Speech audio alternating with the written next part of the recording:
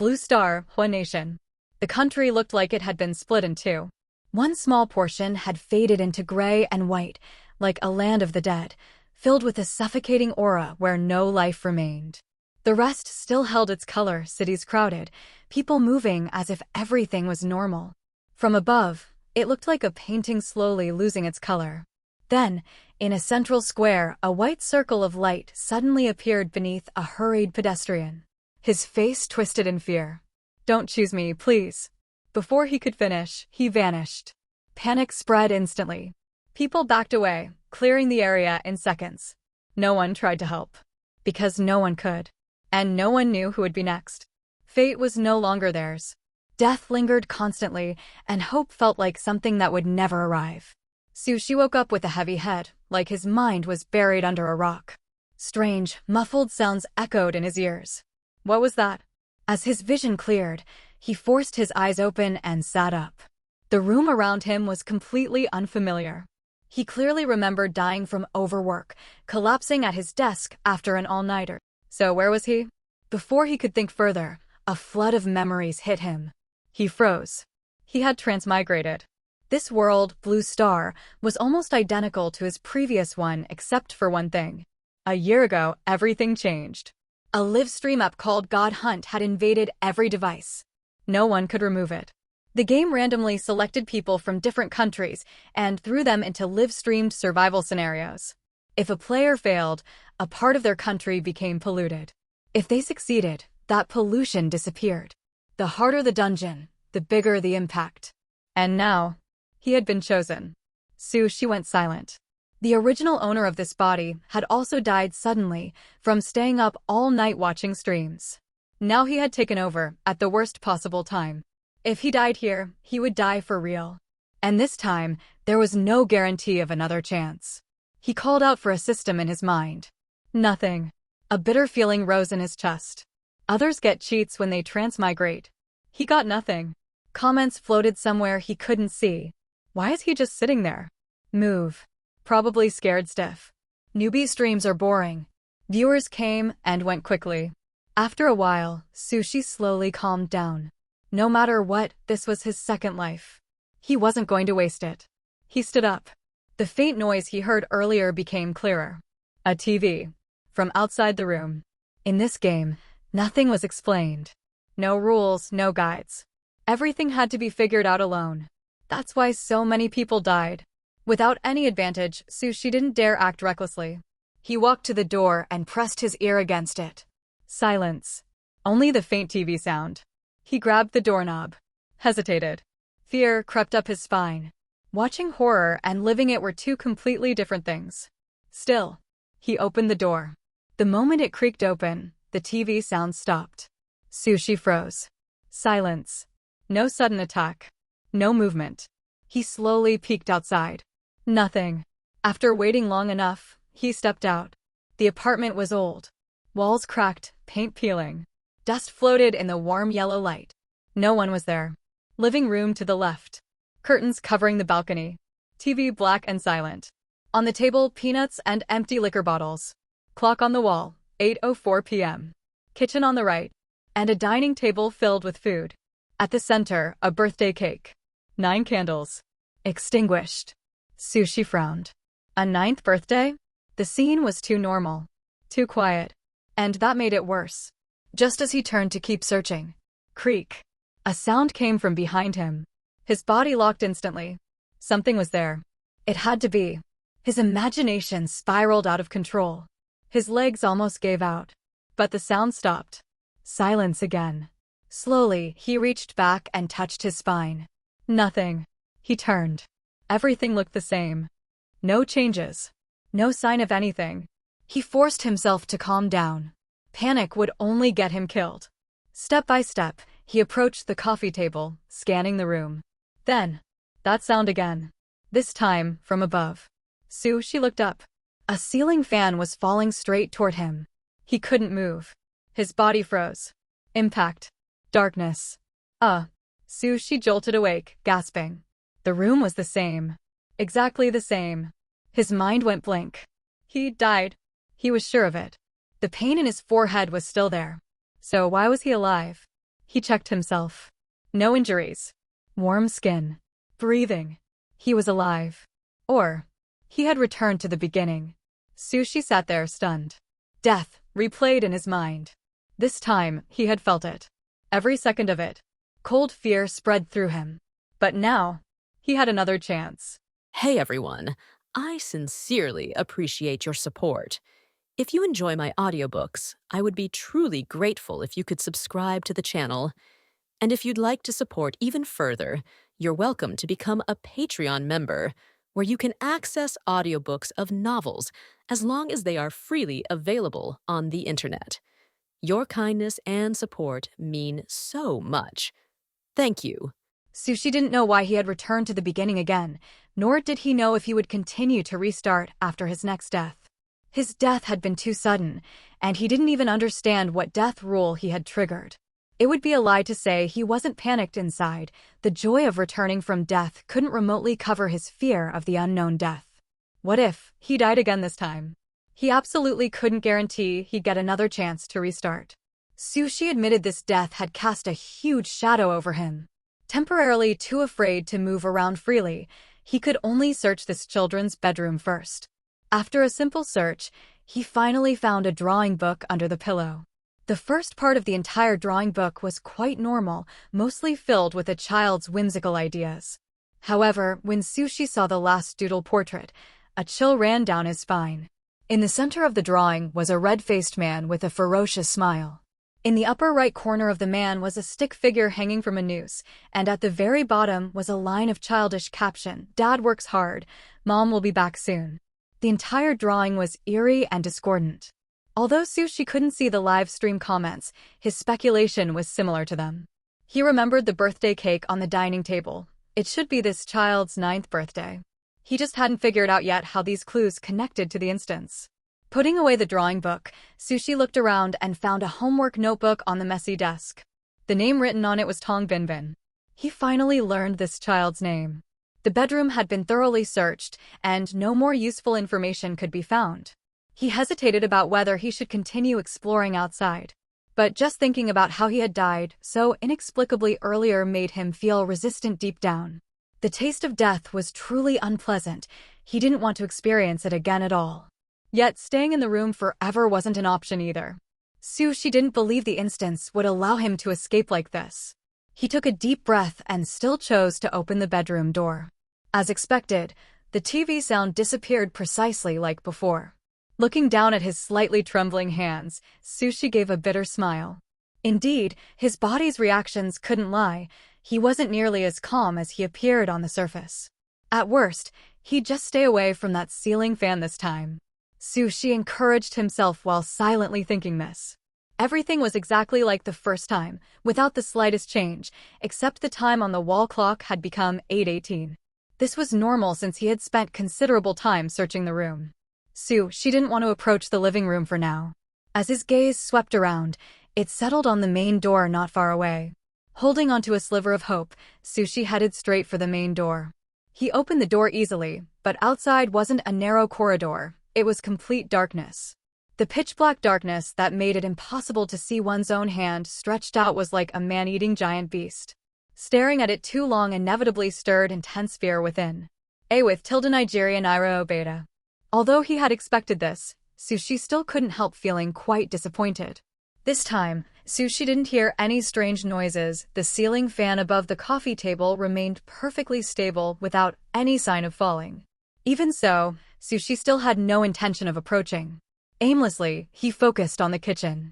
The only unexplored places remaining were the kitchen, master bedroom, and bathroom. Compared to the master bedroom that might contain people or the bathroom where supernatural events were most likely to occur, the kitchen seemed much safer. Sushi circled around the dining table and cautiously entered the kitchen. He had to be careful. He was terrified that something might come and kill him again when he wasn't paying attention. The kitchen was very clean. The knives, bowls, and plates in the cabinets were all neatly arranged, and even the trash can had a freshly replaced garbage bag. Sushi carefully opened the refrigerator at the very end. Inside was only a tightly covered stew pot. After some hesitation, he still reached out and lifted the lid. The icy cold touch of the handle made his fingers instinctively shrink back. After the lid was removed, before Sushi could clearly see what was inside, a pungent, foul stench assaulted his nostrils. Damn it. The smell was like rotten meat that had been boiled until mushy, left for so long it had grown maggots. It was so disgusting that Sushi dry-heaved several times in succession. He hurriedly put the lid back on and slammed the refrigerator door shut. Only after a long while did he feel like he could finally breathe again. Sushi had just regained his breathing when, just as he collected himself and prepared to continue searching for clues, chopping sounds suddenly came from behind him. You've got to be kidding. Again? Sushi lowered his head and glanced behind him using his peripheral vision. Like with the ceiling fan incident, he still saw nothing. The sound seemed to appear out of thin air. The déjà vu scene repeated once more.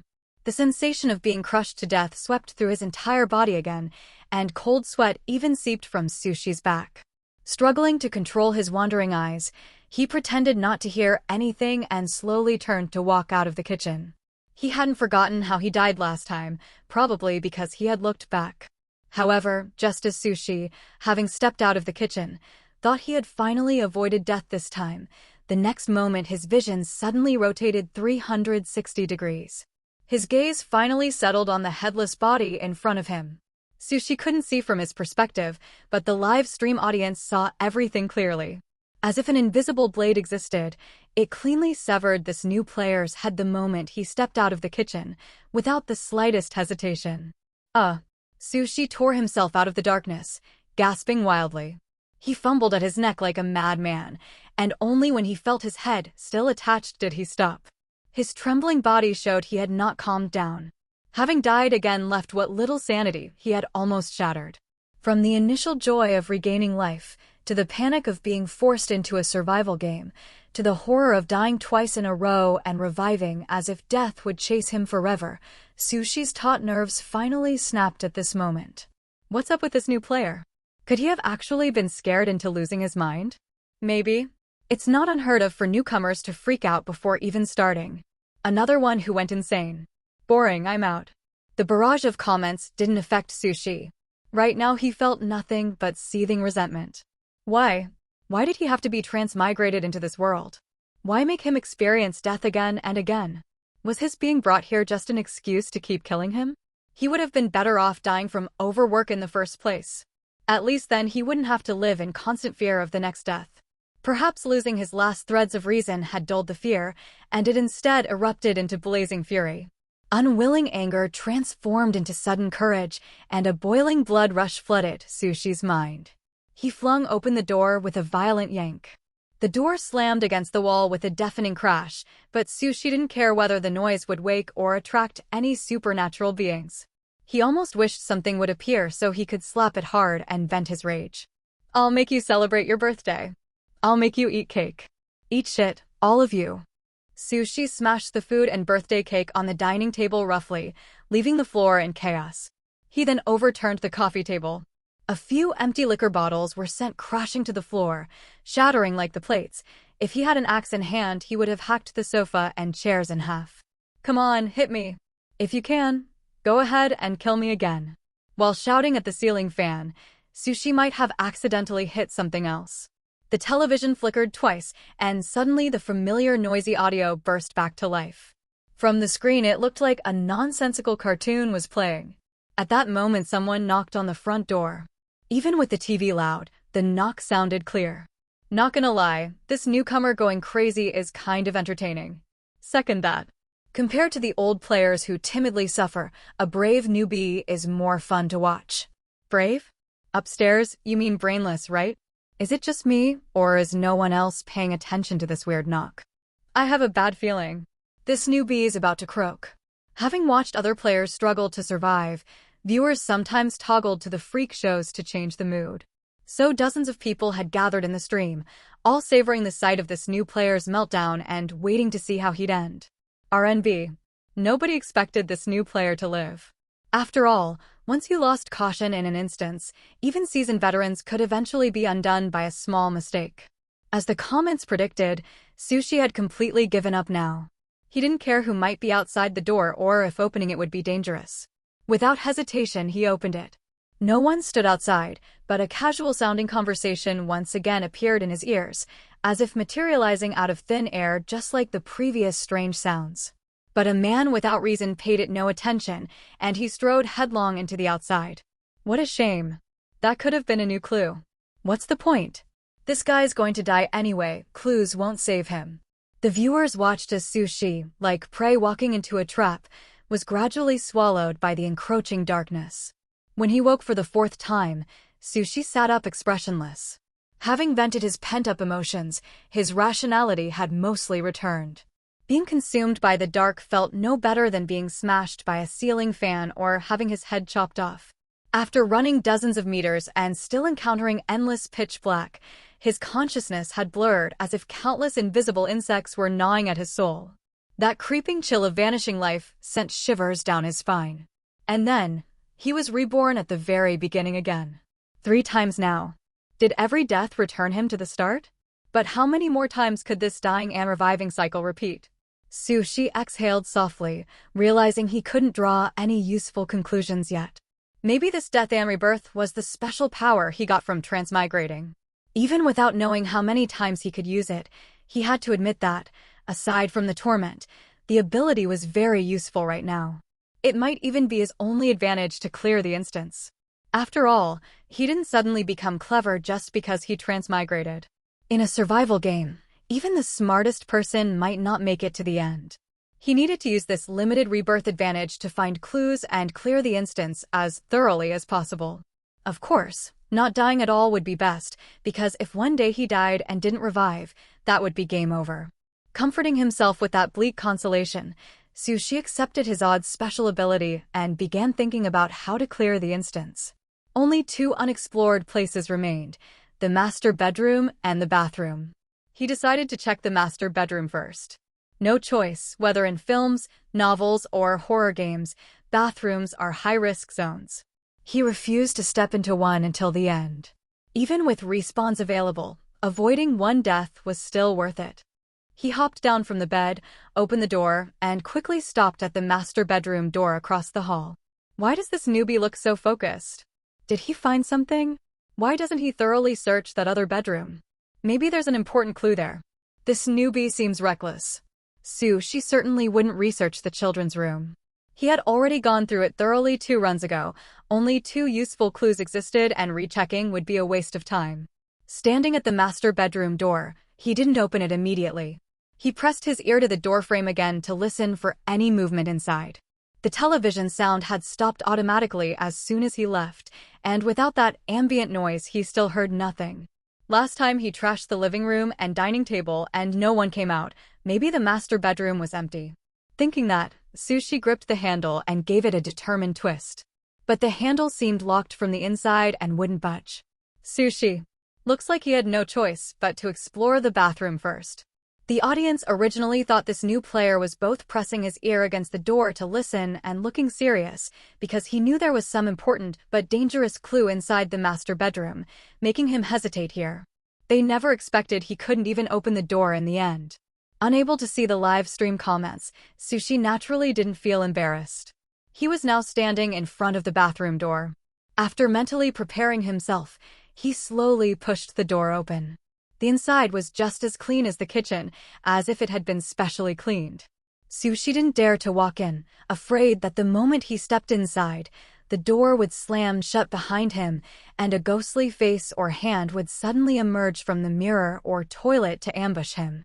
Standing at the doorway, he carefully scanned the interior, but found nothing obviously abnormal. Just as he was struggling with whether to go in for a closer look, a sudden flash of inspiration struck him, reminding him of the knocking sound he heard before his last death. That knocking sound hadn't occurred during the previous 2 deaths. Compared to the unknown bathroom, this was a known new clue. Sushi's eyes lit up, and he felt somewhat annoyed for a moment. How could he have forgotten about it? He then began trying hard to recall the trigger for that knocking sound. He remembered that after overturning the coffee table, he went to throw the cushion from the sofa and seemed to have touched the remote control, accidentally turning on the television. He had been furious at the time and didn't pay much attention to the screen, only remembering that it seemed to be a cartoon. Then the knocking sound started, which was why he went to open the door and ultimately ran out to be devoured by the darkness. So the trigger for the knocking sound was likely after the television was turned on. Sushi immediately turned around and hurried straight to the living room. Not hearing any unusual sounds from the ceiling fan, he occasionally looked up to check if the fan was loose while quickly retrieving the remote control from behind the sofa cushion. Holding the remote control, he stepped back a few paces to ensure that even if the ceiling fan suddenly fell, it wouldn't hit him. Then he used the remote to turn on the television not far away. The television screen flickered a couple of times, and sure enough, a cartoon soon began playing on the screen. Sushi watched for a long time but still couldn't understand it, so he reluctantly gave up. Even if there were clues hidden in the cartoon, they were beyond his reach. He genuinely couldn't understand it. At the very least, he didn't comprehend how the knight went from slaying the dragon to save the princess 1 second, to jumping to a super-powered dog needing to save the world the next second. It seemed like many fairy tales were mashed together in this cartoon, messy and disjointed. But fortunately, he didn't have to wait long before the knocking sound arrived as expected. Just as he was approaching, the knocking sound grew clearer. Sushi knew that merely opening the door wasn't dangerous, so he unhesitatingly opened the main door. The live stream comments, however, couldn't accept this, with everyone starting to scream and shout. After the door was opened, a casual conversation-like dialogue slowly began. As soon as the words fell, outside fell into silence.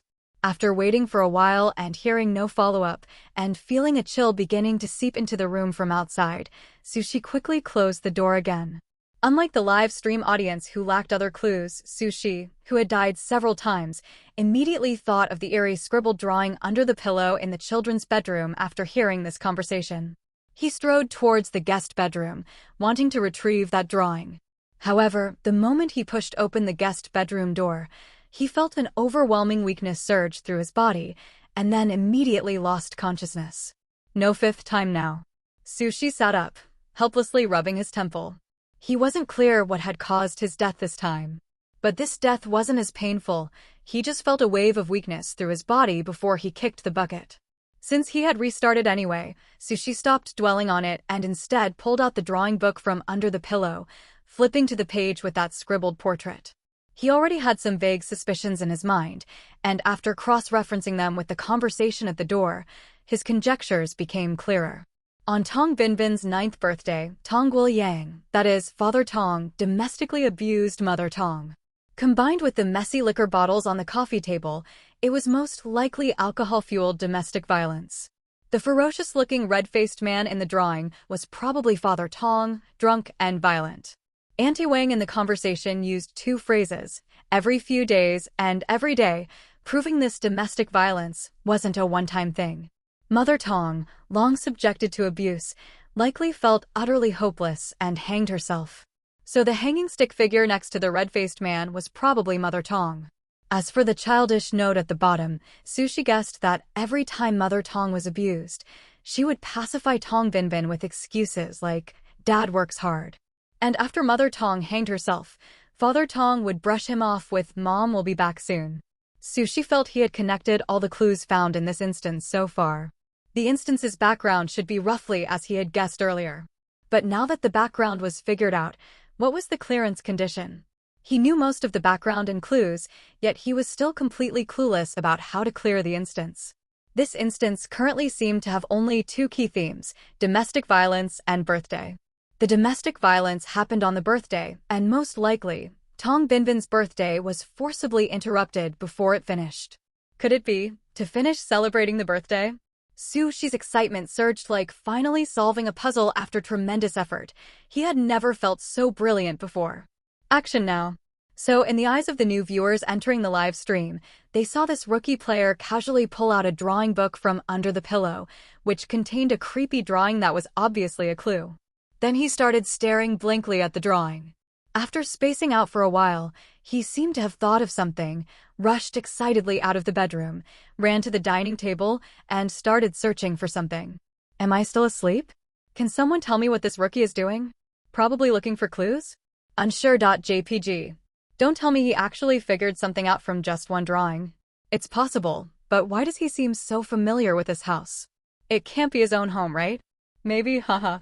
So, what exactly is he trying to do?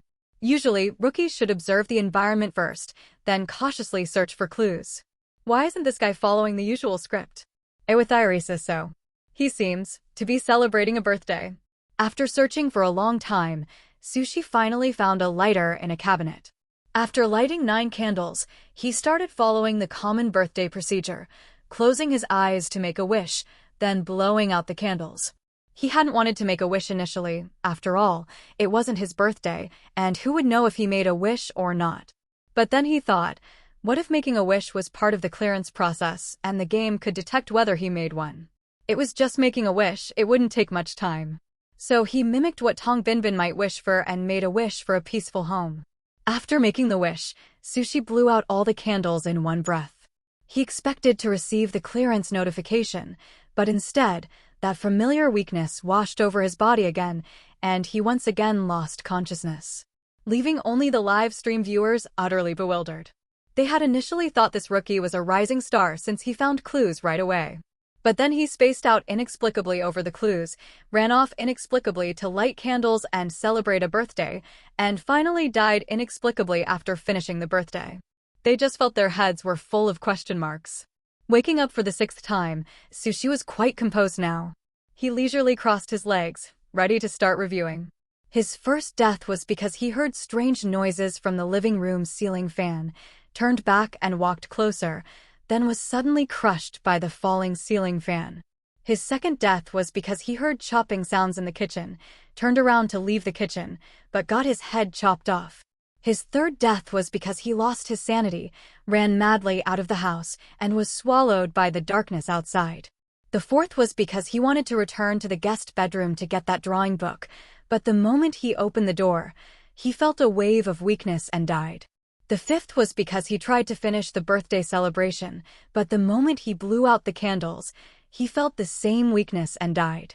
Except for the third death, which was worthless, the fourth and fifth deaths were identical in manner.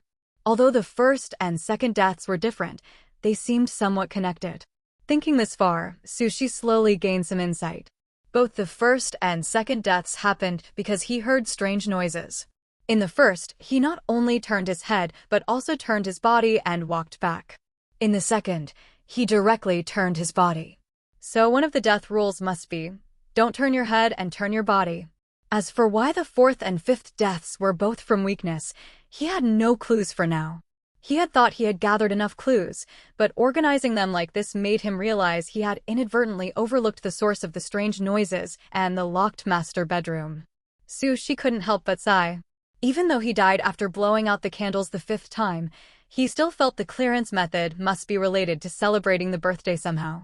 Perhaps he was missing certain conditions that made the birthday process incomplete. But what exactly was missing? Sushi had no direction at all now. After pondering for a while without any ideas, he had to give up. Instead, he pulled out the drawing book from under the pillow and walked out of the bedroom again.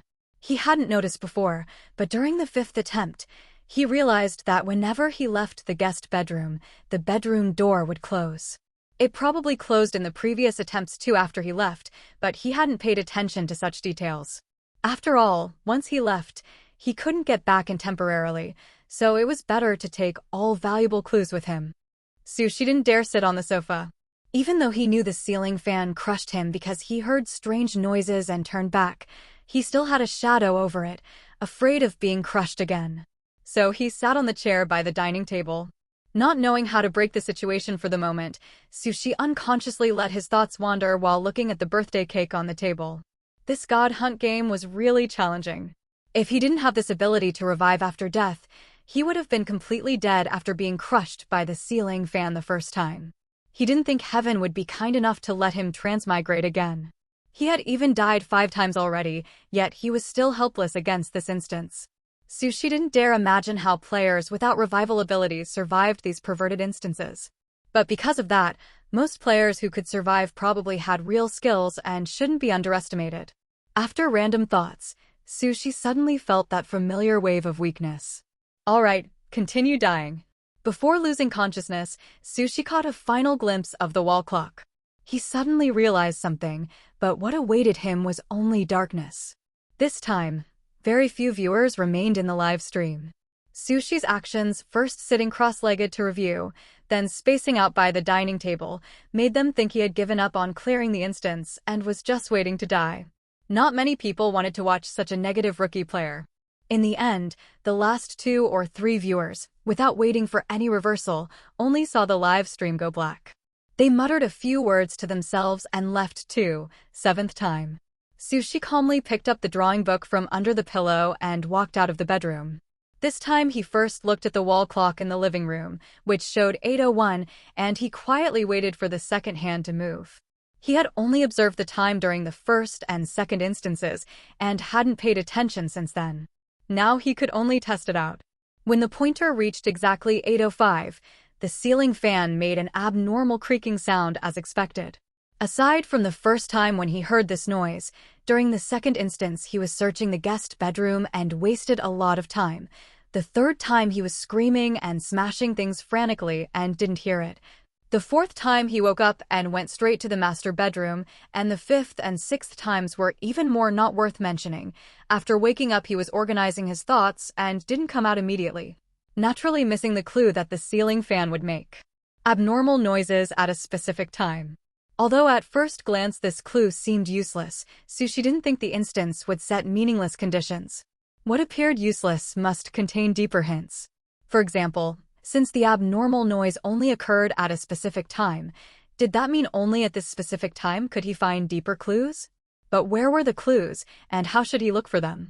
Sushi thought hard, considering what aspects he hadn't thought of yet.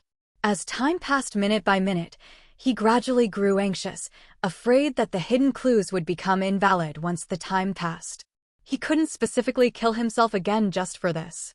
But when his gaze fell on the drawing book in his hand, a novel perspective he had never considered before suddenly emerged in his mind.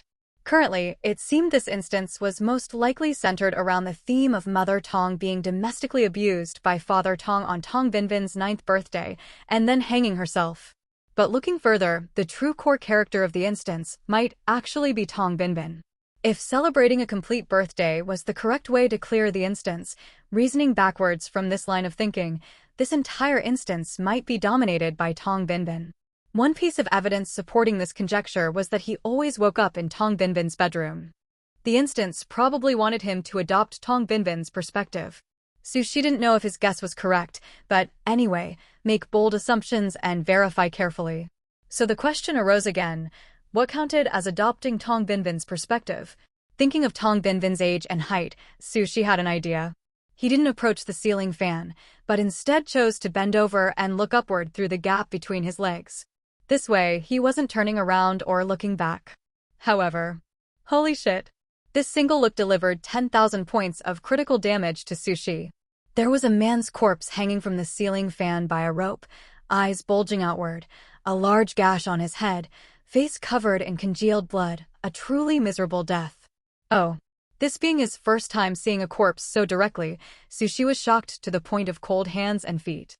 Fortunately, he had died quite a few times himself, and although still somewhat uncomfortable, he could at least stabilize his emotions. Coming back to his senses, he suddenly realized, were his previous guesses all wrong? The hanging stick figure in the graffiti drawing didn't refer to Mother Tong, but rather to Father Tong? What the actual fuck?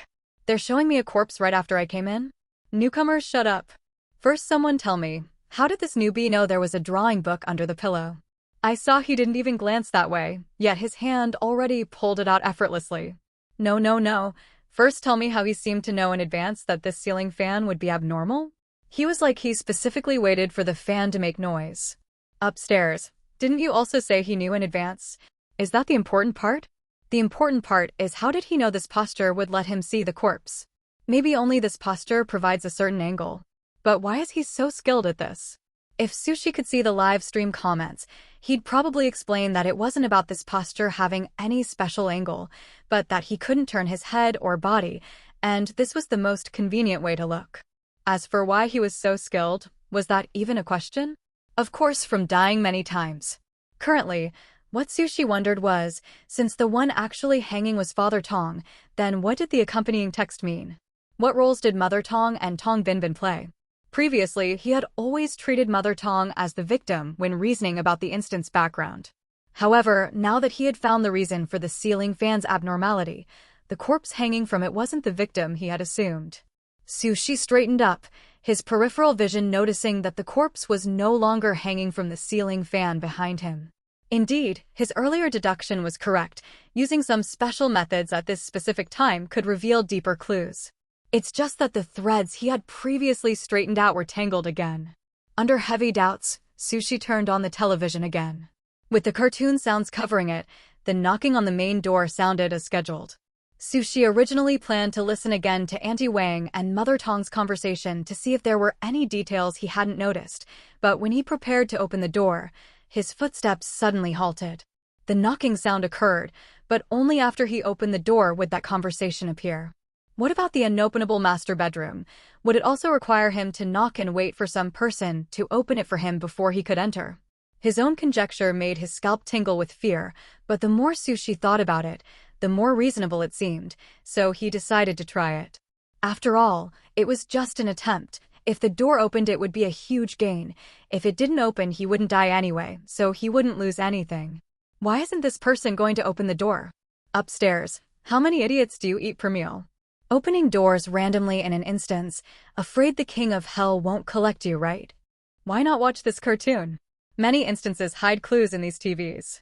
What is he doing? Why is he knocking? Can't he just go in directly?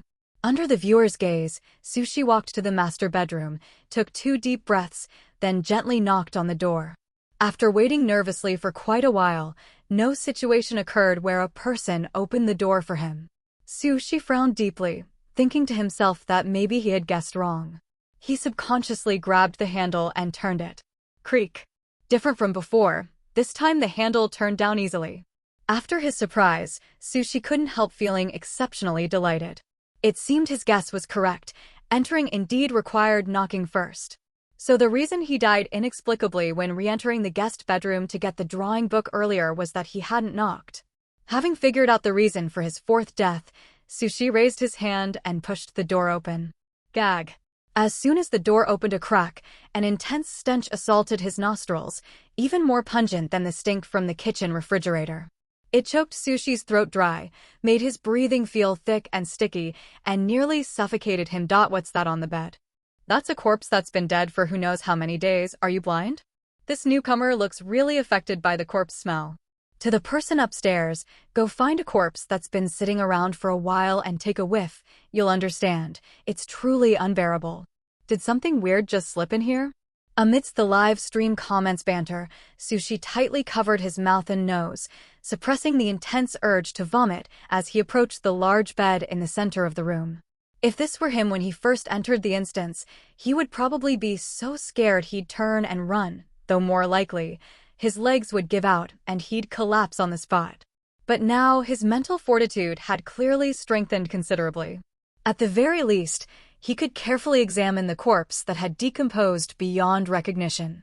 Although the corpse's features were unrecognizable, the swollen purple ligature marks around its neck were strikingly obvious. Without a doubt, this was Father Tong's real corpse. On the wall opposite the bed hung a large wedding photo, but the faces of the couple remained blurred as if pixelated. The current problem was, Father Tong had been found, but where had Mother Tong and Tong Binbin gone? So far, only 2 rules were clearly established. First, don't turn around or look back. Second, knock before opening doors. The strange noise from the ceiling fan had already been explained, leaving only the chopping sounds from the kitchen as an unsolved mystery. With an idea forming in his mind, Sushi didn't want to stay in this master bedroom a moment longer. In just these brief moments, he felt like the stench was permeating his very being. Quickly stepping out of the master bedroom and closing the door behind him, Sushi took a deep breath of fresh air and headed to the kitchen as planned. He stood in front of the refrigerator, and as expected, before long, chopping sounds began behind him. Having experienced this once before, Sushi didn't hesitate this time.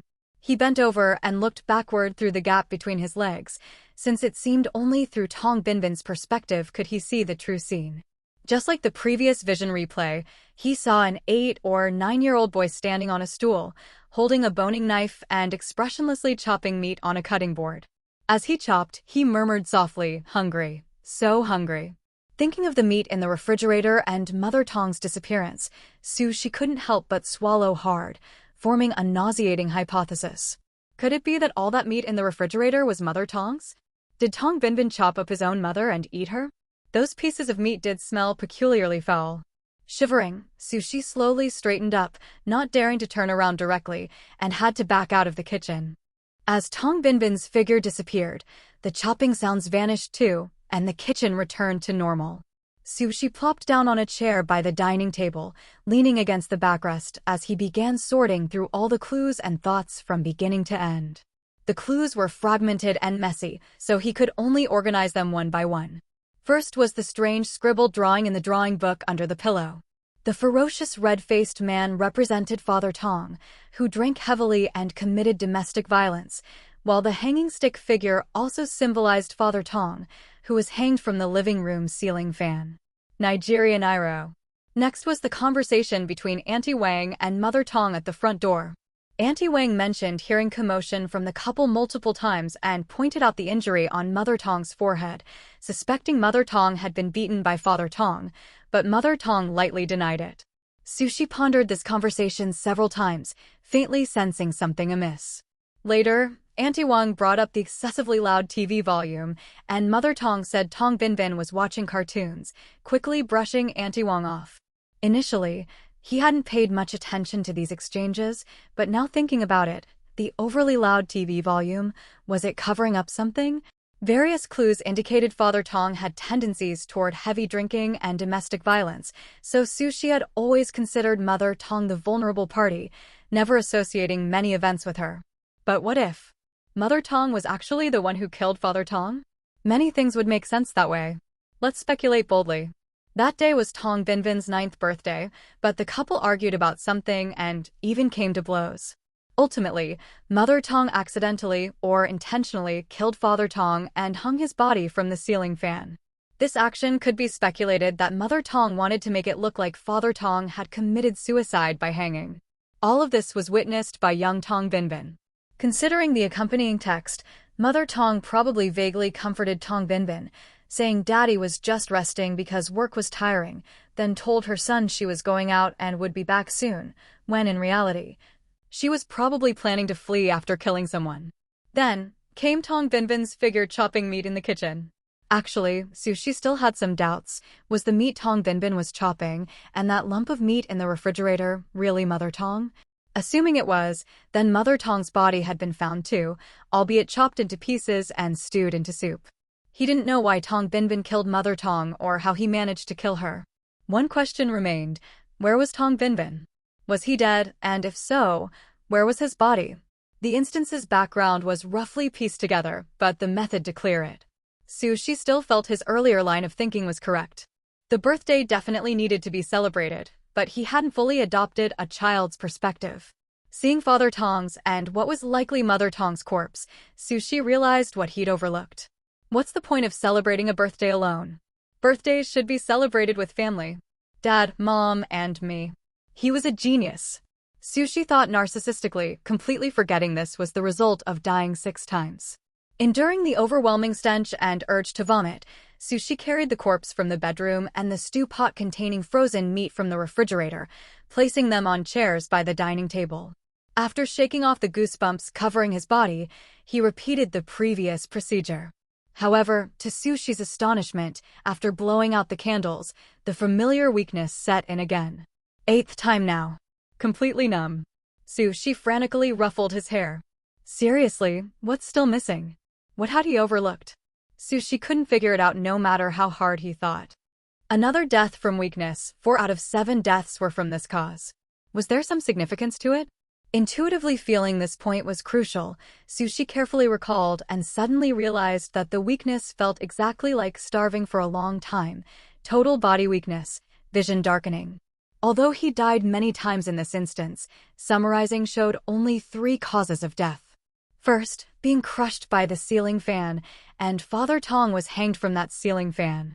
Second, being decapitated, and Mother Tong was chopped into pieces. Third was dying from weakness. Sushi reasonably guessed, could this be Tong Binbin's cause of death? In the kitchen, he heard Tong Binbin's figure murmuring about being hungry and such. Tong Binbin probably starved to death. He roughly knew what was missing from the birthday procedure now. Eager to verify his hypothesis, Sushi couldn't wait to climb out of bed. That day was Tong Binbin's 9th birthday, but the couple argued about something and even came to blows. Ultimately, Mother Tong accidentally or intentionally killed Father Tong and hung his body from the ceiling fan. This action could be speculated that Mother Tong wanted to make it look like Father Tong had committed suicide by hanging. The live stream audience watched in bewilderment as this new player first scratched his head with visible frustration, then quickly left the bedroom and knocked on the door of the opposite room. He emerged carrying a corpse, then rushed to the kitchen and retrieved a stew pot from the refrigerator. Finally, he sat down at the dining table, lit the 9 candles on the cake, made a sincere wish, blew out the candles, and began eating the cake. Just as the live stream comments were filled with confusion, a bright white light signaling clearance flashed through the area. The live stream fell into complete silence for a moment, then the screen was instantly flooded with question marks. The dense clusters of question marks clearly revealed the audience's unsettled state of mind. Wait? Huh? That's it? It's cleared already. It took a long while before someone finally asked this question, which echoed the thoughts of every viewer in the live stream. Having learned from the previous experience with the stew pot, she didn't dare to think too deeply about what disgusting ingredients might be hidden within this cake. He only scooped a small amount of cream from the edge.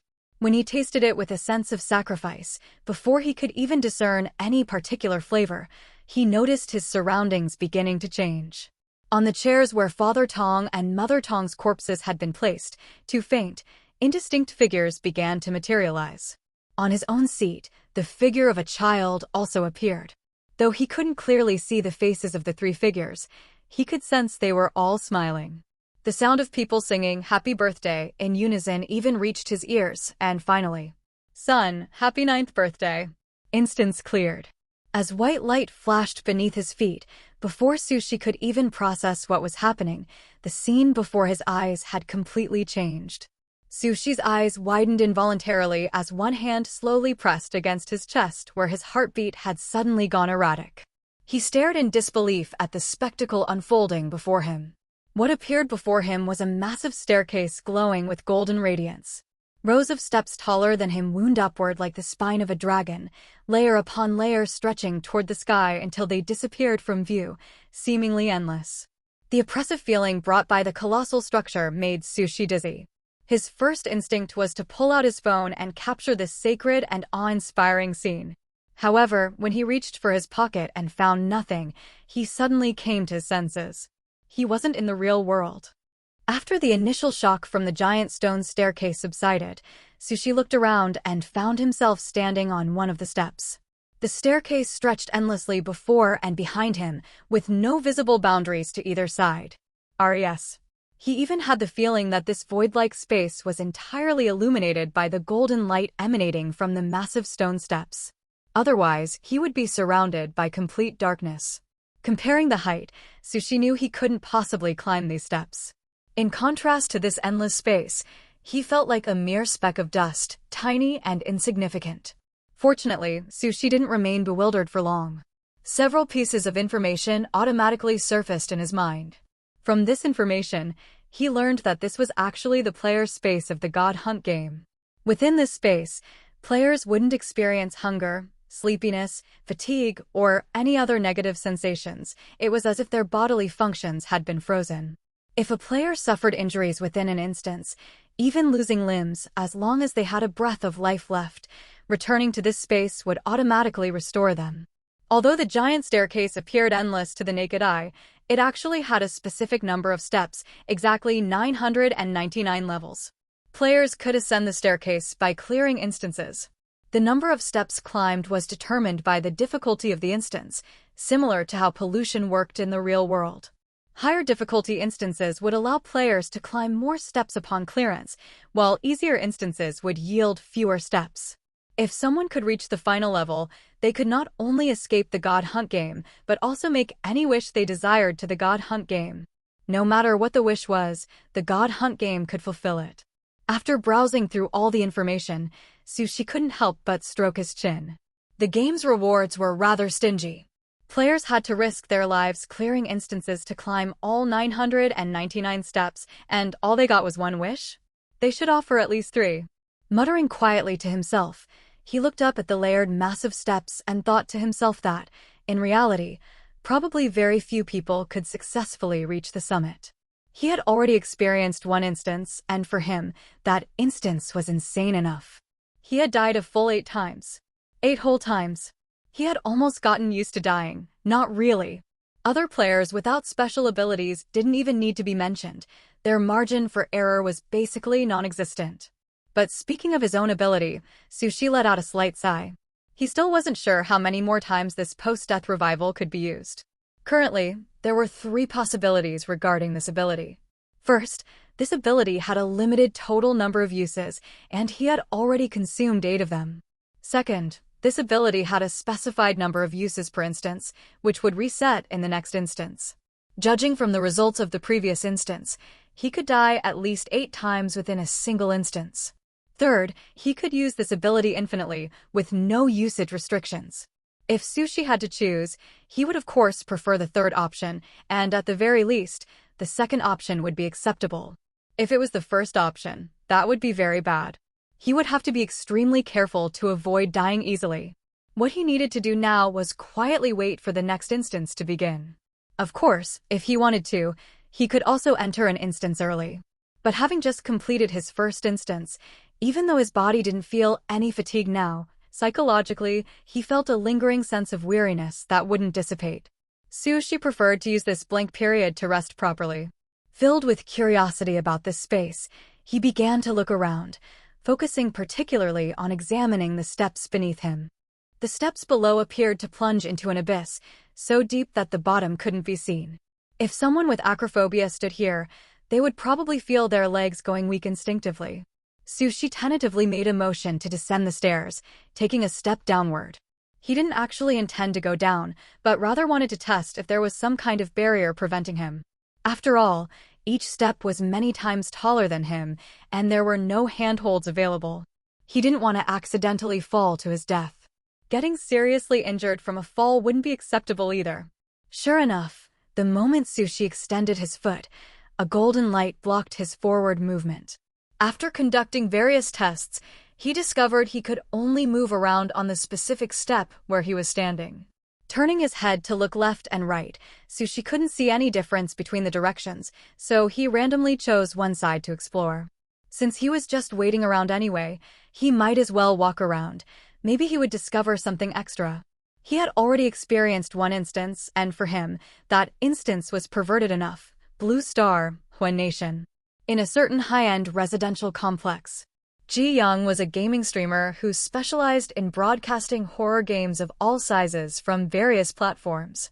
Afterwards, he would also edit the recordings and post them to a certain video site to serve as reference guides for those who were both unskilled yet loved to play. His account had over 5 million followers, making him a veritable major streamer. Ever since the God Hunt game descended upon Blue Star, Ji Young had been paying attention to various instances every day. Whether they were streams from veteran players or new players, he would watch a few and select the most exciting live streams to edit and post to his own account. Sometimes he would even directly stream those players' live streams, watching alongside his fans. With a real survival game existing in the real world, and one featuring the most thrilling live streaming format, all the various horror games online naturally lost their appeal. Ji Young did this partly to continue maintaining his account, and partly to use it as an opportunity to cultivate both his own and his fans' understanding of different types of instances. The God Hunt game selected players with no discernible pattern. No one could guarantee they wouldn't be the next one chosen. Therefore, watching a massive number of various live streams to accumulate relevant instance experience was the only preparation they could make for themselves. At least if they were possibly selected in the future, they wouldn't be so panicked and helpless, and might even avoid the same pattern traps within instances. It wasn't just Ji Young doing this. Soon after the God Hunt game first descended, the authorities, who reacted quickly, issued a series of related policies. For example, local television stations added instance analysis channels, hosted daily by carefully selected professionals from various fields. Similarly, schools for different age groups all opened new courses specifically to train students in how to cope with instances. The authorities couldn't know which members of the public would be selected each day. They could only hope, through these measures, that those chosen could rely on the instance knowledge they instilled to survive as best they could. Not to mention that the instance clearance rate also affected the pollution levels in reality. That day, Ji Young habitually scrolled through the category page within the God Hunt app and randomly picked a live stream from the new player category to enter. The new player didn't look very old. It was unclear if they had graduated from university yet. He felt a bit sorry for them, but not overly so. After all, he had even seen high school students pulled into the game. This game didn't care whether you were an adult or not. According to official statistics, the youngest selected player was 13 years old, and the oldest was 56. Whether this age range would change in the future was something no one could say for sure. However, what struck him as somewhat peculiar was that after this new player regained consciousness, they weren't afraid, wary, or defensive like most people suddenly transported to an unfamiliar environment. Instead, they were exceptionally calm.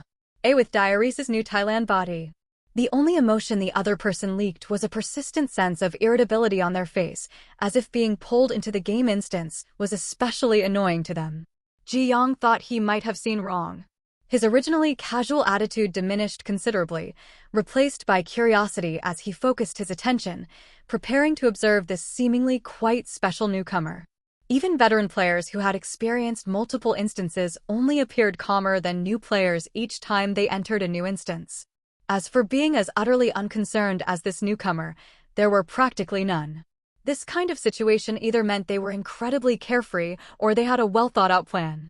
Although the God Hunt game had been around for a year now, and people understood daily through large and small live streams how eerie and dangerous instances could be, there were still those who thought too highly of themselves, believing they were the chosen ones who couldn't die no matter how recklessly they acted, and thus behaved particularly Chinibu. Ji Young didn't know which type this newcomer was, but subconsciously, he leaned towards the first one. This completely unworried demeanor couldn't even be maintained by the big shots who were permanent fixtures on the recommendation charts. However, the series of actions that followed successfully froze his expression into one of stunned disbelief. Ji Young simply watched, wide-eyed, as this newcomer he thought was carefree scratched their head, seemingly venting frustration at being selected. Then, it was as if they suddenly realized that simply venting was useless. He thought this person was going to start properly observing the instance and thinking about how to clear it. Instead, the person, without even blinking, left the bedroom and headed straight for the master bedroom opposite, even politely knocked twice on the door, and then, under Ji Young's astonished gaze, roughly hauled the unrecognizable corpse from the bed over to the chair beside the dining table. Ji Young. That wasn't the end of it. He then watched, wide-eyed, as this person rushed to the kitchen, skillfully took a pot from the refrigerator that looked very wrong indeed, a stew pot, and placed it on the chair next to the corpse. Ji Young. When he saw this newcomer calmly sit down opposite the dining table, calmly light the candles on the cake, then start making a wish with a devout expression, followed by calmly blowing out the candles, and finally calmly start eating the cake, and, the next second, the white light indicating clearance shone upon them, Ji Young was completely numb. He suspected he had clicked on a fake live stream. Otherwise, how could someone possibly clear an instance so casually? Haha. The sudden flood of question marks rolling wildly across the screen after a moment of silence in the live stream chat finally made it impossible for Ji Young to deceive himself any longer. He scrambled up from his ergonomic chair and, with quick reflexes, clicked to follow the player just before the live stream, which had gone black after the white light disappeared. He really saw someone clear an instance in under 3 minutes. It wasn't fake. For a moment, not knowing how to describe his feelings, Ji Young could only tremble and frantically navigate to his follow list. His follow list only contained a few relatively famous top players or new players he considered quite promising. The list, which rarely saw updates, had gained another one today. Scrolling to the very bottom, the two characters Su-Shi came into view. Trembling, he clicked on the avatar. The other person's streaming history indeed showed only one stream. They were indeed a newcomer. The The stream duration read 2 minutes and 48 seconds. He hadn't been seeing things. Ji Yong said nothing, just kept rewatching the recording. That night at 8 p.m., an edited video on a certain video site hit the trending searches. It exploded. Remaining warmth? Am I still asleep? Someone come here quick so I can slap myself. What's wrong with being unbalanced? 2 minutes 48 seconds. Ha ha ha, must be that my nearsightedness has gotten worse, he. Don't know what to name this. How did he know? No. I mean, how on earth did he know that doing that would clear the instance? Don't you dare scream at me. Awesome. I declare. This is the real deal. Voice cracking. I am good. Can someone analyze this instance? If you see me, please send me 50. There are already quite a few related videos on the video site.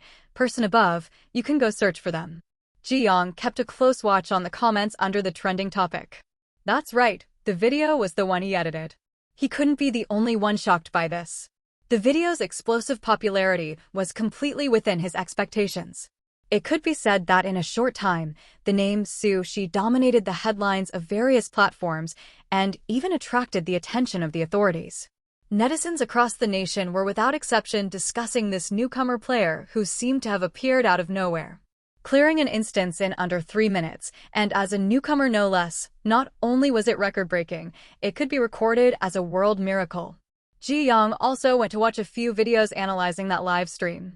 Let's just say very few analyzed it accurately, most were just speculation. This was also because the newcomer cleared it so fast, the live stream didn't reveal many more clues. They could only guess based on the newcomer's actions. As for how that newcomer named Sushi managed to clear the instance directly without gathering any clues, maybe they just didn't need clues to know how to clear it? Players who could see through the essence of an instance at a glance weren't unheard of, okay. Well, there weren't any before. But there is one now. Ji Yong had already made up his mind. He would be the first viewer for every future live stream by this new player. Sushi opened his eyes to find his surroundings had changed and knew he had entered the second instance. Compared to worrying about the second instance, he felt more relieved. He had honestly been too bored in the player space. After realizing the stairs extended endlessly on both sides, he had given up on continuing to walk. It was meaningless and tiring. With no entertainment, no need to eat, and no sleepiness to make him rest, he had been so bored he even started counting the stone steps.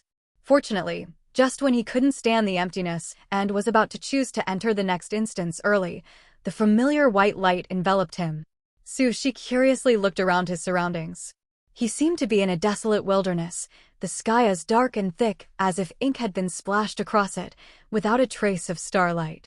Thick fog permeated the area, and upon closer inspection, it seemed like something was churning within the mist. The extremely oppressive environment made Sushi feel goosebumps rise on his arms, and his heart grew even more uneasy. However, aside from him, there were 3 other people participating in this instance. One was a middle-aged man with a beer belly, one was a young guy wearing glasses and a white t-shirt, and the last was a young woman in a denim skirt. While Sushi was observing them, the 3 were also observing each other. Finally, the middle-aged man spoke first to introduce himself. Hello everyone, I'm Tan Xingyun, and this is my second instance. With the first person breaking the ice, the remaining people smoothly followed suit in order. The white t-shirt guy was second. He nervously pushed his glasses up his nose bridge and said quite awkwardly, I am Li Kang, this is also my second instance. The denim skirt woman was third. I'm Su Xiaoman, also my second instance. Last in line, Sushi also copied the template of the previous 3. I'm Sushi, second instance. It seemed everyone was participating in an instance for the second time. They all thought simultaneously. Holy crap, is this that Sushi who cleared a solo instance in 2 minutes and 48 seconds? How dare you upstairs directly call his name? No respect for the expert. Doghead. Everyone move aside. Let me be the first to lick. This instance's environment is so creepy. Came here after hearing the reputation. Hope this guy isn't just relying on luck. What kind of luck lets you clear an instance in under 3 minutes? Don't be ridiculous. How is luck not a kind of strength? At least I don't have that kind of luck. Even when drawing cards, I hit the pity system. LMO. Never seen any double or triple SSRs.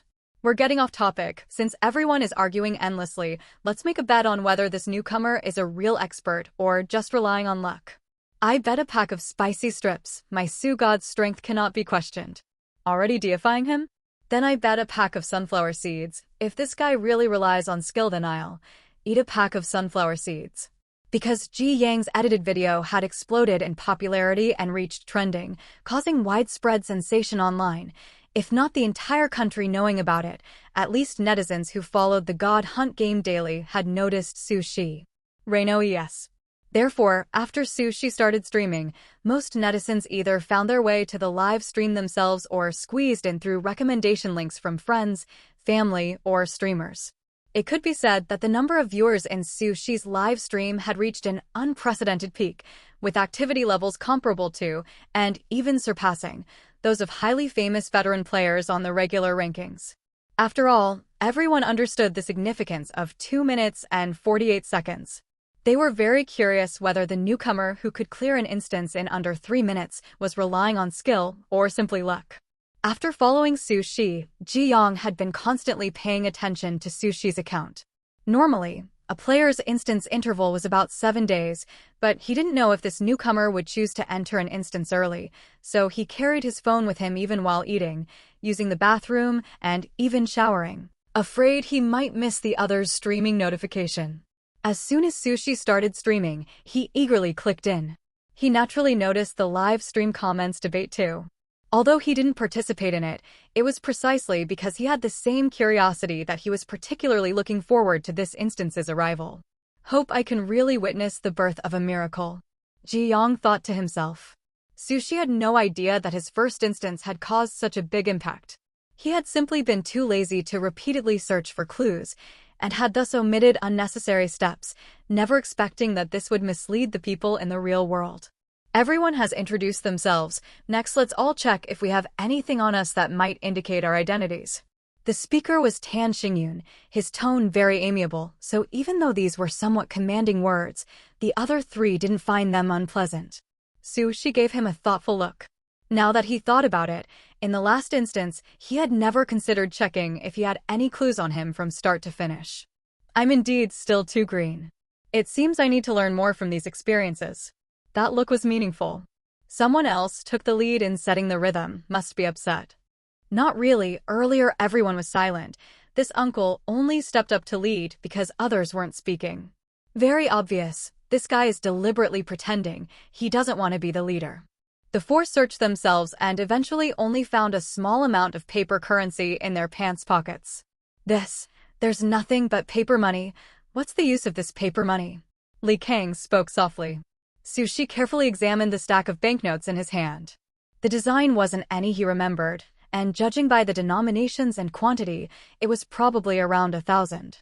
Just then, Su Xiaoman suddenly pointed in a direction and raised her voice to alert everyone. Look quickly, there's a car over there.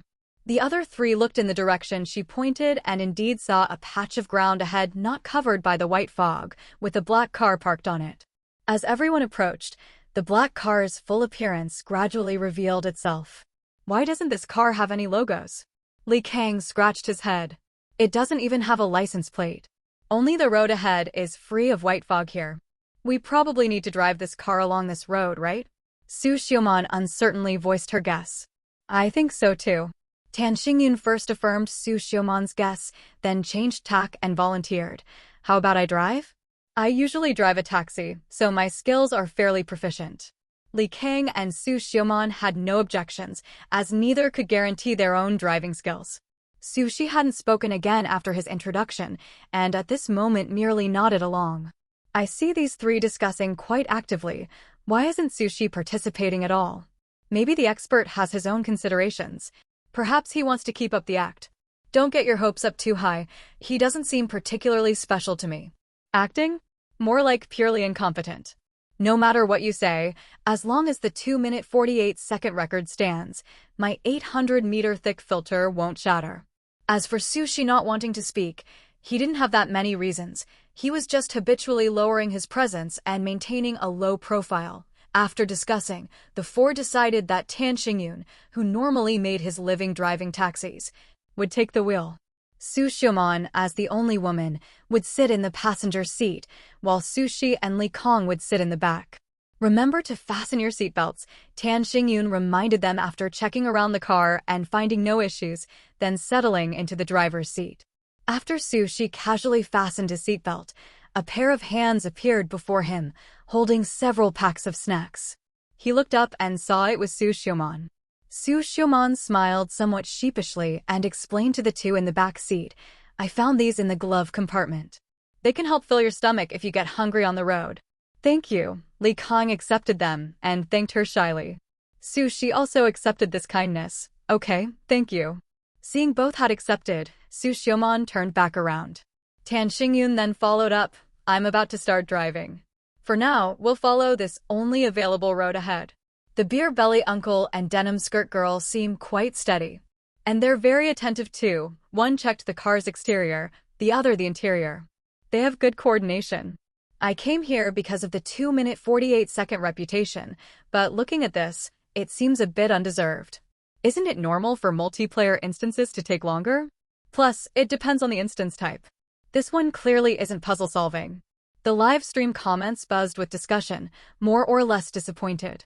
So far, they hadn't seen anything outstanding about Su Shi. Even Li Kong was more active than him. But the atmosphere among these few is quite good, unlike many instances where players are full of hostility when interacting. Most instances emphasize cooperation heavily. Those who can't control their temper often die very early. Su Shi's quietness wasn't because he was deliberately acting aloof, nor was it because he lacked opinions and only echoed others. It was just that when he encountered situations, he preferred to complain internally. Around strangers, he unconsciously spoke less, commonly known as social anxiety. Not to mention, he felt that with his brain, if not for the ability to revive after death, these game instances could play him for a fool. If you don't believe it, refer to the first instance. So in this second instance, encountering teammates who seemed relatively reliable and whose thinking sounded normal, he planned to quietly follow his teammates' lead for now. Thailand bought Epsilon S.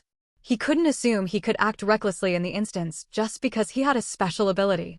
What if he died too many times and couldn't come back to life? Holding on to the philosophy of lying low when possible, Su Shi only listened in on the trio's casual chatter along the way. Not long after the car started moving, everyone spotted a shop by the roadside ahead. "Should we stop and check it out?" Tan Xingyun slowed the car and asked his teammates. "Let's take a look. There might be clues?" "After all, we have no information right now," Su Xiaoman thought for a moment and suggested. "What do you think?" Tan Xingyun then turned his head to signal the two in the back. Li Kang looked hesitant. He preferred everyone to keep going. A shop suddenly appearing out of nowhere in the wilderness, no matter how you looked at it, it seemed wrong. "Okay, let's stop and check it out later." To everyone's surprise, the usually transparent Su Shi actually spoke up this time and voiced his opinion. "Oh, so this guy finally stopped pretending to be mute?" Even the 2-minute 48-second guy spoke up. "Looks like the shop has something. What kind of nickname is that person upstairs?" There can be many experts, but 2 minutes 48 seconds is globally unique. How representative. As soon as I say it, you all know exactly who I'm referring to, right? 6. Suspected true fans' secret promotion. Seeing that Su Shi had voiced support for stopping, Li Kang had no choice but to nod with a bitter expression. For some reason, although Tan Xingyun and Su Xiaoman had performed well so far, he kept unconsciously glancing at Su Shi sitting beside him out of the corner of his eye. He had a strong feeling, even though the other two seemed steady, their eyes still held lingering nervousness, a worry about their unpredictable survival. But this young man beside him, who looked about his age, didn't seem worried about his situation at all, as if he had some kind of assurance. Li Kang had always trusted his intuition deeply. He felt that compared to the uncle and the denim skirt woman, perhaps the young man beside him was the most deeply hidden expert in this team. Su Shi didn't know what his teammate beside him was thinking. He hadn't even realized it himself, even though he kept warning himself not to rely on his ability to act recklessly, that dying less was better, and so on, but admittedly, knowing he had a clear safety net made him subconsciously feel secure. Thus, he appeared more relaxed compared to the other players.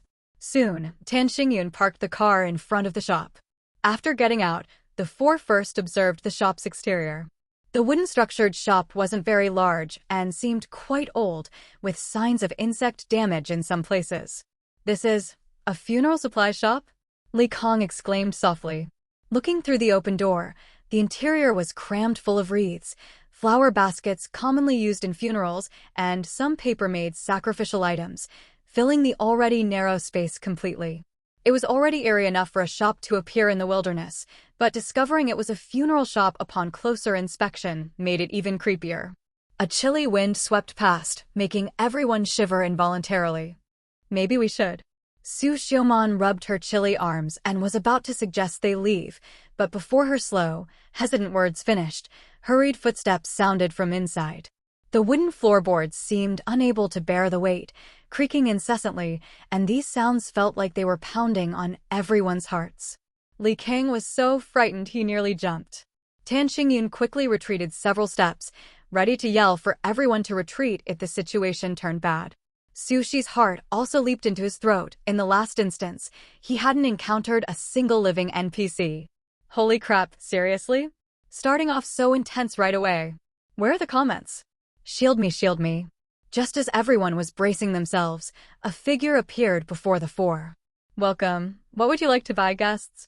The person emerging from inside wasn't the supernatural being Su Shi and the others had imagined, but a short, elderly man.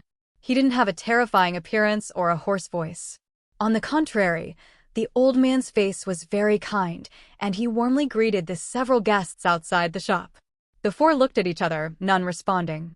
Perhaps sensing the guests' hidden vigilance, the old man said with a smile, "It seems you guests are heading to the funeral parlor, right? Just drive a bit further ahead, and you'll reach Daoji Highway." "Funeral parlor?"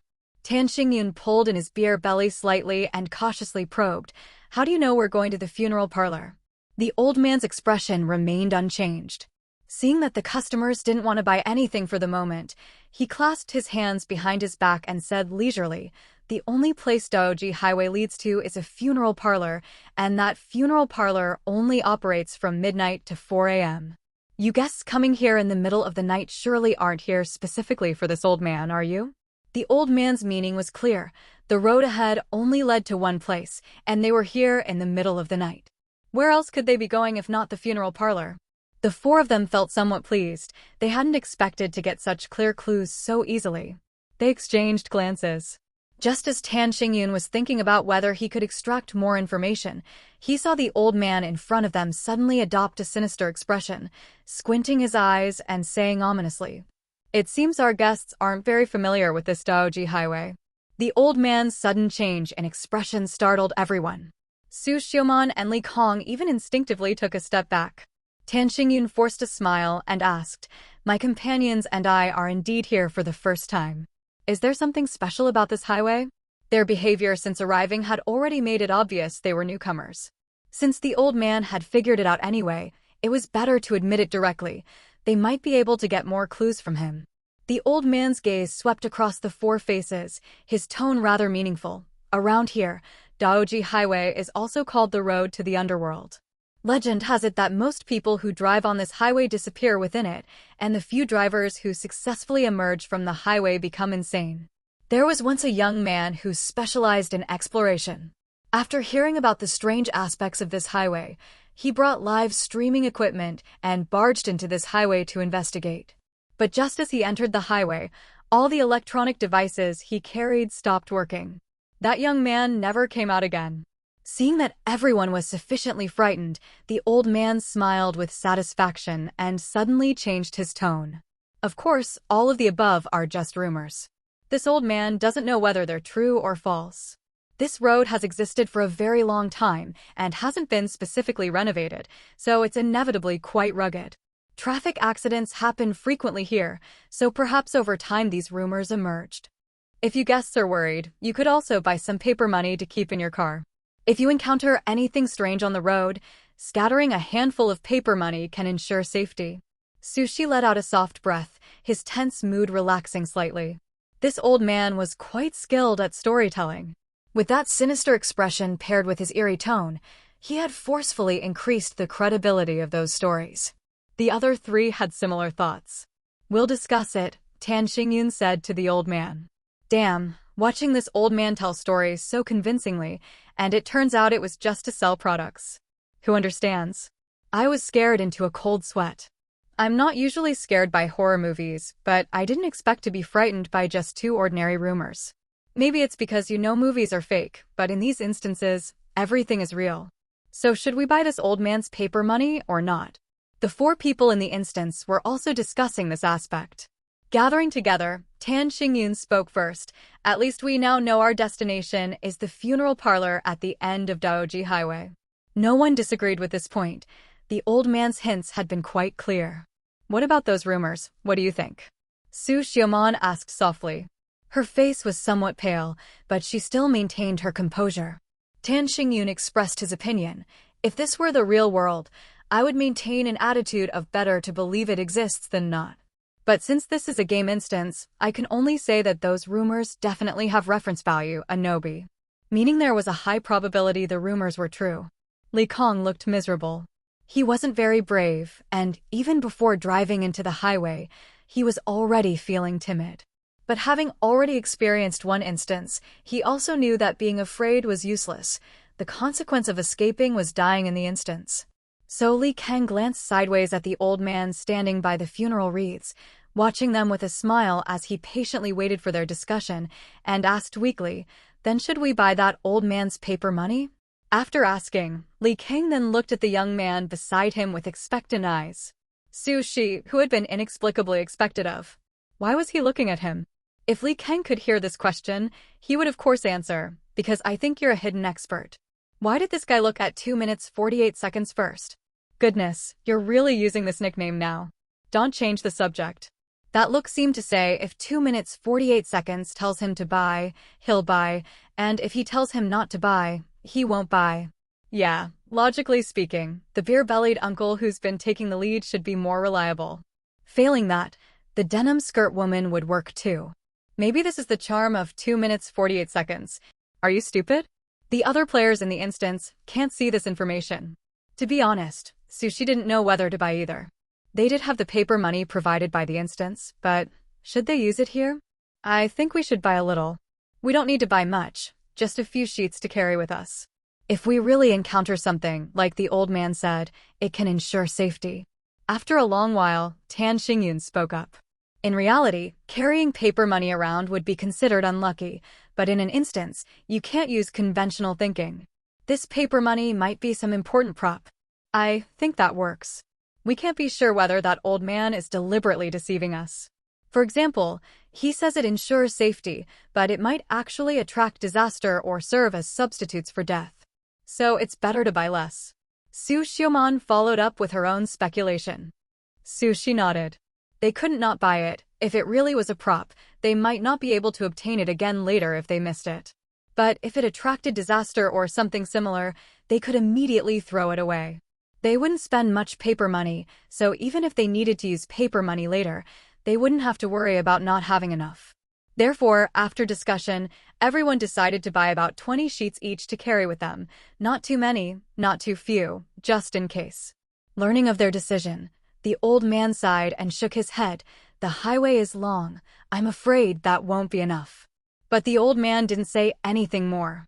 After settling the payment, he slowly ambled back into the shop, saying as he walked, "This old man wishes you guests a safe journey. Looking forward to your next visit." The four people left behind just watched as the old man's figure disappeared behind the shelves. Li Kang looked around, scratching his head. That old man's last sentence seemed to have some deeper meaning. If even he could hear it, the other three naturally could too. Never mind, let's keep going first. Tan Xingyun frowned, but still decided to proceed for now. Each person buying 20 sheets is indeed a conservative approach. As expected, the uncle and denim skirt girl are more reliable. 2 minutes 48 seconds hasn't said anything. I don't know what that guy was expecting. Enough already, can't you just watch more? The instance just started and you're already criticizing back and forth here, showing off. Some viewers in the live stream who had had enough of those critical and sarcastic live stream comments finally couldn't help speaking up. Yeah, it's like it's some huge crime if someone doesn't speak. Maybe this newcomer's first instance was too impressive, raising everyone's expectations. But having already experienced one instance, he also knew that being afraid was useless. The consequence of escaping was dying in the instance. After this rebuttal, the atmosphere in the live stream comments finally became much cleaner. She did not know his live stream was being watched by a large number of people right now, nor did he realize some viewers were mocking him in the chat because he kept quiet. He leaned against the backrest, thinking that this instance's opening seemed relatively friendly so far, and he hadn't encountered any obvious death rules. It wasn't like the last instance, where he died within minutes. Of course, it was also possible something big was coming later. Fasten your seatbelts, we're moving. Tan Xingyun gave a reminder, then started the vehicle. As the car kept moving forward, the view outside the windows slowly retreated. There wasn't much to see anyway. The areas beyond the road were covered in thick fog that hid everything, making it impossible to make out anything inside. Staring at it for too long made one unavoidably drowsy. She was jolted awake by that drowsiness and realized he had been staring at the white fog for a long time. Suppressing the aftershock, he quickly turned his head and avoided looking outside again. Just now he had been thinking there were no death rules, and then almost fell victim because he wasn't paying attention. He had a strong premonition that if he had looked for 2 more seconds, he probably wouldn't have woken up. Cursing silently in his head, Sushi turned to look at the other teammates in the car. Tan Xingyun in the driver's seat kept his eyes focused on the road ahead, occasionally adjusting the steering wheel. Su Xiaoman in the passenger seat quietly reminded him about conditions outside, while Li Kang was snacking. Noticing Sushi's gaze on him, Li Kang awkwardly wanted to scratch his head, but because he was holding the snack bag he couldn't move freely, so he simply offered an embarrassed smile and explained, "When I get nervous I like to eat." He quickly extended the snack towards Sushi. "Do you want some?" Sushi shook his head and politely declined Li Kang's offering. Fine. It seemed he was the only one who got bored and stared at the fog long enough to almost get wiped. Feeling annoyed, Sushi closed his eyes to rest and refused to look anywhere. Did Sushi just discover something? Hey, why isn't he being called 2 minutes 48 seconds anymore? Too long, typing it each time is a pain. He was staring out the window for a long time just now. When he snapped out of it his face looked bad. Is there something dangerous outside? Then why didn't he tell the others? He just closed his eyes right away. Maybe it's inconvenient to say? I saw him glance at everyone earlier. Maybe he relaxed only after not finding anything unusual. Could be. Maybe if he said something the others would pay attention and that could cause danger. Some instances use that trick. Even though some viewers in the chat mocked Sushi's silence and aloofness, he still carried the halo of having speedrun the instance. So whenever he made an extra move, netizens would analyze its deeper meaning. A withering above-ness. One could even say that because Sushi wasn't the sharp, ostentatious player they expected, viewers watched his every move more seriously and amplified the significance of his actions. Up ahead, that must be Daoji Highway. Su Xiaoman's voice suddenly sounded inside the car. Sushi immediately opened his eyes and, along with Li Kang who had also paused his snacking, looked out through the windshield. Not far ahead stood a road sign that indeed read Daoji Highway. Looks like it. Get ready, we're about to enter it. Tan Xingyun's tone carried weight. His tension was obvious. Su Xiaoman gripped her seatbelt until her fingertips went white. Li Kang clutched his snack bag tighter and swallowed repeatedly. Sushi also sat up straight, ready at any moment for an emergency. This is making me so nervous. Here's a tip. Cover your eyes with your hand, then peek through your fingers. Does that help? No idea, but that's exactly what I do. At least the chat could lighten the atmosphere with jokes. The 4 in the instance could only choke down their fear and enter the road rumored to lead to the underworld. This road is pretty bumpy. Shortly after entering the highway, Tan Xingyun couldn't help commenting. Sushi felt nauseous from the jolting. He was already prone to motion sickness, and this made it worse. Holy, there are so many graves by the roadside. As Sushi struggled to suppress the bile rising in his throat, Li Kang shouted and nimbly scooted close to him, pressing against him. He turned to look out the window and saw countless burial mounds lining both sides of the road, appearing as if they had materialized out of nowhere. More importantly, each grave had a lot of paper money and burning incense candles in front of it, as if someone were performing a ritual. As if to confirm Sushi's suspicions, the next moment figures suddenly appeared before those once empty graves. They wore different clothes, but each wore a strange smile, and their gaze uniformly locked on the black sedan in the middle of the road. The closer the car drove, the closer those spectral figures drew to them. "Do we keep going?" Su Xiaoman asked with a pale face. The graves and the spectral crowd triggered her fear of dense clusters. "We have to go." When he saw the many burial mounds, Tan Xingyun had already slowed the car down, and even with cold sweat in his palms he answered the denim skirt woman's question without hesitation. "No, I mean look, there's a lot of scattered paper money in front of those graves.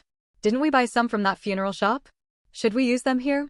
Even though she was scared, Su Xiaoman forced her voice to remain organized. It was obvious these specters were coming for them. As they moved forward, the specters closed in. At this rate they'd be surrounded. Su Xiaoman's idea made the other three pause and think. "You have a point. Let's throw the paper money out and see." Tan Xingyun soon agreed to the plan.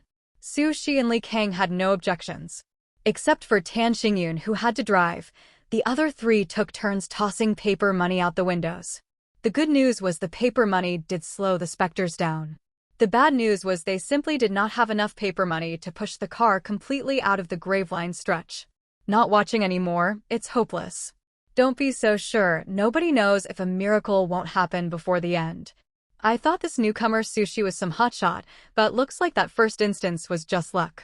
Sigh, the higher the expectations, the deeper the disappointment. Unlike the pessimistic chat, Tan Xingyun clearly still wanted to fight. Gritting his teeth he said, "Sit tight, I'll try to rush straight through." Su Xiaoman and Li Kang showed despair on their faces, eyes full of unwillingness and fear. They weren't ready to die. Sushi clenched his fists and watched the specters draw ever closer, knowing they couldn't break through. This second instance was about to be the first time he died. Before his consciousness completely vanished, Sushi resigned himself. Fine, restart. When he opened his eyes again and saw the scene in front of him, Sushi couldn't help but freeze. The four of them were standing in front of the funeral shop, gathered together and clearly discussing the information the old man had just mentioned. What's going on? This instance hadn't reset back to the very beginning. Should we buy that old man's paper money? Noticing Li Kang looking at him as if asking for his opinion, Sushi blurted out, "Buy it." That decisive tone made the other three and the live stream comments all pause. Tan Xingyun quickly reacted, probing, "Brother Su, did you discover something?" Su Xiaoman looked at Sushi with curiosity and offered her own view. "I also think we can buy some, but we don't need too much. After all, we can't guarantee the true purpose of that paper money. What if the old man was deliberately deceiving us?" Li Kang was more straightforward. He already had a special impression of Sushi. If Sushi said to buy, he would buy. Oh wow, 2 minutes 48 seconds finally spoke. "I'm curious, isn't it tiring to type that long of a nickname every time?" To be honest, it's a little tiring. "I'll stop typing it later." So what did he figure out? He seems very confident. No idea. Sushi suppressed his various conjectures about his own abilities for the time being. Facing the others who were waiting for his answer, he found it awkward to explain on the spot. He couldn't very well tell them they had already died once and were now experiencing a second rebirth. In the end, Sushi vaguely said, "The more of that paper money the better. We'll need it later." The three were left puzzled. Tan Xingyun asked again, "Did you find some clue but it's not convenient to tell us?" That was a good reason. In fact, saying that wasn't wrong. With an easy out, Sushi simply nodded.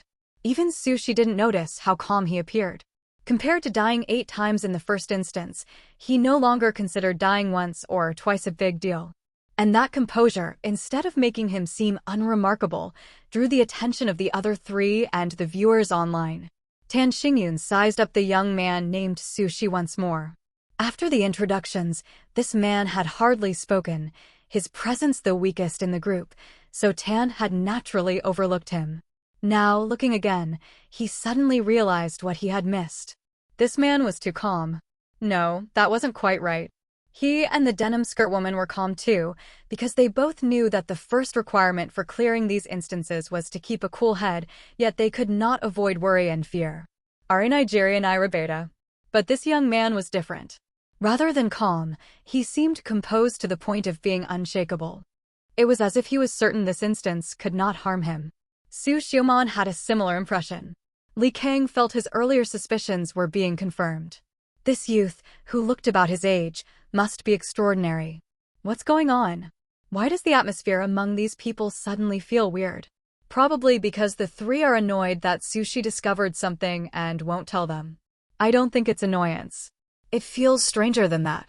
So maybe Sushi discovered a clue and can't say. Don't be ridiculous. Obviously, the newcomer knows something but is too lazy to explain.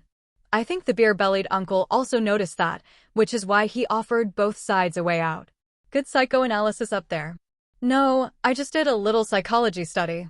Also, did you notice? Even the relatively calm uncle and denim skirt lady showed fear in their eyes when the funeral shop owner came out. They even instinctively stepped back defensively. Sushi, however, stayed put. Except for a grave expression on his face, there wasn't a hint of fear. Whoa, we've got a detail analyst among us. Looks like his first instance win wasn't pure luck. Earlier people threatened him, but he stayed silent. I think he was intentionally low-key, quietly controlling the situation. See how he took command at a critical moment. After all this, what exactly did Sushi notice? Anyone explain? Last instance was foggy, and this one's confusing too. He beat the single-player instance fast. That's skill. Sushi had no idea that, by coincidence, he had managed to read everyone so well and had successfully upgraded from a quiet nonentity to a quietly powerful presence. In the end, the three decided to follow Sushi's suggestion and buy more paper money. When the old man learned they wanted to buy a large amount of paper money, he grinned until his eyes turned to slits. The highway's long, you won't regret buying it. Hearing the familiar first half of that sentence, Sushi's heart stirred. He glanced at the old man who was ringing up their purchases. Different second halves of that sentence represented different trajectories. This time they should be able to get through those burial mounds smoothly. His gaze scanned the shop counter and lingered on an object. The next second he said, "Wrap a bundle of the offering incense for us too." The old man looked surprised at the young customer, but he quickly laughed again. Sure, this customer is thoughtful. Some things are hard to deal with, those require a pricier incense. Sushi had not thought much about it. He was simply willing to spend the money for an extra pack of incense just in case. He hadn't expected to hear such a remark from the old man. What the old man said was practically an explicit hint. The expressions on the faces of Tan Xingyun and the others changed immediately. Now they could be certain the road ahead would not be peaceful, at least they would encounter things that needed incense to drive them off. If Sushi hadn't proposed buying an extra pack of incense, and they met those things later. Thinking this, the group's looks towards Sushi changed once more. That old man isn't even acting anymore. A funeral shop out in the middle of nowhere, how normal do you think that is? So those rumors the old man mentioned earlier are actually true. He said he wasn't sure, what a liar. He's just an NPC selling items. It's already good if he gives you clues and props. Don't expect him to tell you how dangerous the instance is. Paper money is just the old man's routine reminder, but Sushi evoked a deeper hint. How did he figure it out? I want half his brain. These teammates don't even ask. Maybe Sushi would explain if he was in the mood. Facing the other three people's subtly probing gazes, Sushi maintained a calm expression on the surface, but internally felt like he was sitting on pins and needles. Seriously, why was everyone staring directly at him like that? Did he say something? He didn't really say anything either. Bro, you're the best. Li Kong secretly gave Sushi a thumbs up. Sushi. Huh? He just asked for some incense. Tan Xingyun and Su Xiumon exchanged a glance, then Su Xiumon turned sideways to avoid the old man across from them and asked softly, Brother Su, how did you figure out that the incense would be useful? Sushi gave the denim-skirted young woman beside him a complicated look.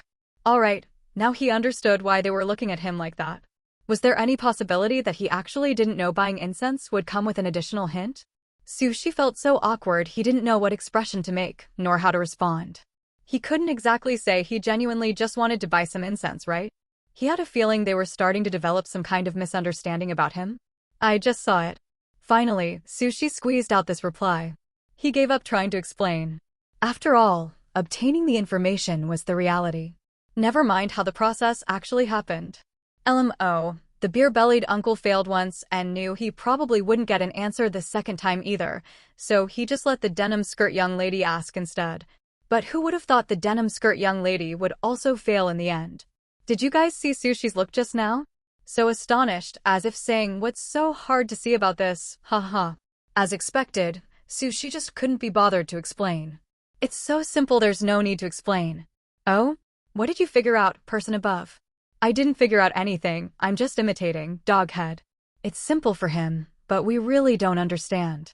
Kneeling and begging the experts in the comments to analyze this for us. Since Sushi's rebirth, the attitude in the live stream comments had rapidly changed. Most people were gradually starting to believe he genuinely had some real skills, and his previous quiet, low-key demeanor was just a persona he was maintaining. RNES. And Sushi accidentally stumbling upon deeper hints further pushed the netizens' conviction to new heights. The less Sushi could explain, the more the netizens would fill in the gaps with their own imaginations. Su Xiumon's expression froze for a moment. Seeing she couldn't get anything more out of him, she could only nod helplessly. She subtly shook her head at Tan Xingyun without thinking. Li Kang stood at the very edge and clearly witnessed the entire exchange between them, but he just scratched his head and pretended not to see anything. For a team that needed cooperation to clear the instance, sharing clues was basically essential. If you wanted your teammates to adopt your suggestions, providing corresponding explanations or reasons was also standard practice. After all, everyone was strangers before teaming up. No one would trust a stranger's baseless suggestion without reason. Casually following such advice would mean not taking your own life seriously. Yet Tan Xingyun and the other two chose to follow Sushi's suggestion, despite his vague explanation that was practically non-existent. This wasn't because the three of them didn't value their lives. On one hand, credit went to Sushi's unique aura. To put it plainly, the three of them were intimidated by Sushi's seemingly unfathomable expert aura. In instances, besides maintaining constant caution, certain decisions also require decisive courage. Basically, it was gambling. And they chose to take this gamble. On the other hand, even after buying large amounts of paper money and offering incense, they still had money left over, enough to handle situations where money might be needed later. The first time, everyone didn't get clearer hints and couldn't guarantee the paper money's effectiveness, so they chose a more conservative approach. This time, everyone knew the paper money and offering incense would play important roles later in the journey, so of course they wouldn't be stingy. After the old man finished the transaction, this time he didn't immediately wander back into the room. Instead, he stood at the shop entrance, smiling as he watched everyone leave, and didn't say anything about looking forward to their next visit either. This old man wishes you guests a smooth journey here. Sushi glanced at him before getting in the car. Whether it was a visual illusion from air refraction or something else, in the moment before he turned his head back, his peripheral vision seemed to catch the old man's body, including the funeral shop behind him, becoming slightly illusory and indistinct. But when he looked back again, the illusion seemed to have been just his misconception. Whatever, there were plenty of secrets and instances. Just like the previous instance, he didn't dare claim he completely understood everything about it. As long as it didn't affect clearing the instance, it was none of his business. No need to dig to the bottom of it. Sushi thought silently to himself. As the car moved forward, the exact same scenery as last time continuously reflected on the car windows. Only this time, Sushi learned his lesson and didn't boredly stare at the white fog again. After driving for over 10 minutes, the car smoothly arrived before the road sign. Ahead, that must be Daoji Highway. Hearing Su Xiumon's voice again, Sushi couldn't help but immediately straighten his sitting posture. Sushi's movement was obvious, and he didn't try to hide it, successfully drawing the covert attention of his three teammates. Although everyone was very tense, no one else showed such abnormal behavior like Sushi. Why did Sushi's expression suddenly become so serious? This looked like facing a great enemy. Did he discover something again? Hard to say. Probably noticed something ahead. Where exactly is he seeing this from? I don't see anything at all. Looks like it. Get ready, we're about to enter. Probably influenced by Sushi's actions, Tan Xingyun's tone this time was even more grave, carrying a hint of resolution. Su Xiumon took a deep breath and also prepared herself for something. Li Kang clutched his snack bag and involuntarily moved closer to Sushi, hoping to draw some sense of security from him. Sushi, who caused all this, clenched his hands tightly, praying internally that Tan Xingyun would drive smoothly. Yes, from beginning to end, what he was worried about was how bumpy the road would be. So difficult, all because he gets carsick. Sushi expressed with deep sorrow. Just like last time, everything remained unchanged. They encountered countless grave mounds as scheduled, and those eerie shadows also appeared densely packed as if by appointment when the car entered the grave mound area. Before anyone could react, Sushi was the first to take action. He rolled down the car window and scattered a handful of the newly purchased paper money outside. Those eerie shadows visibly halted their movements. Tan Xingyun froze for a moment, then immediately spoke the next second. "The paper money we just bought. Let's scatter it out bit by bit." Su Xiaoman and Li Kang also froze momentarily. Hearing Tan Xingyun's words, the two efficiently followed suit by rolling down their windows and began scattering paper money outside, imitating Sushi. So this is what the paper money is for. Luckily, they bought plenty of paper money, otherwise with this road being so long, once they ran out they'd be completely surrounded. Did Sushi already anticipate this situation, which is why he so decisively told his teammates to buy large quantities of that paper money? He acted before anyone else even reacted, clearly knowing that paper money could be used to stall these eerie shadows. The question is, how did Sushi know in the first place? Could he possibly foresee the future? Rather than foreseeing the future, I'm more inclined to believe he noticed clues that we missed. Yeah, foreseeing the future is just too far-fetched. Actually, there's reasoning behind it. First, a funeral supplies shop appearing in the middle of nowhere. Most people would immediately sense something off, subconsciously feeling wary and distrustful of the shop. The players found paper currency on themselves from the start, then encountered the shop that required money to buy things right before entering the dangerous highway, and the shopkeeper immediately gave them a hint. Doesn't that feel too coincidental? The average player's approach would be conservative, like the denim skirt woman, choosing to buy a small amount of paper money. While a few sharp individuals like this new player named Sushi would remain cautious, while also realizing that this shop likely existed to provide them with clues or items in some way. Regardless of what other uses the money might have later, at the very least they had to make purchases at the shop. Unlike the more conservative denim skirt woman, Sushi clearly sensed that the items the shopkeeper was pushing were crucial and might only be available this one time. If it were me, I'd at least spend 1/3 of the money to buy more of the paper money the shopkeeper recommended, keeping the rest for emergencies.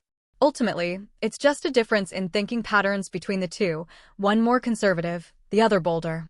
As for why Sushi reacted so quickly to using paper money to slow the eerie shadows, it's simple. Just recall what the shopkeeper said when promoting the paper money. If you encounter anything strange on the road, scattering a handful of paper money will ensure your safety. Those were the shopkeeper's exact words. This newcomer must have quickly remembered that statement, showing his reaction ability is indeed quite good. Many live stream comments were puzzling over Sushi's prescience, when suddenly one netizen posted a lengthy comment explaining everything to the other viewers. After reading this analysis on my knees, I finally understand. Is this the level of true masters? You used many words, I'll follow you. There's this much to consider? I hope this damn game doesn't pick me. I'd be the first to die if I went in. Can this master analyze that 2 minutes 48 seconds guy? I'm really too curious. Let's skip that for this instance. Don't make it hard for me. Inside the instance, with Sushi and the other two using paper money to slow the eerie shadow's speed, Tan Xingyun drove the vehicle out of the grave mound area. Behind them, the eerie shadows showed expressions of unwillingness, but could do nothing, eventually slowly dissipating.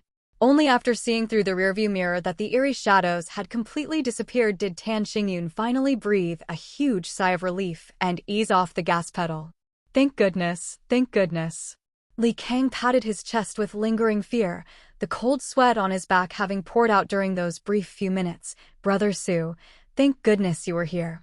Sushi, who had similarly relaxed beside him, didn't expect to suddenly be praised. But he quickly figured it out. It was because he was the first to make the move of throwing paper money at the eerie shadows, and this action had proven effective. But this idea had actually been proposed by Su Xiaoman in the previous timeline. He had just taken advantage of his rebirth to use it first. Feeling undeserving, Sushi sighed helplessly. Well, there was no way to explain this again. After some thought, he still added, "Actually, it wasn't my credit." The other three didn't expect this young man to not only keep a low profile but also be so modest. They naturally misunderstood, thinking sushi meant that everyone had contributed. Tan Xingyun looked disapproving. "Brother Su, you're being too modest. Without you, we might not have escaped so easily." The eerie shadows moved very quickly. If the ones ahead had reached the highway, even if they had reacted by using paper money, they would likely have been surrounded. "Exactly, you're being too modest, brother." Li King quickly nodded in agreement. Seeing that Su Xiaoman was also joining in praising him, Sushi finally gave up and chose to keep his mouth shut. "I didn't expect Sushi to be so modest. I think he actually just wants to maintain his low-profile persona." "I think so too. Didn't you notice at the start of the instance when everyone else was trying to show themselves off? He was the only one who didn't talk much? But if you pay attention to the details, you'll notice Sushi clearly wanted to be invisible, but now he's been exposed." "Explain in detail?" "What details?" "First, after the four introduced themselves at the start of the instance and the beer-bellied uncle took the initiative to assume leadership, there was that meaningful look Sushi gave him. Second, didn't you notice when passing the funeral shop, while everyone hesitated about getting out, it was Sushi who decisively chose to investigate? And when teammates were conservative about buying paper money, it was Sushi who insisted on buying large quantities. Among all the ritual supplies, he specifically chose incense, and sure enough, he dug out another hint. Just think carefully about these. Everyone hits the mark." "Damn it, there were this many subtle details? I never connected them. But why pretend to be invisible? Maybe it's just a master's quirky habit? Who knows?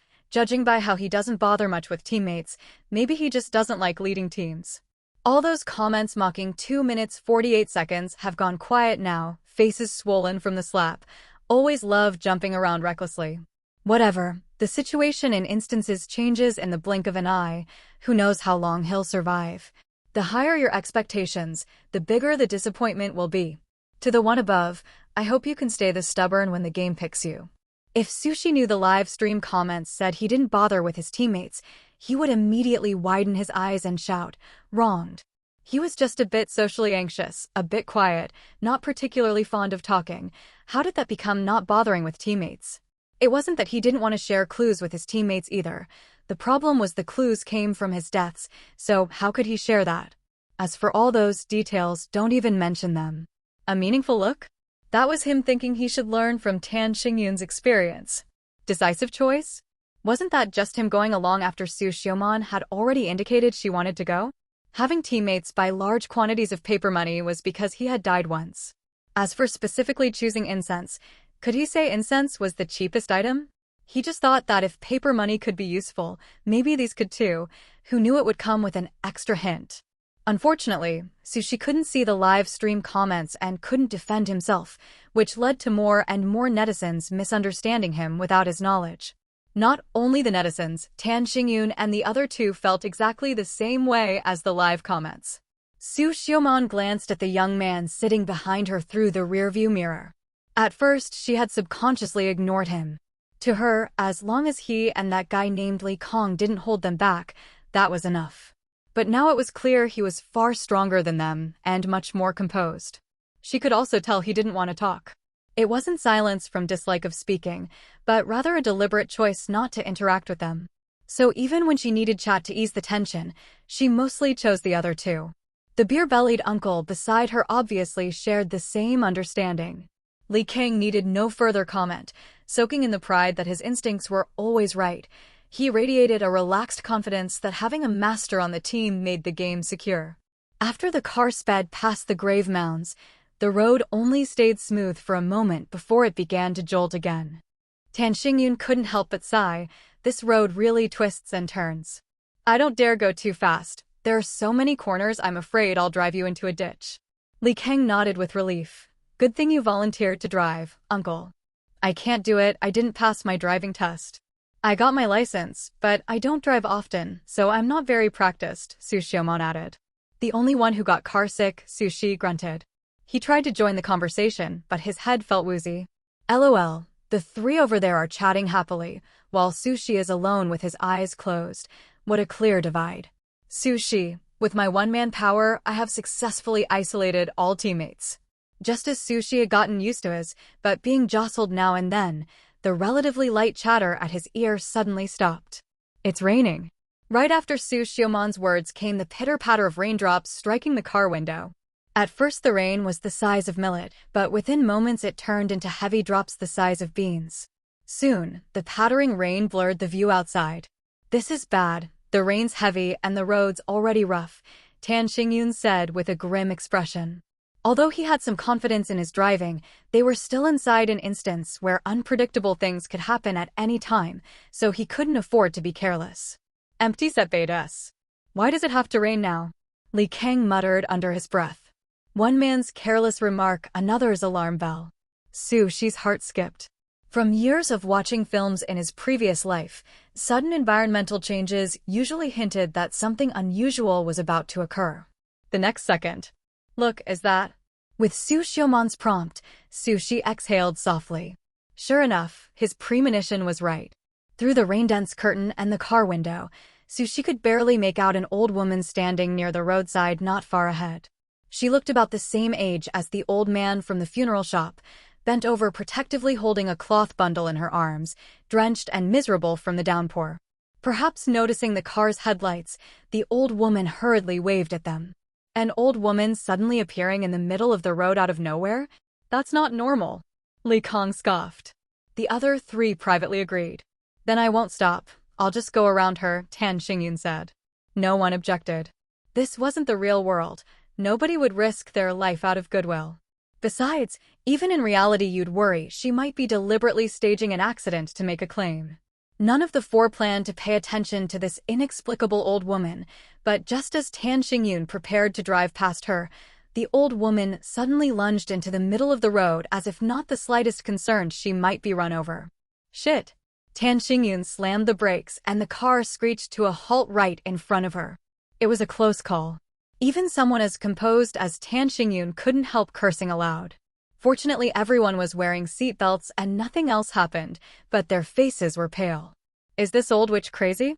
She actually used her body to block the car, not afraid of getting smashed to death. She's obviously a supernatural being, no need to think twice. And if you hit her, who knows what happens, these four are doomed. This hag is clearly trying to force us to stop. Players can't avoid it. Even without physically blocking the car, she'd still find a way. Some of the comments were more perceptive. No matter how you looked at it, an elderly woman appearing alone by a deserted highway was suspicious, especially inside an instance. If she were a normal person, the abnormality itself would be the horror. The four players inside the instance understood this clearly, but this supernatural creature seemed unwilling to let them go easily. "Please, give me a ride." The old woman seemed to have anticipated their reluctance. She clung to the front of the car and shouted, "I'm trying to go home, but it just started pouring and I didn't bring an umbrella. Please, just give me a ride, my house isn't far." The heavy rain washed over her, wet hair plastered to her pale cheeks, dripping clothes clinging to her frame. Her pleading expression tugged at anyone's sympathy. But what a flimsy excuse. Is there any sign of habitation within 10 miles? Besides, that funeral shop owner said this road only leads to a funeral parlor. There's no way her home is a regular house. Maybe her home is the crematorium in the funeral parlor, who knows, laughing. Even the live comments didn't buy it, let alone the four inside the car. She's holding onto the hood too tightly. I can't pull away, Tan Xingyun frowned, irritation on his face. He didn't dare to force it, worried about provoking the old woman who was clearly supernatural. She's only blocking our car and hasn't forced us out or attacked. Either the vehicle itself protects us and she can't get in, or we haven't triggered the death rule so she can't harm us. Su Xiumon also frowned, tightly watching the old woman while offering her opinion. Either way, no one wanted to act rashly. But the old woman clearly had no patience to wait for them to decide. "Please, just give me a ride, I will pay you." The old woman continued to beg, but the four noticed her expression growing darker. Tan Xingyun ground his teeth, rolled down the window, and said to her, "I'm really sorry, Granny. We're in a hurry. Maybe wait for the next car. It seems you don't want to give me a ride." The old woman's voice trailed off. Despite Tan Xingyun's polite explanation, she wasn't ready to give up, if that's so. Oh no, this damned old woman is about to transform. Sushi, say something already. Inside and outside, everyone was nervous. Li Kong even instinctively turned to look at the young man beside him. Brother Su, what should we do? Just as the old woman's face was about to darken completely, Sushi suddenly rolled down his window. Brother Su, what do we do? Sushi had just regained consciousness when he heard the anxious question beside him. There was no time to think, his hands moved faster than his mind. He rolled down the window and the heavy rain crashed into his face, the sting and coolness snapping him fully awake. He looked at the old woman who had stopped transforming because of his action. She was staring at him with eager, hopeful eyes. Young man, would you be willing to give an old woman a ride? The old woman asked earnestly. Sushi shook his head, and just as the old woman's expression was about to change again, he quickly pulled a stack of paper money from his pocket. He pushed the stack out through the window and smiled. Grandma, we really have important business and it's not convenient to give you a ride. Why don't you take this money and wait for the next lucky car? For a moment, everyone's vision blurred, and when they recovered, they found the old woman already outside Sushi's window. She snatched the paper money from his hand with impatience, her eyes shining as she counted it once before stuffing it into the cloth bundle at her chest. Clearing her throat, the shadow on her face not only faded, but actually turned into a smile, the bark-like skin on her face appearing even more wrinkled in the rain. However, her words made the others grit their teeth. How could an old woman like me shamelessly take your money? But since you gave it, I'll accept it. Only, this amount might not even be enough for a taxi. Sushi remained expressionless as he took 3 incense sticks from his bosom. We're in a hurry and don't have much cash left. These are all the incense we have. That's fine, that's fine. The old woman took the incense with a smiling squint, pressed them to her nose and inhaled deeply, completely intoxicated. Thank you all so much. Then I'll just wait for the next car. At that, Sushi gave Tan Xingyun a look. Tan Xingyun understood and stepped on the gas. Soon they left the old woman far behind. Only after she was completely out of sight did everyone relax a little. Li Kong even slumped back onto the seat. Brother Su, you're amazing. You got rid of that old woman so easily. I thought at any second she'd transform and eat us. Yeah, it was smart of you, Brother Su. We didn't think to use paper money and stuff to get her to leave, Tan Xingyun said, sounding impressed. Su Xiaomon pulled out the paper money and incense she had bought, examined them carefully, then continued. So what that old man said about difficult things needing more expensive incense to be driven off actually applies here. If Brother Su hadn't insisted on buying incense, that old woman probably wouldn't have been so easily driven away. We might have had to pay a steep price. At best severed hands or feet, at worst, maybe 1 or 2 lives. Didn't expect this crisis to be resolved so easily. So easily? Try if those 3 players handled it. Also, I just realized how versatile those paper money are. If they'd followed their initial plan, paper money wouldn't have been enough along the way. Thanks to Sushi's foresight, buying lots of paper money and extra incense paid off. Also, did anyone notice Sushi usually doesn't show his presence? Each time it's that guy Li Kang asking him, then he starts taking charge. Right? I was wondering too. Sushi must have thought of using paper money earlier, so why wait until the last moment when the supernatural was about to transform? Bait Epsilonus. He probably thought his teammates could handle it. After all, beer-bellied uncle is steady and denim skirt woman is careful. These 2 would likely think of it. But looks like they didn't. So Sushi acted later. This newcomer's whole performance shows he's extremely intelligent and thorough. He prefers to observe the situation alone rather than lead. When his teammates failed, he had to step in to avoid being dragged down. If this were a solo instance, aside from travel time, it wouldn't have slowed him much. Is this the true strength behind 2 minutes 48 seconds? Includes terrifying sticker. By the way, the tips the old man gave all came true. They should have asked more questions back then. Do you think that old man's a philanthropist? He pointed out all the dangers so you could pass easily. They figured those players had more money. They could have bought more paper money, incense, or other ritual supplies.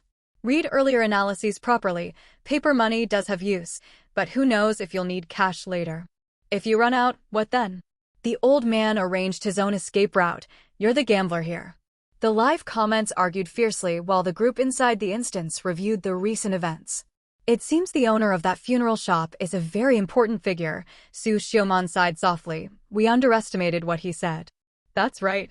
We were too suspicious of him, so subconsciously we doubted his words and didn't fully trust them.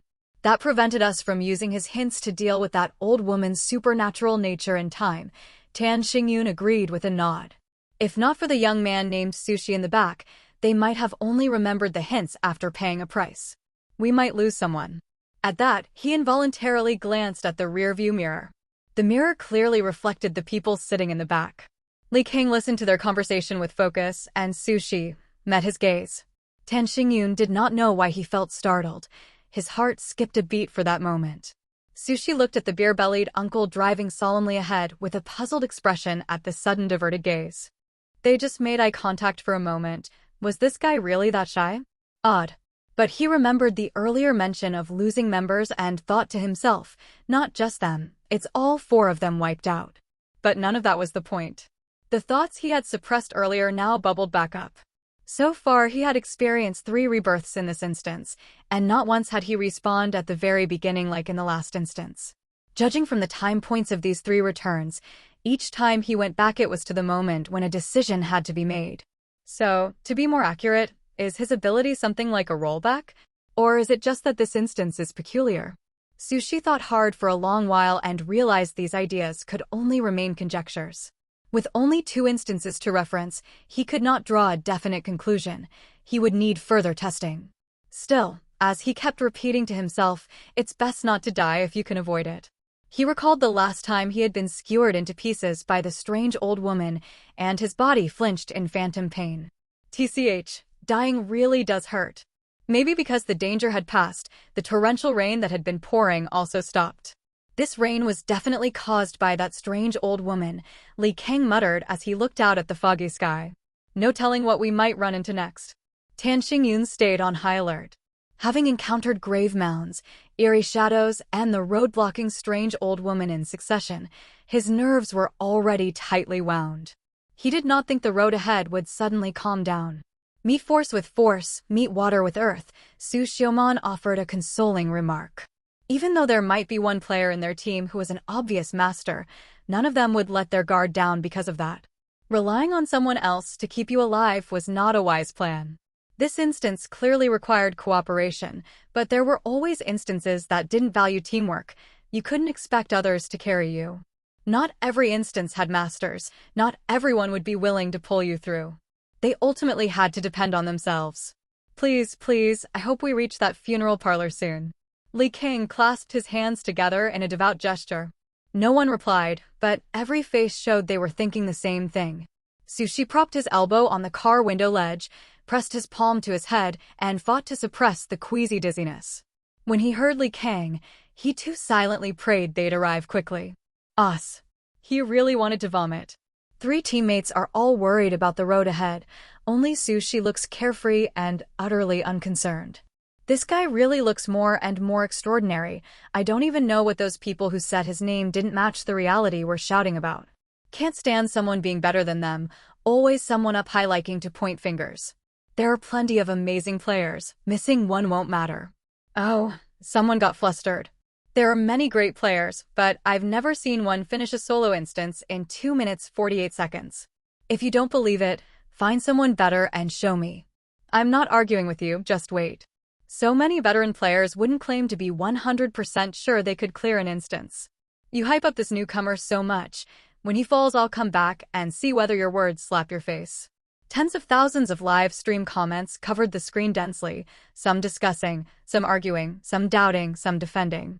Mixed with spam and off-topic jokes, the chat room was a chaotic mess. Fortunately for Sushi inside the instance, it had no effect. He was wondering whether this stretch of highway would ever smooth out a bit. Surely it couldn't be bumpy the whole way, when he suddenly heard beer-bellied Uncle say in a low voice, "That death mouth really works." Huh? What now? He leaned forward to look and saw the highway ahead had vanished, replaced by a dense forest. Even stranger, outside the trees stood a woman in a red dress, waving at them. Such a familiar routine. Haven't we already been through this once? It's back again. Li Kang widened his eyes, incredulous. Could it be another toll collector? LOL, what a vivid phrase. Don't say it. Wasn't that old woman basically a toll collector? That's easy. Just keep using paper money to shoo them off. Don't they still have some on them? I don't think the same trick would show up twice. This red dress woman probably won't be as easy as the old woman. With Sushi here, it should be fine. Be rational. Don't hyper-mythologize him. He's still a newcomer. As the chatroom raised another round of debate, Su Xiaomon expressed a view similar to some of the comments. The instance shouldn't kindly repeat the same trap twice.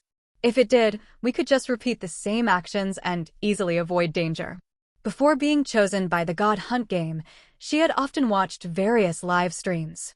Though instances varied in style, based on her observation, none repeated the exact same routine. It's a bit abnormal, Tan Xingyun said, slowing the car. He feared the red-dressed woman might, like that old woman, leap into the road without warning. So what, go around or stop? He asked and, unobtrusively, glanced at the young man in the left rear seat through the rearview mirror. Unfortunately, the young man appeared indifferent, refusing to join their discussion.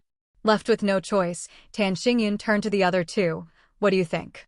Su Xiaomon pressed her lips together and, after a moment, said with some reluctance, I don't think we can just keep going.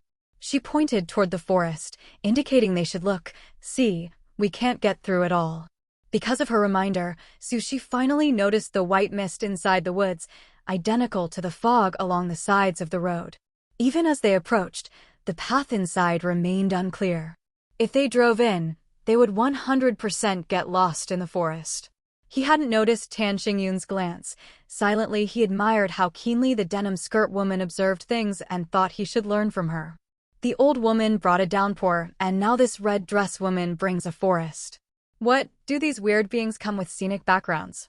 Li Kang, feeling much bolder now that someone in their car might be a master, blurted loud. It looks like we have to stop. Everyone get ready. Tan Xingyun slowed the vehicle again until it came to a halt in front of the woman in the red dress. She seemed surprised a car would actually stop for her and looked very delighted. I'm really sorry, I didn't mean to block you. I'm rushing to a wedding banquet, but the taxi driver refused to go any further and left me here. Could you give me a ride? Yes, in fact he had reincarnated. Twice. The first time they hadn't let the old woman into the car, she transformed into a supernatural being and destroyed both people and car. The second time he overruled everyone and let her into the car, but not long after driving, she transformed again, her sharp green claws piercing several of their bodies. The reason he suddenly thought to use paper money and incense to drive her off was not because he recalled the funeral shop owner's hints, but because in the second run, just before his final consciousness faded, he saw the creature pierce them and then not immediately eat them. First it took the paper money and incense from their pockets. That observation made him want to try that method this time. Listening to Tan Xingyun and the others analyze, She had a sudden realization. It turned out his accidental tactic coincidentally matched the hints. But none of that was the point. The thoughts he had suppressed earlier now bubbled back up. So far he had experienced 3 rebirths in this instance, and not once had he respawned at the very beginning like in the last instance. Judging from the time points of these 3 returns, each time he went back it was to the moment when a decision had to be made. So, to be more accurate, is his ability something like a rollback? Or is it just that this instance is peculiar? Sushi thought hard for a long while and realized these ideas could only remain conjectures. With only 2 instances to reference, he could not draw a definite conclusion. He would need further testing. Still, as he kept repeating to himself, it's best not to die if you can avoid it. He recalled the last time he had been skewered into pieces by the strange old woman, and his body flinched in phantom pain. TCH, dying really does hurt. Maybe because the danger had passed, the torrential rain that had been pouring also stopped.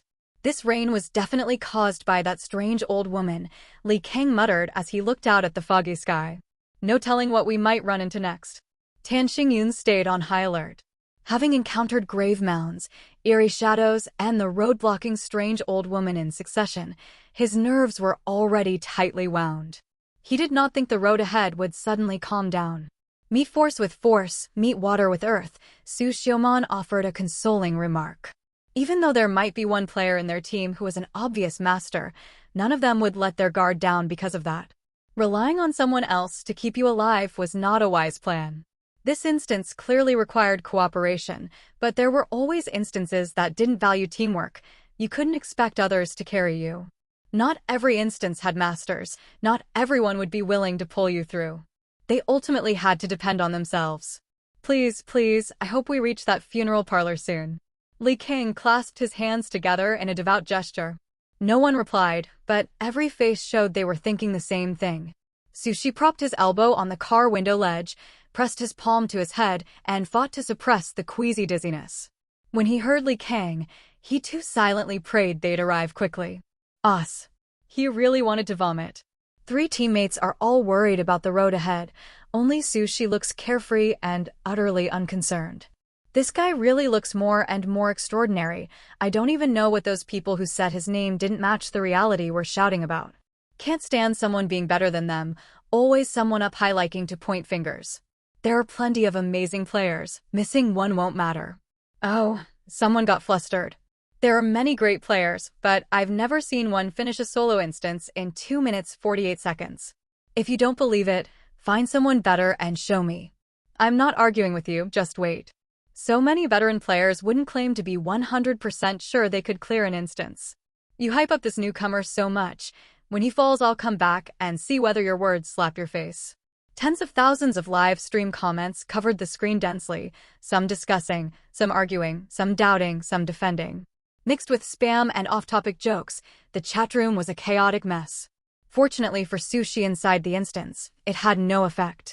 He was wondering whether this stretch of highway would ever smooth out a bit. Surely it couldn't be bumpy the whole way, when he suddenly heard beer-bellied Uncle say in a low voice, "That death mouth really works." Huh? What now? He leaned forward to look and saw the highway ahead had vanished, replaced by a dense forest. Even stranger, outside the trees stood a woman in a red dress, waving at them. Such a familiar routine. Haven't we already been through this once? It's back again. Li Kang widened his eyes, incredulous. Could it be another toll collector? LOL, what a vivid phrase. Don't say it, wasn't that old woman basically a toll collector? That's easy, just keep using paper money to shoo them off. Don't they still have some on them?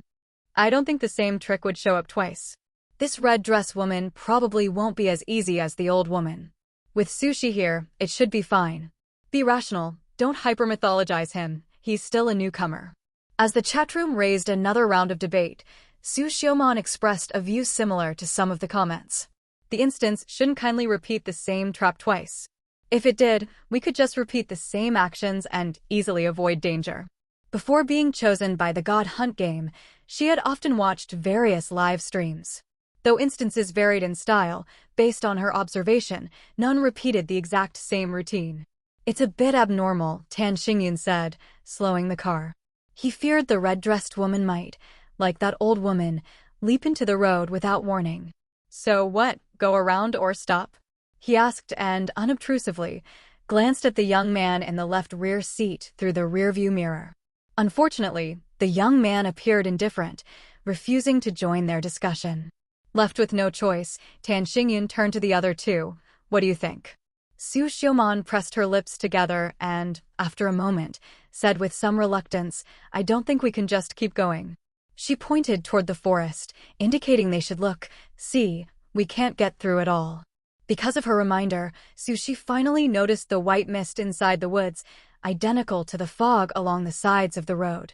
Even as they approached, the path inside remained unclear. If they drove in, they would 100% get lost in the forest. He hadn't noticed Tan Xingyun's glance. Silently, he admired how keenly the denim skirt woman observed things and thought he should learn from her. The old woman brought a downpour, and now this red dress woman brings a forest. What, do these weird beings come with scenic backgrounds?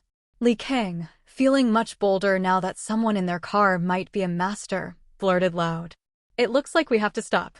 Everyone get ready. Tan Xingyun slowed the vehicle again until it came to a halt in front of the woman in the red dress. She seemed surprised a car would actually stop for her and looked very delighted. I'm really sorry, I didn't mean to block you. I'm rushing to a wedding banquet, but the taxi driver refused to go any further and left me here. Could you give me a ride? The excuse isn't much better than the previous supernatural old woman's. Rushing to attend a wedding banquet? If she'd said she was rushing to a funeral feast, I might have pretended to believe that. While the live stream comments were collectively complaining, the red-dressed woman, noticing the hesitation inside the vehicle, added another compelling argument. With a sincere expression, she said, "I know the paths through this forest. I'm willing to guide you. Even with this fog now, if you follow my directions, you won't get lost. We need to discuss it among ourselves." Tan Xingyun pretended to look apologetic as he spoke to the red-dressed woman. The red-dressed woman said nothing, nor was she as aggressive as the previous supernatural old woman. She simply nodded and stepped back to the roadside, though her face still showed anxious impatience. Su Xiuman withdrew her observing gaze and turned her head to speak in a low voice as she voiced her considerations to the group. Regardless of whether what she says is true or false, the mist in the forest is indeed very thick. Visibility is terrible. If we charge in recklessly, we'll likely get lost inside. Furthermore, we don't know if there are other dangers lurking in the forest. Correct? Tan Xingyun first affirmed Su Xiuman's viewpoint, then added his own analysis, but after experiencing that old woman blocking our way earlier, it doesn't make sense that we'd encounter a similar road-blocking tactic. So, I'm more inclined to believe this woman can actually help guide us, though the danger might come from elsewhere. Li Kang, unusually applying his brain, joined the discussion. Maybe it's exactly what the instance intends.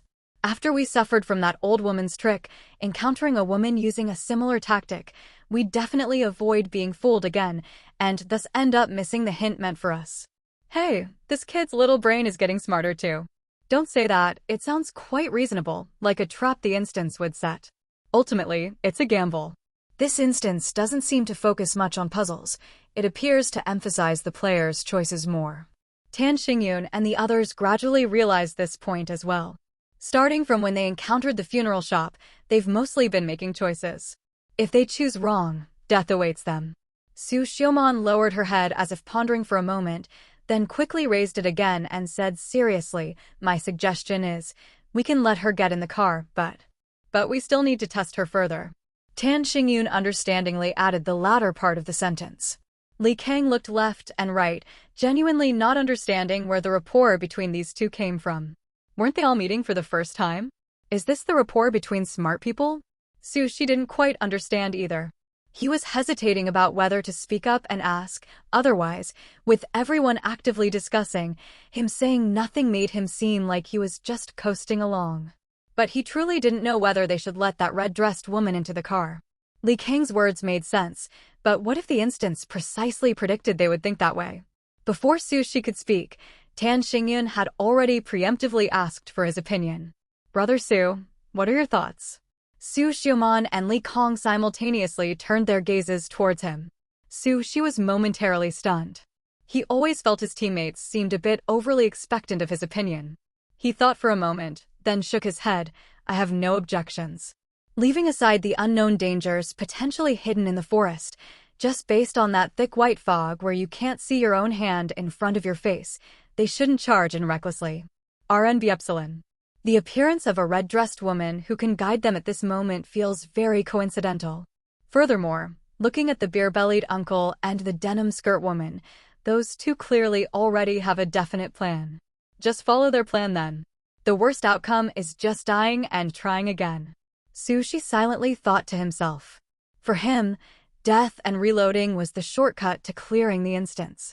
However, he hadn't yet figured out the usage rules and limits of this ability, didn't know its ultimate constraints, so he didn't dare rely on it completely. Although he kept muttering that it's best to avoid dying if possible, when truly faced with a difficult decision, he wouldn't refuse dying once to test the rules. But Tan Xingyun and the other two were genuinely staking their one and only life, making this choice with determination. Yet Sushi noticed that after he said those words, his teammates' expressions visibly relaxed significantly. Even Sushi agrees to let the red-dressed woman in the car, seems there's not much danger. Although I also have significant faith in Sushi, the dangers within the instance are countless. We can't let our guard down. Tan Xingyun rolled down the car window, took out the pre-prepared paper money, and handed it to the red-dressed woman, his tone carrying apology. "Sorry, miss, my companions and I are in a hurry to get somewhere. It's really not convenient to give you a ride. Take this money, wait for the next vehicle." If he had felt somewhat apprehensive before, after that brother Sue didn't oppose his and the denim skirt woman's testing plan, he felt less nervous and had a bit more confidence in his heart. Judging by the other's sharp performance in handling crises earlier, their probing probably wouldn't involve great danger. Otherwise, the other definitely wouldn't be so calm. The red-dressed woman looked quite dejected after hearing this. Unlike the previous supernatural old woman who showed greedy desire for the paper money, she instead seemed indifferent about the paper money in Tan Xingyun's hand. She waved her hand and said, "I was the one asking you for a favor.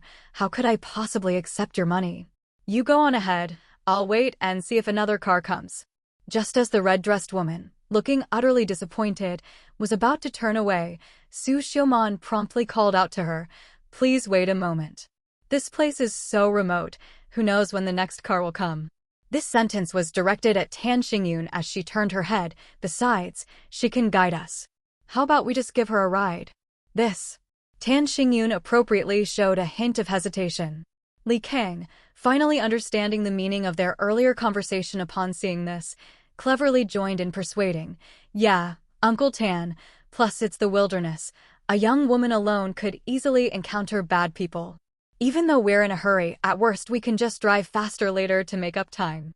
The red-dressed woman also didn't expect this sudden turn of events and looked expectantly at the middle-aged man in the driver's seat. Tan Xingyun hadn't expected this kid to be so quick on the uptake. He immediately put on an expression of being persuaded, sighed, and said, "All right then, get in the car." "Thank you. Thank you so much," the red-dressed woman said joyfully. Sushi, who had observed the entire process, didn't even blink. Good grief, this acting. He felt rather out of place with his teammates.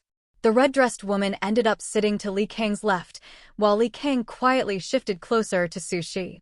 Anyone would panic sitting next to a supernatural being. When the red-dressed woman first got in the car, everyone was on high alert, terrified she would reveal her true nature after boarding and devour them all in one bite. Sushi was especially tense, as he was the only one who retained the memory of being stabbed to death by the supernatural old woman. Fortunately, after getting in the car, the red-dressed woman sat quietly to the side without any unusual movements. Sitting in the same car as a supernatural being, how thrilling. Got to admit, these players are really brave. The supernatural being didn't go berserk after getting in the car. Seems their choice was temporarily correct. Tan Xingyun quickly glanced in the rearview mirror. He never imagined he'd one day share an enclosed space with a supernatural being. Exchanging a look with Su Xiuman in the passenger seat, he pretended to be calm, cleared his throat, and asked, "Ahem, miss, where are you headed?" Hearing this, the red-dressed woman immediately replied, after entering the woods, "Go straight for about 600 meters, there's a fork in the road. Then turn right and go about 2 kilometers, there's a village." "That's where I'm going." "All right then, I'll have to trouble you to keep an eye out ahead. This fog is so thick, I'm afraid I might miss the direction." Although the route described by the red-dressed woman sounded simple, Tan Xingyun didn't let his guard down because of it, instead making the request. "No trouble at all, if anything. I'm the one troubling you all. I really need to thank you, otherwise I wouldn't make it to this wedding banquet. I'm actually one of the bridesmaids." The red-dressed woman had a rather straightforward personality, chatting without any awkwardness. As she spoke, she couldn't help complaining about the previous driver. "He promised to take me to my destination, with just that little distance left, but he absolutely refused to go further. He wouldn't even take extra money. If I weren't worried about dirtying this new dress, I wouldn't have had to wait for a ride here. If you all hadn't been willing to give me a ride, I would have had to walk. Even if I made it in time, this dress would have been ruined." The red-dressed woman then seemed a bit annoyed. "I should have worn everyday clothes first and carried this dress in a bag. It's my first time being a bridesmaid, and I left in such a hurry that I didn't think of it. I never expected anything to happen on the way." The cramped space was filled with the woman's continuous chatter. Although everyone else kept their eyes forward and no one responded, they were all unconsciously pricking up their ears to listen. Sushi could feel Li Kang, who was pressed tightly against him, gradually relaxing as the woman chatted casually, his sitting posture no longer as rigid as before. It had to be said, compared to the old woman earlier, This red-dressed woman was very lively and gave off a much stronger sense of being a living person. At least at this moment, he was wavering. Could it be that she was a human NPC? The driver who abandoned her halfway that she mentioned also sounded like an ordinary human, exactly the kind of scenario where someone accidentally encounters a supernatural passenger, senses something wrong, and decisively flees. Since the God Hunt game descended, various countries have conducted investigations. But to this day, it's still uncertain whether some human-like NPCs in the instances are actually living people. For example, the driver mentioned by the red-dressed woman. There are many NPCs in different instances who are indistinguishable from ordinary humans. If these NPCs were placed in the real world, undoubtedly no one would doubt their authenticity. RO Thailand bot yes. However, within the instances, it's hard to say. Some countries have also proposed that the God Hunt game's locations are actually worlds similar to Blue Star, just filled with various supernatural beings, and the instances players experience are fragments of these worlds. Currently, this theory has the most supporters. Aya. Just as Sushi's thoughts were wandering further and further, he heard the red-dressed woman exclaim in surprise. Li Kang was even startled enough to tremble. Tan Xingyun also instinctively hit the brakes. Su Xiaoman immediately scanned their surroundings, but all she could see was the lingering white fog. She asked calmly, "What's wrong?" The red-dressed woman rolled down the window, leaned out to look, and said, "Uncle, you veered off course." Hearing this, Tan Xingyun was shocked. He hadn't noticed at all that he was driving off course. According to his senses, he was certain he had been driving straight the whole time. But the red-dressed woman said he had deviated from the direction. She also leaned forward to look ahead. The trees on both sides were lush and green, the wilderness between them covered with weeds and fallen leaves. Visually, they were indeed going straight without error. Was the red-dressed woman misleading them, or were their senses being deceived? "Uncle, you've drifted about 1 meter to the left. Drive a bit to the right now." This. Tan Xingyun's eyes showed hesitation. Directly ahead to the right were clearly several thick, sturdy trees. If he followed the red-dressed woman's directions, the car would crash into one of them. Su Xiaoman subtly gave him a look. Understanding her meaning, Tan Xingyun let out a breath and slowly drove toward the right front. Li Kang wanted to say something to Su Shi, but remembering the supernatural being was right beside him, he obediently closed his mouth. Su Shi, however, stared intently at the vehicle's path. When he saw the car was about to hit a large tree, he couldn't help but clench his fists. Yet what happened next took all 4 of them by surprise. The car didn't crash into the tree. The tree seemed to move as if shifting along with the vehicle's deviation, the distance between them and the car never changing from beginning to end. Seeing this, everyone's expressions shifted slightly. So their senses were indeed being misled. Holy moly, who wouldn't get lost in this? Thinking you're going straight, but all the reference points around are deceiving you. If they didn't have the red-dressed woman constantly reminding them, the players would definitely get lost in these woods. "That's good, keep going straight now. We'll reach the fork soon." The red-dressed woman seemed unconcerned with everyone's reactions. Seeing the vehicle was back on track, she continued chatting about daily trivial matters as if nothing had happened. Only Su Xiaoman occasionally responded softly in the car. Su Shi slowly withdrew his gaze. It seemed their decision to let the red-dressed woman in the car was correct. Otherwise, they would have been trapped in an impenetrable forest they could never escape. He just didn't know if there were other dangers in these woods besides this. During this nerve-wracking time, the passage of time felt like it had been slowed down for all 4 of them. Along the way, the red-dressed woman would periodically have Tan Xingyun adjust their direction slightly.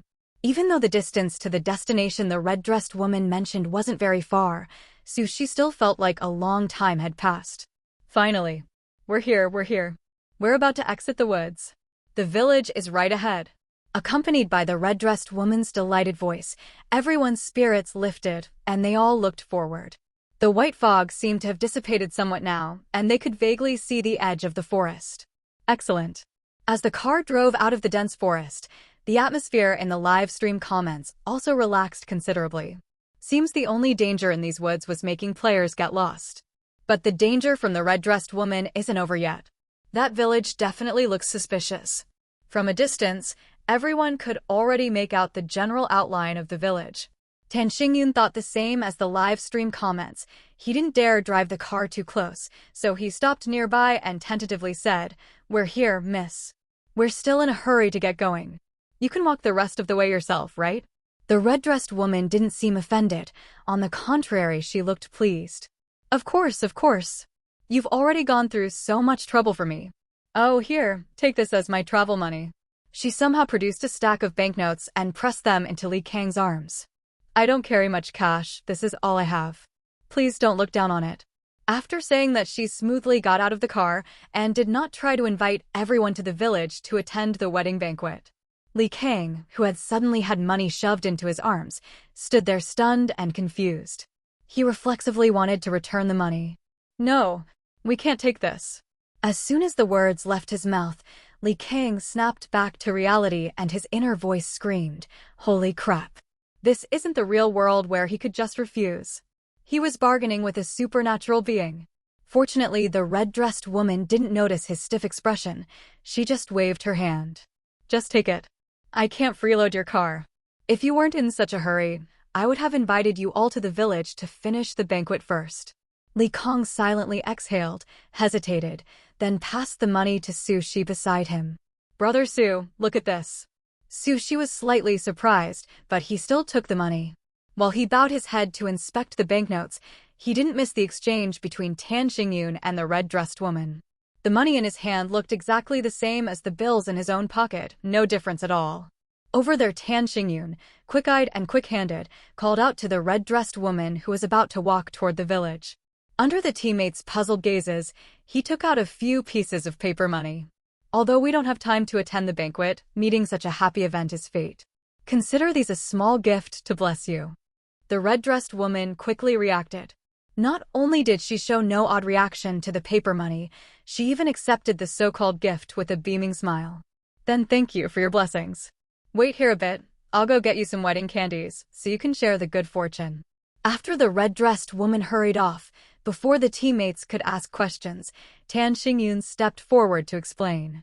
Unlike that old woman earlier, this woman is obviously friendlier and can communicate normally.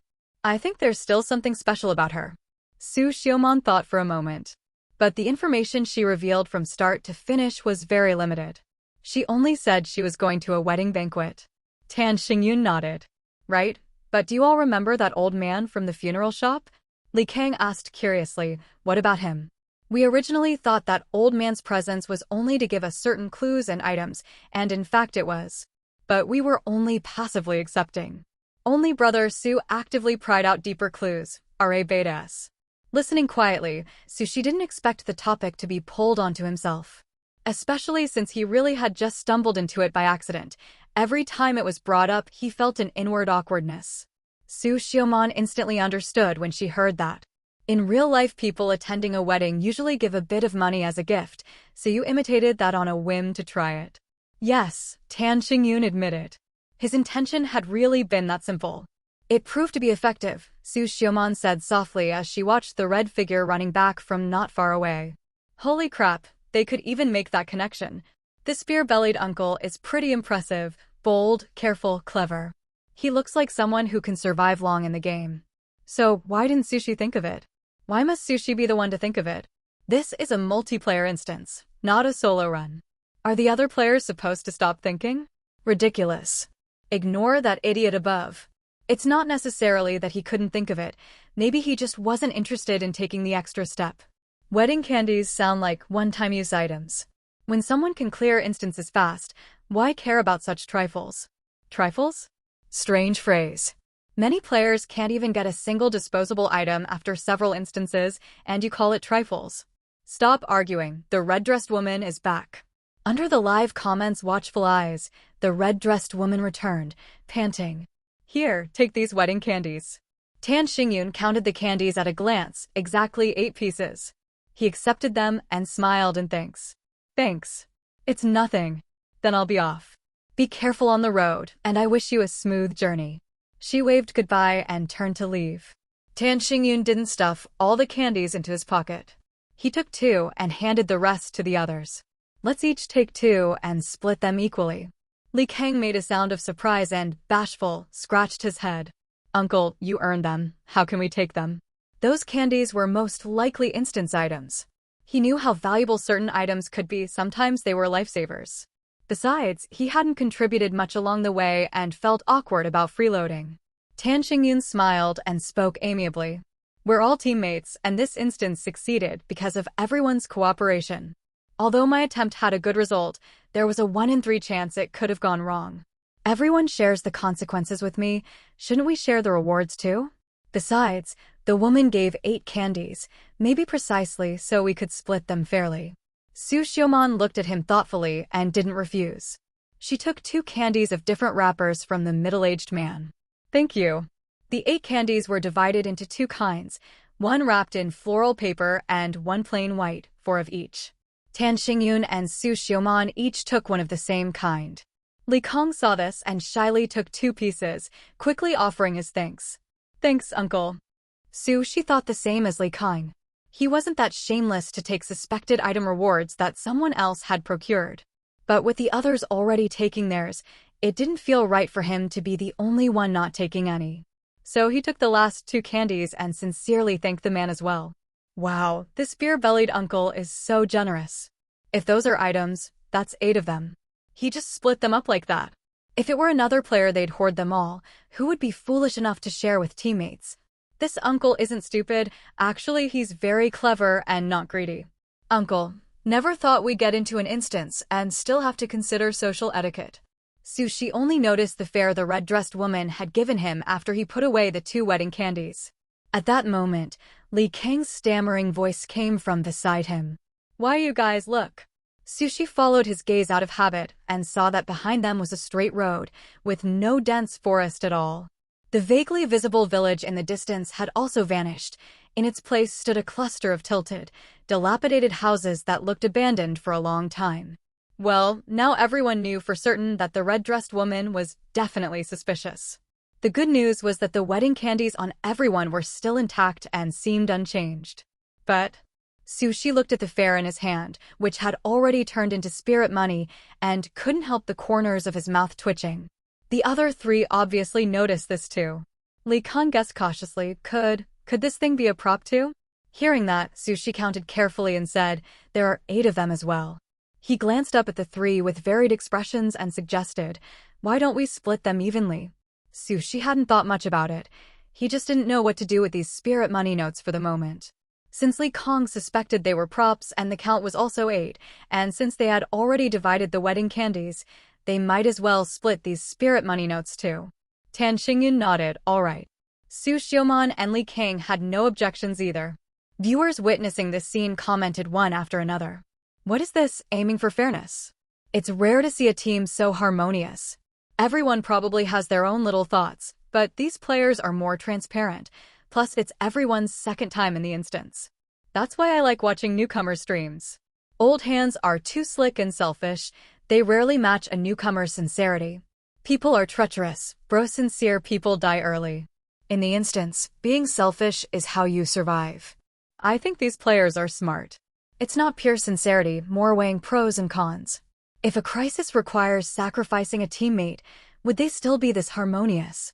Compared with denominations of millions or billions, the denomination on these spirit money notes was not large. Each was worth 10 yuan. After the 4 split them to a piece, Sushi carefully put the spirit money and wedding candies into his right pocket. His left pocket held the initial funds given by the instance. They didn't delay long before continuing down the road. Whether it was because the road ahead became smoother, Sushi felt less motion sick than before. The sky remained hazy and overcast, giving off a suffocating, oppressive feeling. No one in the car talked, possibly from consecutive dangers. Everyone's nerves were frayed. But the instance wouldn't give them time to rest. Is that a tunnel up ahead? Su Xiaoman whispered. One after another, can't they give us a break? Li Kong complained softly. For some reason, he suddenly felt very uneasy. He trusted his instincts. There was definitely something terrifying in that tunnel. Thinking that, he grew anxious. Sushi, sitting beside Li Kong, was the first to notice his teammate's unease.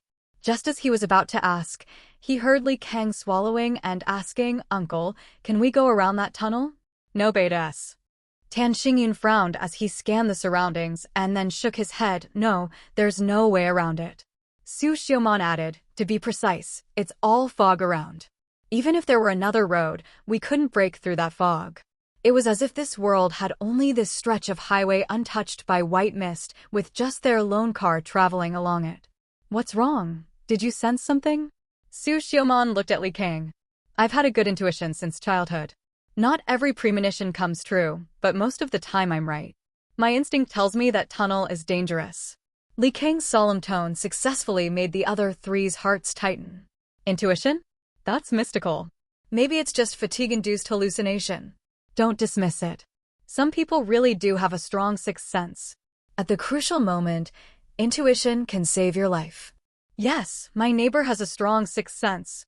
Once he hesitated before crossing the street for 2 seconds because he felt something bad, and those 2 seconds, a car sped by and hit several people. Wasn't that near XX Square? I saw that news. 1 dead, 2 injured. Yeah, that one. Wow, didn't expect this guy to have that skill. I watched Li Kang's first stream. I thought he got lucky avoiding danger. Turns out it's intuition. Sushi was fairly credulous about such mystical things, much like how he believed that if he prayed to the god of wealth devoutly every day, one day he'd strike it rich. Tan Xingyun, driving taxis for over a decade and having encountered his share of taboos, believed Li Kang as well. Even Su Xiaomon, who had been an atheist, came to believe in such things after the God Hunt game arrived. But we really can't go around it. The winding highway led into a pitch-black tunnel. Shadows swelled and rolled in the white mist on either side with no predictable pattern. One glance made the hair on one's arms stand on end. If they didn't go through the tunnel, their only option was to charge into the white fog. That was clearly suicide. Li Kang looked pale. He knew there was no choice but to enter the tunnel. It's just a tunnel. We've overcome so many dangers already. This won't be any different, Tan Xingyun said with a smile to lighten the heavy mood. Let's see what this tunnel can do to us. Whether to live or die, they had to try. Hearing that, Li Kang's expression improved a lot. He glanced at the young man sitting beside him and thought to himself, right, there's a master here. Seeing Li Kang calm down, Su Xiaomon said, let's go. Tan Xingyun replied. Completely unaware that his teammates had pinned all their hopes on him, Sushi prepared himself to enter the tunnel. Was Sushi nervous? Of course he was. Was he afraid? Not particularly. At his current stage, even if he died, as long as it wasn't painful, he'd be fine. He just didn't know what the tunnel contained. Oh man, I'm getting nervous. With Sushi here, it should be okay, swallows. Hard to say. Even if this newcomer is as awesome as you praise, you can't guarantee he'll spot the instance's traps every time. Trust them, or rather trust the value behind 2 minutes 48 seconds. Netizens were startled by Li Kang's words, and the record of 2 minutes 48 seconds was brought up again, successfully calming the restless chat feed. Sushi had no idea that the live stream comments were also pinning their greatest hopes on him. The tunnel was pitch black, with only the car headlights barely illuminating a small patch of road ahead. Li Kang had been restless the entire time, and Sushi could sense the anxious, irritable energy radiating from him. They had been driving through the tunnel for over 10 minutes now and hadn't encountered anything troublesome yet. However, Li Kang remained unsettled. Suddenly, a beam of light appeared ahead, particularly conspicuous within the darkness shrouding the tunnel. As the two parties gradually drew closer, everyone could see clearly. Another black sedan was approaching from the opposite direction. It looked exactly like the car they were driving, complete with markings and a license plate. Li Kang was clutching the hem of his shirt tightly, his entire body seemingly screaming of danger. Watch out! Following this exclamation, the oncoming sedan crashed straight into them. Fortunately, Tan Xingyun reacted swiftly, swerving the steering wheel sharply to avoid a direct hit, though they inevitably collided with the stone wall to the side. All four were wearing seatbelts and weren't seriously injured. While they were still shaken, they looked over at the other sedan and saw a person stumbling out of it. The familiar face made everyone freeze in place. It was another Li Kang. How is this possible? Li Kang's face instantly turned deathly pale, and he nearly lost his voice. The Li Kang from the opposite side shouted, "Stay away from that guy. He's fake. I'm the real one. He's the fake." Li Kang inside the car panicked as he looked at his teammates, hoping they would believe him. Don't believe him. I've been with you all along, how could I possibly be fake? She pressed his back tightly against the car door. He hadn't expected to encounter a scenario of real and fake teammates. He actually wanted to get away from this Li Kang beside him, but unfortunately, the back seat was only so spacious, there wasn't much room to move farther away. Don't panic just yet, we never said we didn't believe you, Su Xiaomon comforted him gently. Yeah, and the timing of that person's appearance is way too deliberate, Tan Xingyun said calmly, squinting as he carefully scrutinized the other Li Kang. Although they hadn't known Li Kang for long and weren't familiar with his personal habits, they had still experienced most of the instance together. Li Kang had never left their sight the entire time, so there was no possibility he had been silently replaced. Alpha knew yes. It couldn't be that the Li Kang from the very beginning was fake, right? Sushi thought of this as well and felt slightly relieved. He also leaned toward believing that the Li Kang beside him was real. You say the Li Kang with us is fake, do you have any proof? Tan Xingyun loudly challenged the other Li Kang. Li Kang looked as if he was on the verge of tears from anxiety. I don't know how to prove it, but he really is fake. Come with me in my car to get out. Only my car can drive out of this tunnel. Hearing this, Li Kang inside the car brightened up and quickly said, I can prove I'm real. Ask me anything, I'm sure I can answer everything correctly. Tan Xingyun casually asked, then when is your birthday? Li Kang had expected him to ask about things they had experienced in the instance, so he was caught off guard by the question about his birthday. Still, he blurted out June 11th. Tan Xingyun nodded and repeated the same question to the other Li Kang. Li Kang answered just as quickly, it's June 11th. Tan Xingyun then asked, then what's your father's name? Li Kang. He remained silent and did not answer. Tan Xingyun turned back to ask Li Kang inside the car, what's your father's name? Li Kang said excitedly, Li Deping. My father's name is Li Deping. Tan Xingyun once again posed the same question to the Li Kang opposite them. This time, Li Kang quickly replied, my father's name is Li Deping. Li Kang finally realized why Tan Xingyun had asked him about things outside the instance. In reality, the genuinely unskilled Sushi also understood through Tan Xingyun's questioning that the Li Kang beside him was the real one. Su Xiaomon said, it seems there's no need to doubt it anymore. Also, did you notice? That person just stands there shouting at us without ever approaching. His intention is probably to get us into his car, Tan Xingyun said. After speaking, he glanced at Li Kang, who looked immensely relieved after proving his authenticity, and mentally added the unspoken follow-up thought. And to abandon this young man. Su Xiaomon also didn't quite believe the fake Li Kang's claims. Then let's just leave. Can this car still drive? Yes. When Tan Xingyun restarted the vehicle, he remained vigilant against the fake Li Kang, fearing he might crash into them again. But the fake Li Kang just stood there, continuously repeating, if you don't believe me, you'll die. If you don't believe me, you'll die. His chanting was utterly chilling. No one wanted to engage with him anymore. After leaving the fake Li Kang and his car far behind, Li Kang's violently pounding heart gradually steadied. The experience had been absolutely nerve-wracking for him. He didn't even dare imagine what would have happened to him if his teammates hadn't believed him.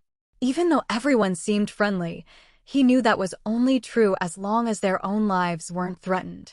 The tunnel wasn't very long. After distancing themselves from the fake Li Kang, they soon saw the exit. When Sushi's senses returned, he heard the words, my father's name is Li Deping. He quickly looked over and found himself back at the moment of the confrontation between the real and fake Li Kang. He was back again. Why say again? Because this was the third time he had returned to this point. The first time, they had chosen to leave directly. But just as they were about to exit the tunnel, the vehicle suddenly exploded. He only felt a wave of intense heat rushing toward him before he was engulfed by it. Sushi's body still seemed to carry the lingering sensation of skin-scorching heat from the fire. The second time, they chose to steal that Li Kang's car, but just as they were about to exit the tunnel, all of them, including the car, turned into paper. Sushi couldn't describe what it felt like to become a paper person. Anyway, his body gradually became light and airy, dying without any pain. What puzzled him was, could neither of the two cars successfully drive out of the tunnel? They still didn't know how far the remaining journey was. It couldn't possibly require them to walk to their destination on foot. Just thinking about it seemed unrealistic. So, most likely, one of the two cars was actually rideable, but they were missing some specific condition. By this time, after a brief discussion, Tan Xingyun and the others had already decided to bypass the fake Li Kang and continue forward. However, they then saw the originally silent young man in the right rear seat suddenly open the car door and get out. Everyone was stunned. "Brother Su, why are you?" Tan Xingyun's tone was full of surprise. The Li Kang said happily, "Do you believe what I said now?" Although he seemed excited, he still didn't approach them. After getting out of the car, Sushi only moved a short distance away from the vehicle. Facing the confusion of the three others, he didn't beat around the bush at all and said directly, "The car we're in has a problem." Explanation? Omitted. Anyway, in the subsequent two reloads, no one asked him for an explanation either. Sure enough, after hearing this, Tan Xingyun and Su Xiaoman exchanged a glance, and without another word, both got out of the car. Li Kang also hurriedly followed them out. What's going on? Weren't they all planning to leave? The car has a problem? How could he tell? What's the problem with it? Could it be that the fake Li Kang is actually the real one, and what he said is true? No way. The fake Li Kang couldn't even answer what his dad's name was. How could he be real? But if Sushi says the car has a problem, then it definitely has a problem. He definitely wouldn't make baseless claims. The car having a problem doesn't mean the person has a problem. When Tan Xingyun came to Sushi's side and asked a question similar to those in the live stream comments, the netizens saw the young man on screen say calmly, "The person is fake, but what he said might not be fake, Yanjio." Su Xiaoman and Li Kang also came to Sushi's side and naturally heard these words. "Brother Su, are you saying that only the car that person drove over can exit this tunnel?" Su Xiaoman frowned slightly. Like the live stream comments, she also didn't think the young man was talking nonsense. His previous performance could be said to have proven his capabilities. Sushi didn't know which car could actually get them out either. But between a car that would explode and a car that would turn into paper, he would definitely choose the second one to try. After all, even if he died, it wouldn't be painful. Thinking of this, Sushi couldn't help but look towards the Li Kang over there. As if noticing the player's gaze, Li Kang grinned. "Only my car can drive out of the tunnel, but my car can only carry 3 of you. This fake can't get on." Li Kang turned pale and said urgently, "You're the fake." Then he turned to look at his teammates, pleading anxiously, "Don't believe him. No, wait. Don't abandon me." Tan Xingyun and Su Xiaoman remained silent and didn't respond. They were somewhat uncertain about the current situation. Damn. Is this rare harmonious team about to fall apart already? I said it before, they were only forced to team up because they were assigned to the same instance. Weighing pros and cons is the real solution. As long as sacrificing one person means getting out, if it were me, I'd definitely choose to sacrifice that person. I don't want to die. This is too cruel. There are much crueler things and instances. This isn't really playing a game. If you die, you really die. To be honest, I'm quite surprised that there haven't been any casualties in this instance so far. The netizens originally thought this young man Li Kang was about to be abandoned by the group, but they didn't expect. "You say this car is yours, so how can we make it not yours?" Sushi asked the Li Kang sincerely, "How about we buy it from you?" Huh? Every single one of them was stunned. What kind of development is this?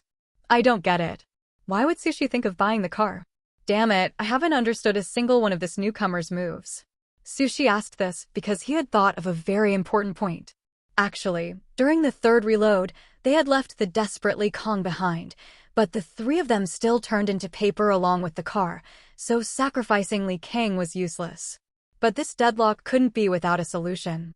When silently thinking of the word paper, Sushi associated it with paper money. When they encountered the supernatural old woman, they used paper money and offering incense to send her away. When they encountered the woman in the red dress, they also used paper money as wedding gift money and received extra wedding candies. This showed that paper money had actually been playing a role all along. What about this time? Could paper money be useful here too? That Li Kang never mentioned the car without adding the word "my," strongly emphasizing the car's ownership. Don't forget, every instance has hidden rules. Perhaps the ownership of the car was one of those rules? Sushi was actually just asking with a try-anything mentality, but he didn't expect Li Kang to think for a moment and then agree, okay. Now everyone was truly dumbfounded. Huh? Huh? Wait, this works. Is there any master who can explain? I don't get it. What's the purpose of this move? Why buy the car? The problem is it actually can be bought. Sushi took out all the remaining paper money and offering incense he had. Li Kang saw it and shook his head, not enough. Tan Xingyun was the first to react and also took out his paper money and incense. However, Li Kang still said, not enough. Then came Su Xiaoman and Li Kang. Not enough. This fake is too greedy. Seems normal though, since buying a car in real life is expensive too. Damn it, it doesn't have to be this realistic. Still not enough? Do they need to mortgage arms or legs or something? Really? I've seen this pattern in other instances. They should have bought more paper money back then. Sushi and the other three thought the same. But that was then, this is now. At that time, they couldn't have predicted this situation would occur, so they definitely needed to keep some funds for emergencies. We'll mortgage this car to you too. Catching sight of their original car out of the corner of his eye, Sushi felt a sudden inspiration and said casually, enough. Li Kang grinned, finally moving. He took all the paper money and incense given by the players and walked toward the car that would explode. This car is yours now. You can drive it away. Sushi signaled everyone to get in the car. This time, they successfully drove out of the tunnel. It seems his guess was correct. Sushi felt pleased inwardly. He had even thought of more possibilities. The second reset in the tunnel might have been because they occupied the fake Li Kang's car, violating the rules. The third time was similar, but compared to the second time, they should have had one more chance for redemption, such as paying their fare to the fake Li Kang. Yes, you heard that right. She only now suddenly understood. Actually, the instance had left them multiple ways to survive here. Just like how the woman in the red dress paid them fare, they could also pay a certain fee to the fake Li Kang and perhaps safely exit the tunnel. Unfortunately, in the latter two resets, none of them had thought of this. However, this survival path still had some flaws. First, the fake Li Kang wouldn't allow the real Li Kang to board, meaning they would have to sacrifice the real Li Kang. Second, after exiting the tunnel, they would have no means of transportation. His proposal to buy the fake Li Kang's car was relatively a more complete solution. It didn't require reducing their team size and still preserved their transportation. The only downside was that they had exhausted all their paper money and incense, so if they encountered similar situations later, they might not be able to handle them as easily. Just in this tunnel alone, he had died 3 more times. Sushi originally felt quite pleased with himself for finding such a good survival path so quickly, but then he suddenly realized that his 3 deaths had contributed to this. Without this reset ability, he would have been completely finished back when the supernatural old woman blocked their path. His barely inflated pride was doused with cold water, instantly making Sushi much more clear-headed. To outsiders, it appeared as if the young man had merely casually solved what couldn't even be called a problem. There was no joy of overcoming a crisis, no relief of surviving a disaster, still the same quiet demeanor, neither showy nor explanatory. Unhurried, cold, and detached. With the pitch-black tunnel that was like a black hole as contrast, even though the outside world remained gloomy, everyone felt a trace of lightness in their hearts. On the road, Tan Xingyun and the others gradually began to understand some clues. Unlike Sushi, who had experienced 3 resets, they could only deduce from the final outcome and Sushi's few words. They had considered asking the young man in the back seat how he solved this challenge, but they had been brushed off by him multiple times before. They figured they wouldn't get anything this time either, so it was better to think for themselves. Alpha. Not to mention the increasingly obvious sense of aloofness and restraint about him, anyone with eyes wouldn't actively disturb him. He had made it clear he didn't want to waste words. That he was willing to lead them through the instance was already good enough. Why ask for more? Currently, both Tan Xingyun and Su Xiaoman had confirmed that this unassuming young man, whom they had initially overlooked, was definitely an extraordinary master. If this instance didn't require everyone to cooperate, he probably wouldn't have bothered with them at all. Hadn't they noticed he only acted at critical moments? As for Li Kang, if possible, he even wanted to bow to the young man. When the fake Li Kang appeared, he knew things were going badly. When the fake Li Kang said he wasn't allowed on the car, It was no exaggeration to say he felt dizzy and almost broke down right then. Even if his teammates knew he was the real one, so what? Abandoning just one person to get out of the tunnel, if he weren't the one being abandoned, he might have been tempted too. Just when he thought he would die in this instance, the young man beside him unexpectedly spoke up. His casual inquiry sounded like heavenly music to Li Kang's ears. His crisis had been resolved so easily. Sushi thought his teammates would question him about his actions in the tunnel. Although he couldn't explain why he knew the original car was problematic, he could use the rest, like that hidden rule, as explanation, since he had analyzed it himself. Finally, he wouldn't be like before where he wanted to explain but couldn't. But after waiting for a long time, his teammates seemed to ignore him, discussing among themselves. However, their discussion was based entirely on believing his conclusions. So the original car having no markings and no license plate was already subtly revealing its strangeness, Su Xiaomon said thoughtfully. Tan Xingyun quite agreed. We all overlooked that. The fake Li Kang repeatedly mentioned his car in his words. That should have been a hint from the instance too. Unfortunately, we didn't notice these details, let alone connect them together. Thanks to Brother Su is really amazing. But now none of us have any paper money or incense left. I wonder what we'll encounter on the rest of the journey. Li Kang didn't participate in their discussion. Unlike before, he wasn't actively lightening the mood, just listening silently. He vaguely sensed that when the fake Li Kang finished speaking, these two had considered abandoning him. Although he could understand, he still couldn't accept it. Sushi sat silently in the corner, unsure whether to interject or not. Finally being mentioned seemed like just going through the praise motions. Was his presence really this low? Had he been too low-key? Unable to find an opportunity to join in, Sushi simply continued being a mute. Forget it, if no one paid him attention, then so be it. As long as they could clear the instance. What can I say? What else can I say? Nothing can describe how I feel right now. Is that called being tight-lipped? That's clearly master demeanor. Actually, I don't think Sushi counts as tight-lipped. He doesn't? The number of words he's spoken in this instance so far can be counted on one hand. No. What I mean is, he might just feel there's nothing worth saying. Right? It's like when you're solving a math problem with your friends. You find it simple and get the answer at a glance, while your friends are still doing complicated calculations. Damn it, I can relate, though I'm probably the one struggling with calculations. I get it, in Sushi's eyes, this instance is so simple it doesn't even need explanation, right? That's exaggerated.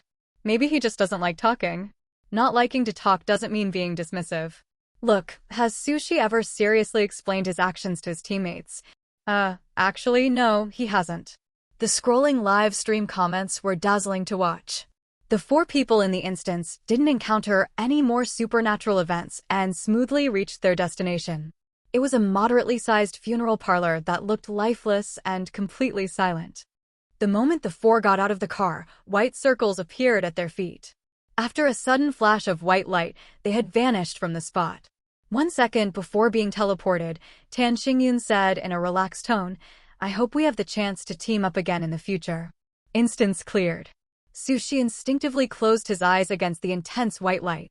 When he opened them again, he had already returned to the player space. Before him were still the layered golden steps, massive and magnificent. Yet Sushi had an inexplicable sense that he was closer to the giant steps at the top than before. So this is what climbing the ladder means. It was somewhat different from what he had imagined. He thought it would require physically climbing. The physical and mental fatigue from completing an instance, along with the dizziness and nausea from being cooped up in the car for so long, now felt as if they had been washed away by a gentle drizzle, leaving him feeling unprecedentedly relaxed all over. Sushi didn't care about his image in the slightest, plopping down casually on the ground. The second instance hadn't been very long either, with most of the time spent on traveling. He had died 8 times in the first instance, and this one wasn't much better. He died 6 times. Let's review what happened. With nothing else to do and the space having restored him to peak condition, Sushi, not feeling like resting for now, decided to summarize his experience in the second instance. This instance was his first multiplayer experience. The beer-bellied Uncle Tan Xingyun had a steady personality, bold yet meticulous, and wasn't stubbornly self-opinionated. He always considered his teammates' input. The denim skirt woman Su Xiaomon had meticulous thinking and was very observant, often noticing small details. Both were intelligent people. Although Li Kang didn't have any particularly outstanding qualities, he simply followed what his teammates did and never held them back. It could be said that encountering these three relatively reliable teammates for his first multiplayer instance was quite fortunate. As for the content of this instance, let's just say there were many pitfalls. After dying 6 times, Sushi certainly didn't consider this instance particularly easy. Actually, he was quite self-aware. He knew he might have some cleverness, but compared to truly intelligent people, he was just an ordinary person. Without his special ability, he would only be one of countless players dying in instances, not even making a ripple. Speaking of special abilities, he had been somewhat puzzled before. If he returned to the very beginning after each death, would subsequent deaths in future instances bring him back to the start of the first instance or the current one? Arnuous. Unexpectedly, neither guess turned out to be correct. In this instance, after dying, he only returned to the point where he needed to make a choice. That description wasn't entirely accurate either. From Sushi's understanding, he returned to the node that would lead to his subsequent death. Regarding why the return times differed between the two instances, he had some preliminary theories. Perhaps this ability detected that returning to the very beginning in the first instance could effectively prevent his death. That's right, Sushi had now vaguely confirmed in his heart that the name rebirth after death was too vague. He preferred to call this ability Death Reload. Just like in games, where characters reset to a previous time point after dying. The difference was that games allowed manual saving and loading, while he could only load randomly. But even so, this was an incredibly overpowered ability. As for how long this ability could be used, since he couldn't reach any conclusions, he didn't delve too deeply into it. If you asked whether he worried about this ability having limited uses or disappearing, of course he did. But no matter how much he worried, he couldn't control it, unless he could guarantee he wouldn't die even once. But how was that possible? If he had that capability, would he need to worry so much? So when forced to use his life to test rules, he wouldn't hesitate. Perhaps after experiencing more instances and gaining more experience, his death count would decrease. Looking up at the seemingly endless golden staircase, Sushi, whose mindset had gradually and imperceptibly changed, felt a flicker of anticipation in his eyes. No player had ever climbed all 999 steps to successfully reach the top, but perhaps he would have a chance. After contemplating the future for a while, Sushi reluctantly pulled back his wandering thoughts and pulled 2 wedding candies and 2 spirit money notes from his pocket. He hadn't expected these to actually be items that he could bring out with him. Now in the player's space, the moment he saw the wedding candies and spirit money, Sushi naturally understood their effects. The patterned wedding candy cleared all negative status effects from himself, while the pure white wedding candy restored all physical injuries. Sushi felt a surge of delight. The effects of these 2 wedding candies completely exceeded his expectations. No one could guarantee they wouldn't get injured in an instance, but even with injuries so severe that only one breath remained, eating the pure white wedding candy could restore them to full health. In certain pollution or curse-type instances, the patterned wedding candy would be even more valuable. Thanks for the beer-bellied uncle's generosity. He wondered if the uncle would regret giving them out after seeing these incredible effects. The spirit money's effect description was much simpler, special currency within instances, with no specified use. 2 notes added up to only 20 units, which didn't seem capable of accomplishing much. Sushi shook his head and put everything back in his pocket. Next, he could either wait in the space for the 3rd instance to arrive or choose to enter an instance early. Hashtag exposing the player who cleared solo instance in 2 minutes 48 seconds. Hashtag after 2 minutes 48 seconds effortlessly clears another instance. Hashtag Sushi, the real master. Hashtag did you understand all the Master S moves? Hashtag 2 minutes 48 seconds is the peak, and just the beginning. Hashtag Sushi didn't know that his deeds continued to ferment in the real world. After he cleared his 2nd instance, the impact reached its peak. Most of the trending search terms were about him, and videos clipping his live stream segments were everywhere across various platforms. It could be said that Sushi had become thoroughly famous. Of course, this was also thanks to multiple halos like 2 minutes 48 seconds and speedrunning instances. especially after he seemingly effortlessly cleared the second instance. Comment sections were abuzz with discussions about him. Main post. Discussion: if you see the words sushi, you can come right in. 1L. OP posting a handsome photo of the master to anchor the thread. Attachment: image.jpg. The young man in the photo sat in the back seat, supporting his head as if resting with his eyes closed. 2L. OMG. The master radiates an aura of stay away from head to toe. 3L. OP ahem. Tactical throat clearing. Presumably everyone clicking in already knows about Master Sushi, the first player to speedrun a solo instance in under 3 minutes. When I first saw this news, I thought those uploaders and marketing accounts had eaten some wild mushrooms until I went to observe the master's first instance. Number 4. Huh? Stunning like a celestial being? Has the potential to become a god? Number 5. OP. It's like looking at the final big problem on a math exam paper. I can't understand it at all, but that doesn't stop me from thinking Sushi is stunning like a celestial being. He has the potential to become a god. Number 6. OP. Wait. Number 4. Are you a mind-reading tapeworm that's become a spirit? Number 7. This survival game has been around for a year. It's not like there haven't been amazing players, but I've genuinely never seen one as ridiculously amazing as this before. Number 8. But I watched his second instance. While it was impressive, it wasn't nearly as shocking as the first one. I admit his first instance was truly godly, but the second one was just ordinary. Number 9. I also think his performance in the second instance was pretty ordinary. The latest instances from top players like Song Xiangping and Zhang Tian were more thrilling than this, honestly. Number 10. You can't compare it like that. If we're talking about how thrilling an instance is, or how exquisite a player's maneuvers are, there are plenty of outstanding ones, too many to compare. What's important is Sushi himself. He has a sense of ease about him that other players lack. Number 11. The person above hit the nail on the head. Many people wonder why Sushi is being hyped online when his second instance wasn't that godly.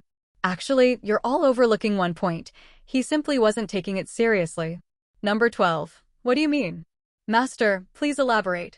Number 13. Looking at the entire highway instance compared to the other 3 players, didn't you notice Sushi's incongruity? When teammates were actively discussing, he stayed silent. When teammates were locked in a tug-of-war with the supernatural being, he remained quiet. It's less that he was ignored by his teammates and more that he simply didn't care about them, like a bystander. Number 14. Yes, exactly. Even when teammates actively tried to talk to him, he was very dismissive. But the few times he did speak, he successfully pulled the struggling team out of trouble. So it's not that he can't put on a spectacular show of skill, it's just that he can't be bothered to. Number 15. It's actually quite obvious. If you carefully observe the attitudes of the other 3 players later on, you'll notice that not a single one of them questioned Sushi's judgments. Every top player on the leaderboards has to rack their brains and proceed with extreme caution in every instance. Only Sushi is relaxed and handles everything with ease. That's the real reason everyone is paying such special attention to him. Number 16. I can't take it anymore. I'm going to go rewatch Sushi's stream VODs a few more times. Number 17. Then I'll go search for instance analysis videos on the video site. To be honest, I still don't understand some of Sushi's maneuvers. Number 18. I actually saw one content creator who analyzed it quite well. He pretty much dug out every detail worth scrutinizing, and it sounded very logical. Number 19. Person above, please share the link. Number 20. Share the link +1. Inside the player space, Sushi couldn't feel the passage of time. This time, he didn't passively wait for the instance to open. Instead, he actively chose to enter the next instance early. There was no other way, it was too boring. Might as well work hard to clear instances and climb the ladder. When the teleportation finished, Sushi found the location this time was still in the wilderness, though it wasn't as gloomy and oppressive as the last instance. Alfie. Surveying his surroundings, he figured he was probably on a mountainside. Looking into the distance, there were endless rolling mountain ranges. The vast vista stirred a sense of heroic grandeur within him. This time, including him, there were 5 teammates. One was a man with a fierce-looking face, a burly build, and very developed arm muscles. The second was a young man who looked quite refined, with a gentle demeanor. The third was a woman with a high ponytail, her expression rather cold. The last was a short-haired girl wearing glasses, who didn't look very old. Not long after Sushi started his stream, the live stream was packed with people. Dense, overlapping live stream comments completely covered the screen, forcing most viewers to manually turn them off. In the outside world at this moment, Ji Young was hosting a webcast, and the video playing on his computer screen was unmistakably Sushi's live stream. He had watched Sushi's second instance from start to finish without missing a beat. Needless to say, he had already concluded in his heart that the other was the real deal, a true master, and even. Right now, there were also many viewers in his own stream. Lots of people liked listening to the streamer's live commentary on a player's maneuvers. The instance had just begun, and Ji Yang's fans were actively posting comments. Yang changed players today, huh? It's actually Master Sushi. Some fans weren't surprised at all that the streamer would follow this newcomer player. After all, the other had practically dominated the entire internet these past few days, with his first instance even spreading to overseas platforms. Looking at the comments, Ji Young smiled and replied, "That's right. Today we're going to watch the very popular Master Sushi. So excited. I've never been this excited about a newcomer before, he. Old Ji, as per the old rules, time to share your thoughts." My thoughts? Ji Young pondered for a moment. Stunning like a celestial being. Has the potential to become a god. Huh. Hey, Ji, don't you dare plagiarize adjectives. You think we haven't seen that trending post? Ji Young chuckled. Even though it's plagiarized, I genuinely think so. I actually think so too. Feels like he's on a different level than other players. Better not praise him too highly yet. Even Master Zhang Song died. The comment feed fell silent for a moment, then quickly started scrolling again, this time even more rapidly. What? Is it the Zhang Song I'm thinking of? Yes, it's him. That Zhang Song, ranked number 1 on the leaderboard. Holy crap, holy crap. When did this happen? He went through over 20 instances, practically the most veteran player. Just at noon. That instance's difficulty was too hellish. All players in that instance were wiped out. Sigh. How come I didn't know about this? If you don't believe it, go check the trending searches. It's already a trending topic. The comment feed went quiet again. Master Zhang Song? Ji Yang also straightened his back, his expression serious as he looked at the comments. He hurriedly checked his follow list. Sure enough, Zhang Song's avatar had already disappeared. This meant that player had died in an instance. Oh my god, I just want to look. Master Zhang Song really? How could this happen? Woo-woo. Master Zhang Song.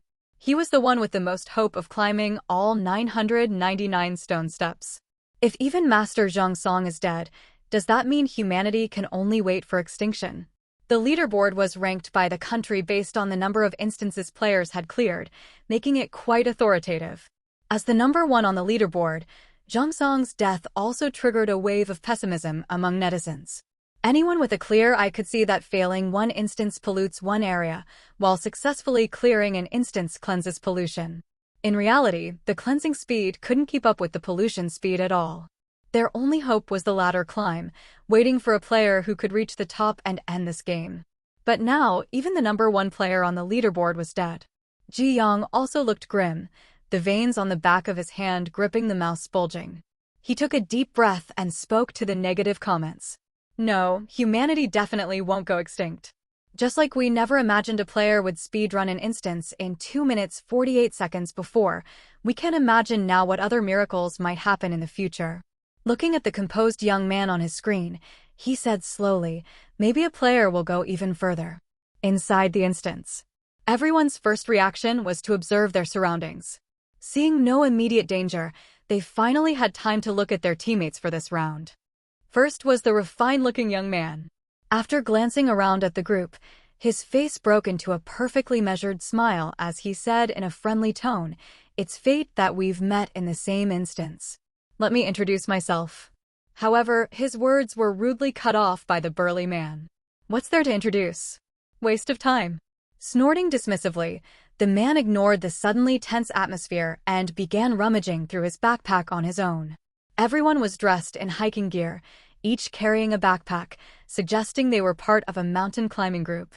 The refined young man's expression faltered briefly, but he didn't show any displeasure, merely offering a helpless smile. The woman with the high ponytail wore an indifferent expression, seemingly unconcerned about the clash between the two, and efficiently took off her own pack to inspect it. The short-haired girl with glasses glanced nervously left and right, not daring to interject.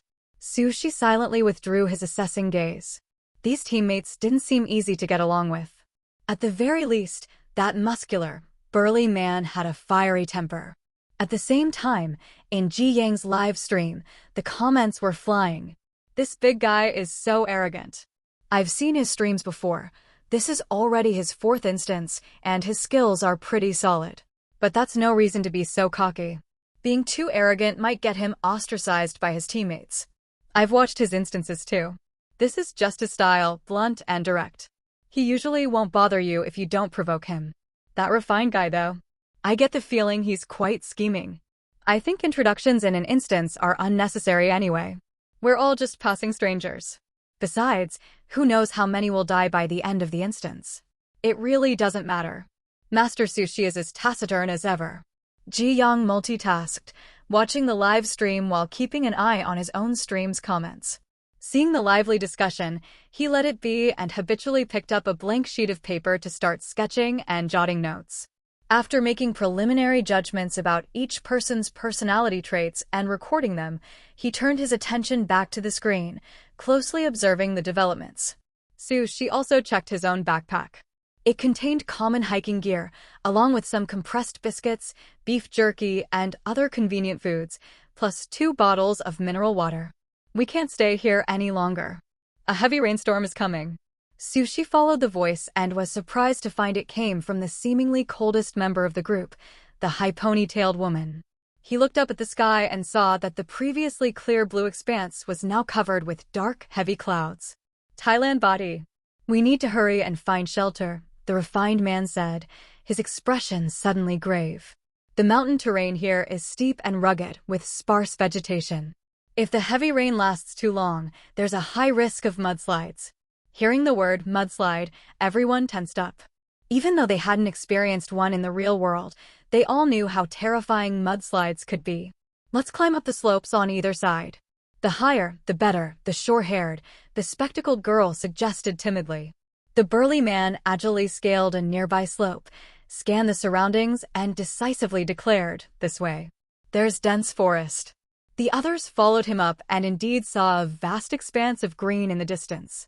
All right, let's head in that direction then. The refined man nodded in agreement.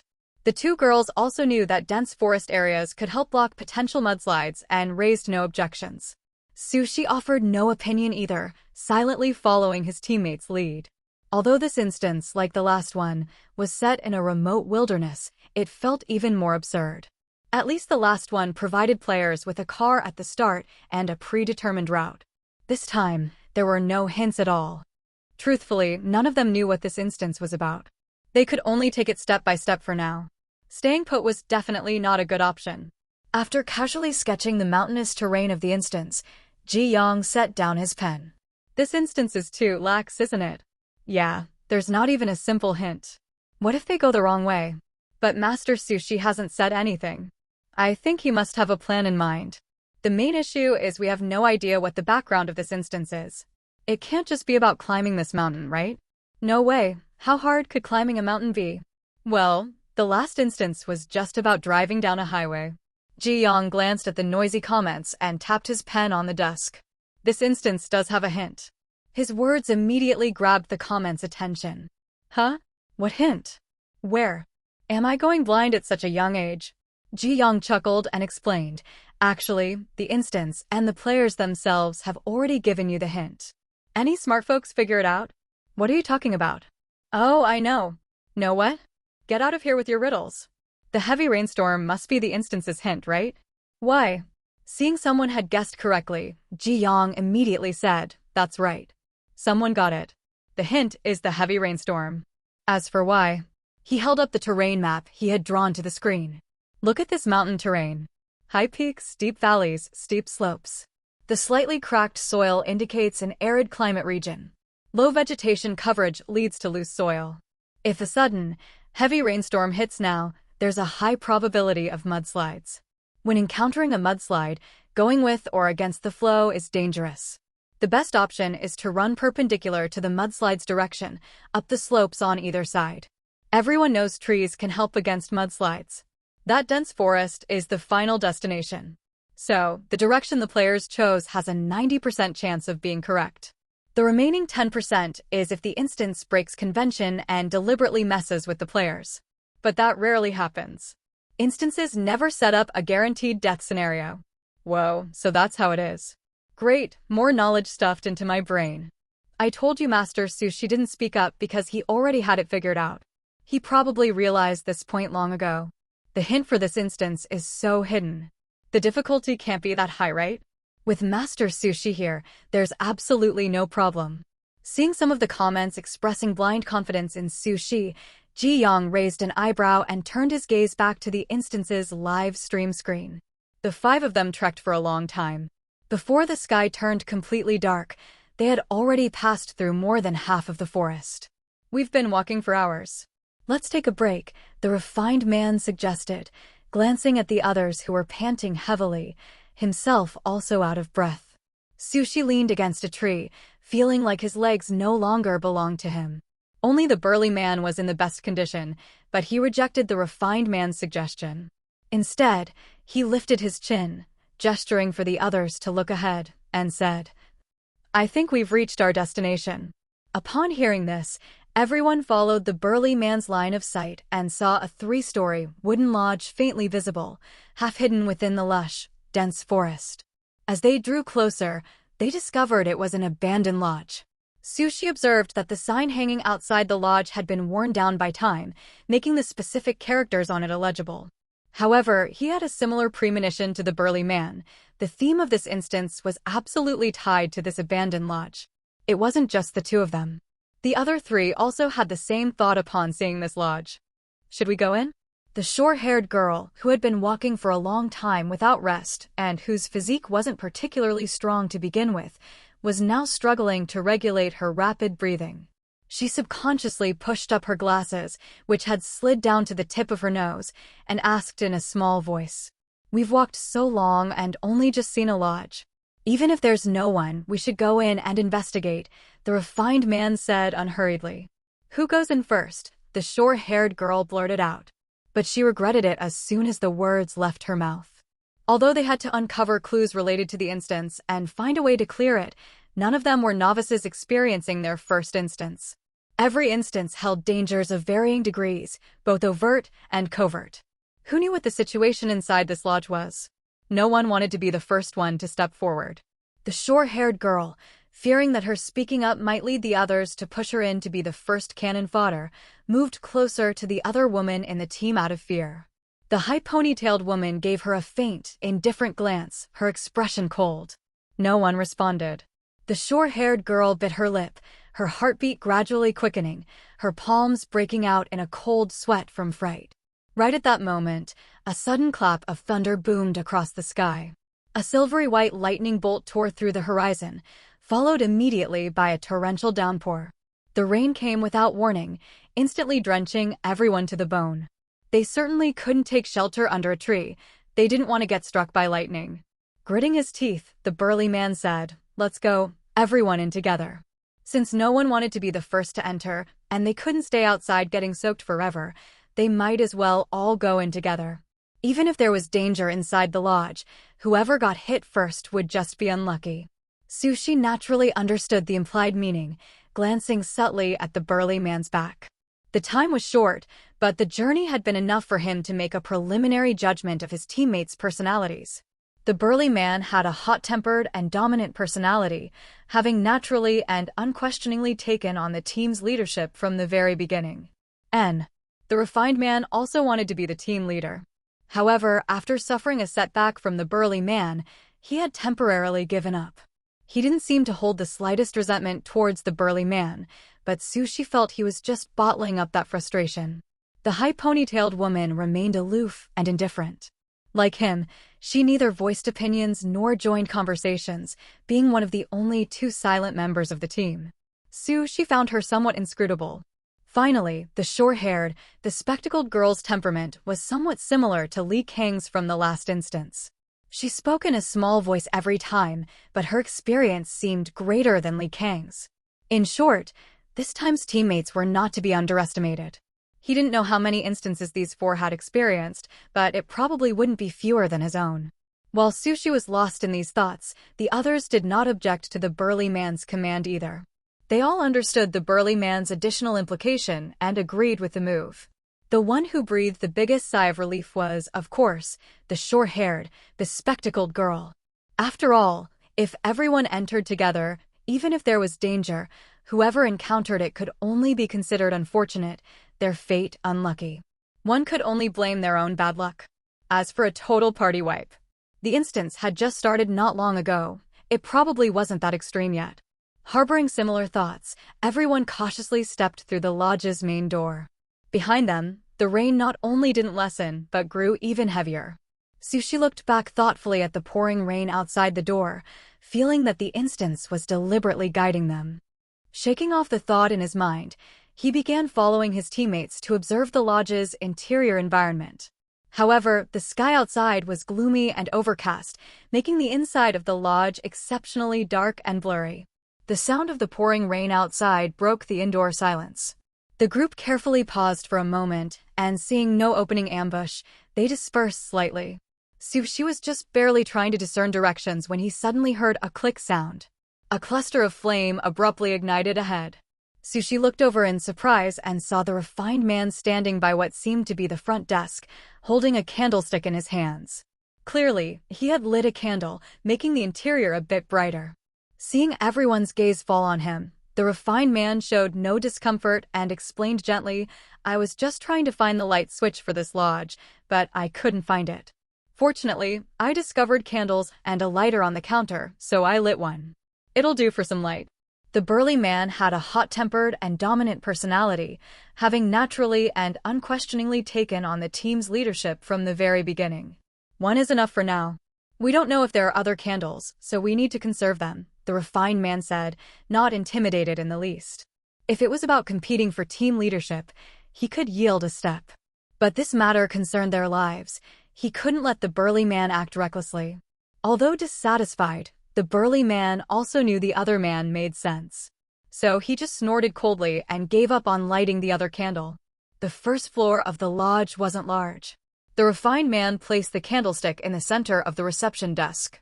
The flickering flame barely illuminated a small half of the indoor area. Only then did everyone truly see the layout of the first floor. The simple furnishings were laid out in plain view. Besides the reception desk in the middle, both the left and right sides were lined with dining tables and chairs, all in disarray and covered in a thick layer of dust, clearly visible in the dim, yellowish light. To the left of the reception desk hung a heavy cloth curtain. Lifting the curtain revealed a passage leading to another unknown area. To the right of the desk was a spiral staircase, and beyond the staircase lay yet another area. "Let's look around first to see if there are any clues." Everyone moved within the range illuminated by the candlelight, each being very careful, afraid of triggering some trap. Sushi naturally walked around, looking and following the search for clues. There was a wall with some papers stuck to it. He walked closer to look. The writing on them had faded to the point of being almost unrecognizable. Asterisk, asterisk, asterisk rules. 1. At night door, if you hear ignore it. Asterisk, asterisk, asterisk, asterisk, believe person. 3. Absolutely must not discover you them. Squinting, he could barely make out a small portion of the characters. Sushi couldn't help but ponder. What rule? Regulations? In the real world, some hotels also post regulations, like prohibiting damage to public property or carrying flammable, explosive, or other dangerous items. That wasn't anything strange. But judging from the characters he had managed to recognize, it was clear this hotel's posting wasn't that kind of regulation. Before he could think deeper, someone approached from beside him. Huh? The short-haired, bespectacled girl moved closer to the paper with pleasant surprise, straining to decipher the characters on it. She had also observed part of the area but hadn't found any useful clues. Turning her head, she saw the most silent young man in the team staring intently at a wall. Out of curiosity, she came over to look and unexpectedly found a surprise. Sushi was forced to step back 2 paces. Seriously, what's this girl pushing for?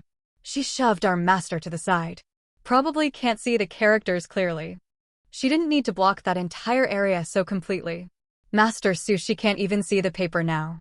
Being shoved aside and having his view blocked, Sushi felt a bit annoyed inside.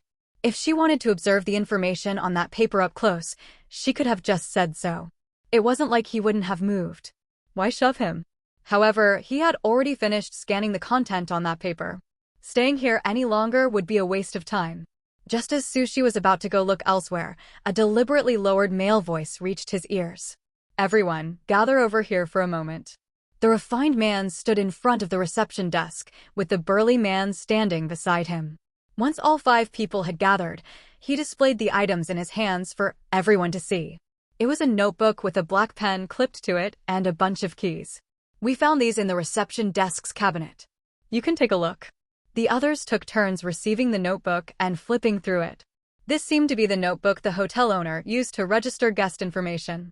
It was recorded in sections by date, appearing quite clear and organized. The number of guests recorded wasn't high, likely due to the remote location. ROE. All previously recorded guests were marked as checked out. Only the 3 rooms listed on the last few pages were still marked as occupied. The room numbers were 103, 202, and 204. 20XX, June 16. Name: Yang Wu. Gender: male. Age: 24. Contact info: XXX, room number 202. 20XX, July 26. Name: Wang Xiang. Gender: male. Age: 28. Contact info: XXX, room number 204. Name: Liang Wenxue. Gender: female. Age: 26. Contact info: XXX, room number 204. 20XX, July 27. Name: Wang Xiaoping. Gender: female. Age: 52. Contact info: XXX, room number 103. Name: Su Haoyu. Gender: male. Age: 11. Contact info: none. Room number 103. Only these 3 rooms lack checkout information. It's very likely something happened at this hotel, causing these 5 people to meet with an accident, or perhaps the hotel was abandoned ever since. The refined man speculated in a gentle tone. The methods to clear an instance are mostly closely tied to its background. What they need to do now is piece together the clues to reconstruct what happened at this hotel.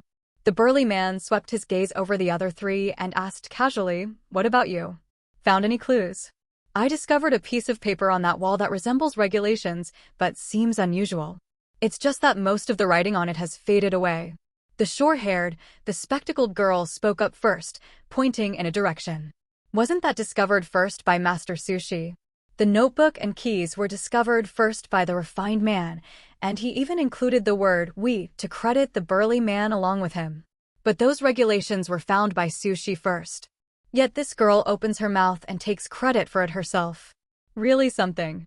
This girl's emotional intelligence is a bit low. And of all people's clues to steal, she had to steal Master Sushi's. Don't attribute everything to low emotional intelligence. This is clearly intentional." "Exactly. Being in such a hurry to speak up, isn't it just because she's afraid that if Master Sushi speaks first, she'll have nothing to say?" Ji Yang frowned slightly. His spine, which had been lazily leaning against the chair back, straightened a bit. He glanced at the noisy live stream comments and analyzed with his own live stream's viewers. This short-haired, bespectacled female player has a strong desire to perform. It's obvious she deliberately rushed to speak before Sushi to make a show because she didn't find any clues in the area she checked. In these kinds of multiplayer team instances, ability is generally highly valued. She's probably afraid that not finding useful clues will lead to her being seen as dead weight. The streamer is right. To put it bluntly, she's afraid that if she doesn't demonstrate value, she'll be abandoned by the team. But she stole Master Sushi's clue. What about the master? You're calling him a master. Do you think a master would lack recognition from you just once or twice? True. People with ability will demonstrate it one way or another. Actually, is there a possibility that Master Sushi simply doesn't care about these things? As soon as this comment appeared, the entire screen seemed to quiet down for a second. Ji Young stroked his chin, thought for a moment, then slowly nodded. Indeed, we worry about not demonstrating our own value and being abandoned by teammates. Firstly, It's because our strength doesn't allow us to recklessly leave the team. After all, a team has its benefits. Not only can it pool collective wisdom, but it also greatly reduces our own probability of death. Secondly, it's because we inevitably crave a sense of belonging. The sense of security a group provides far exceeds being alone. To integrate into the group, we naturally strive desperately to showcase our value and seek recognition from others. But we've all overlooked one thing. This player named Sushi is different from us. Judging from his previous 2 instances, it's clear he doesn't lack ability, nor does he care about gaining recognition from others, let alone go to great lengths to show off. Perhaps what this female player did truly doesn't matter to him. Yeah, exactly. We're all worried about Master Sushi not getting recognition from his teammates, but he might not care at all. The earlier commenter removed the word might. In the last highway instance, it felt like the 4 players were tied together, so Sushi just gave them a hand. Otherwise, it might not have been a full team clear. But this instance doesn't seem like one where death is guaranteed if you're connected. Bro, your words have deep meaning. I didn't say anything. The official stance still emphasizes sincere cooperation in instances, since one player's death means a bit more reality gets polluted. But human nature, those who understand, understand. The scrolling comments were heatedly discussing. Ji Yang's gaze returned to the live stream on the large screen in front of him. He didn't comment on those views in the comments. Some things the commenters could say, but as a public figure, he couldn't freely express such attitudes. However, for someone who couldn't even be bothered to give an explanation to his teammates in the last instance, he didn't think that person would care about his teammate's life or death either. Sushi raised his hand to rub his nose, feeling a persistent itch. Having his personally discovered clue snatched away like that, saying he wasn't angry would be a lie. So, he followed up with a light comment. She discovered the same thing I did. Out of the corner of his eye, he caught the short-haired glasses girl's expression suddenly stiffen, which finally eased his mind a little. Although he was a bit socially anxious and not used to talking much with strangers, it didn't mean he was soft-tempered or easy to bully. He absolutely refused to swallow this silent loss. LOL, turns out Master Sushi does care after all. LMO, Sushi, I care a lot. JPG. That's normal. What that short-haired glasses girl did would make anyone uncomfortable. I'd have thrown a jab too. Look at her expression. She probably didn't expect Sushi to confront her head-on. Maybe she thought Master Sushi was easy to pick on because he looks quiet and reserved, though that appearance is indeed deceptive. I wonder if this player named Sushi holds grudges. What the glasses girl did was offensive. Someone with a smaller heart would definitely retaliate. I don't think Master Sushi would bother holding it against her. That's not necessarily true. To be honest, despite the live stream comments showering him with praises like Master Sushi, they didn't actually know much about him. Their understanding of Sushi came solely from his only 2 instances so far. Right now, the comments were arguing over whether Sushi was the type to hold a grudge. The aloof, reserved, disdainful of teammates, Master Sushi's heart was neither that small, nor that big. He wouldn't go so far as to cause someone's death over something like this, but he also wouldn't pretend it never happened. The tense atmosphere between the young man and the short-haired glasses girl was noticed by the other 3 players, but they all pretended not to see it. The group moved to the wall where the rules were posted, carefully deciphering the information on the paper. After everyone had finished looking, a heavy silence fell upon them. These barely legible characters aren't very coherent. We can only make rough guesses, the refined man pondered for a moment. First rule, night, door, hear, respond. Someone knocks at night. Upon hearing it, don't respond, or must respond. Second rule, believe, person. This is too vague. Is it believe someone or don't believe someone? Third rule, absolutely, discover you them. The refined man stared at the last line of text, clearly stumped. Absolutely what? Absolutely must not? Absolutely must not let something discover you, observe them? Or what? The burly man murmured in a low voice, them. Does that imply there are some special things in this inn? Hearing this, a chill ran down everyone's spines. At that moment, the high ponytailed woman suddenly spoke up. Although these tables and chairs look toppled over, I checked them just now. They aren't damaged, and there are no special traces like dried blood or anything similar. So, we can rule out violent disturbance by humans. If it wasn't human disturbance, then it could only be the them noted on the paper. "Do you think," the short-haired glasses girl asked cautiously, "these rules might be the ones we need to follow?" "Unlikely," the refined man refuted decisively. "This is clearly posted by the inn to inform the guests. Something probably happened at the inn, like the appearance of them, which is why they posted these rules for guests to follow. But obviously, these warnings didn't play a key role, otherwise this inn wouldn't be abandoned." "Another question," the burly man said coldly. "Where did those 5 people who didn't check out and the inn's owner go?" Another wave of silence engulfed the group. A crisp, jingling sound suddenly rang out.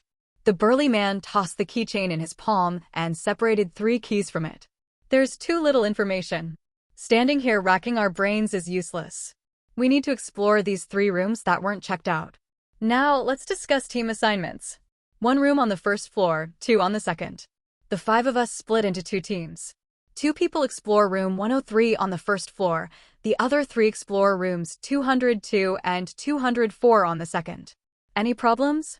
Splitting into 2 teams was partly for efficiency and partly, naturally, to spread out the risk of danger. Sometimes, having all players gathered together makes the target too big and more dangerous. Seeing no objections, the burly man continued with satisfaction. "He and I will be 1 team. The rest of you 3 can split up amongst yourselves." He pointed at the refined man beside him, who offered no objection, silently acquiescing. For the burly man, although there was some friction with the refined man over team leadership, it didn't stop him from acknowledging the other's ability. The refined man felt the same way. In their eyes, the performance of the other 3 wasn't particularly impressive. The young man who looked like a college student and the woman with the high ponytail were overly silent, their presence diminishing by comparison. The short-haired glasses girl was somewhat active, but her thinking was shallow. "I want to go with you too, is that okay?" The short-haired glasses girl glanced at the other 2 who hadn't moved, raising her hand nervously. "Fine," the burly man nodded casually. "That settles it then. Let's go, don't waste time." The short-haired glasses girl immediately let out a sigh of relief. This glasses girl looks pretty pleased with herself. Thinks she's latched onto the big shot, huh? Too naive. If they encounter any danger, these 2 guys will definitely push her out first. LOL, looking at it this way, Master Sushi seems to have matched with his destined teammates, just sitting there in silence with him, ha ha ha. Sushi let them decide the team assignments on their own, offering no opinion. For him, as long as his teammate wasn't that short-haired glasses girl, anyone else was fine. He turned his head to look at the high ponytailed woman, who, like him, hadn't voiced any opinion from start to finish. She seemed to sense his gaze, turning her head and giving him a calm nod. The group moved to the reception desk, lit another candle, and each team took a candlestick for illumination. They finally parted ways at the staircase.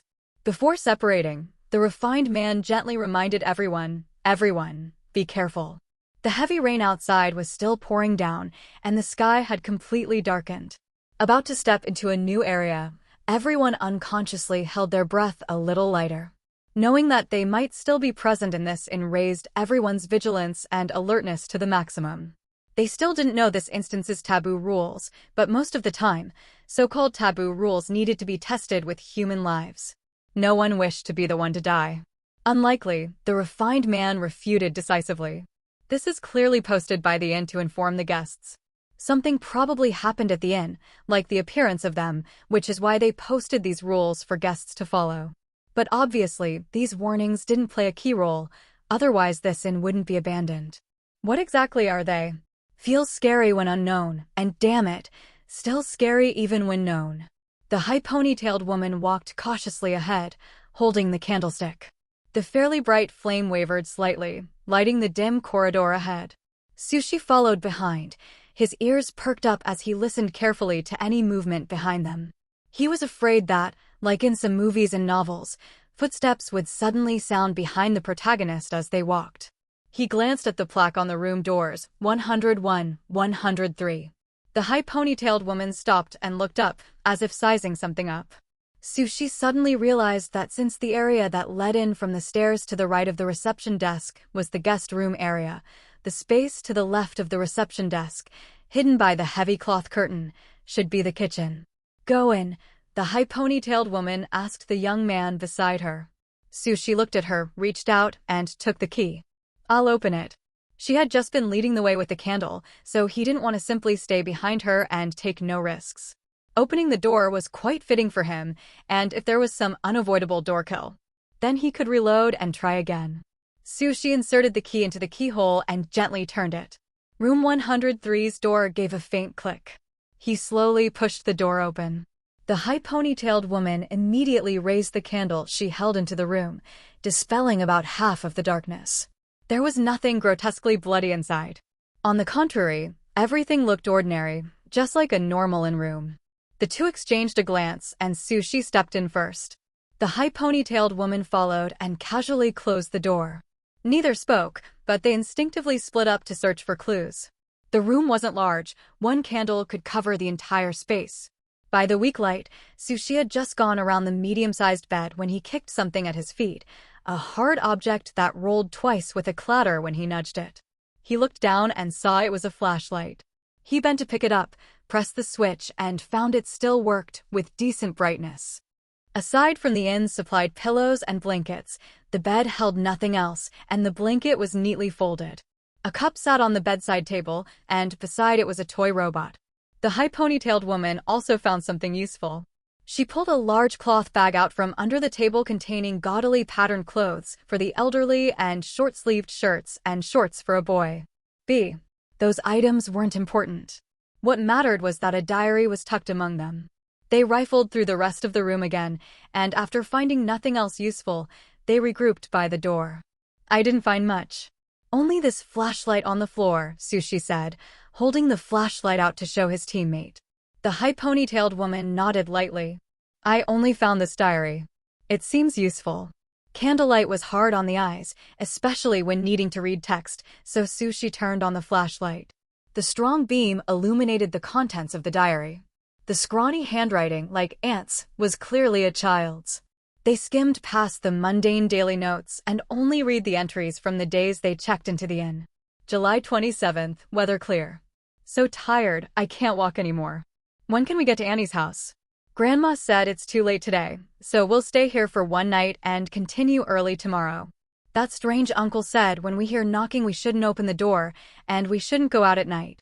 Then what do I do when I want to pee? Grandma told me to sleep early, but I can't fall asleep. If I don't sleep, Grandma will scold me, so I pretended to sleep. I'm so smart, but so bored. I heard knocking. It sounded like that weird uncle outside. If they said we shouldn't open no matter what we hear, why did Grandma open the door?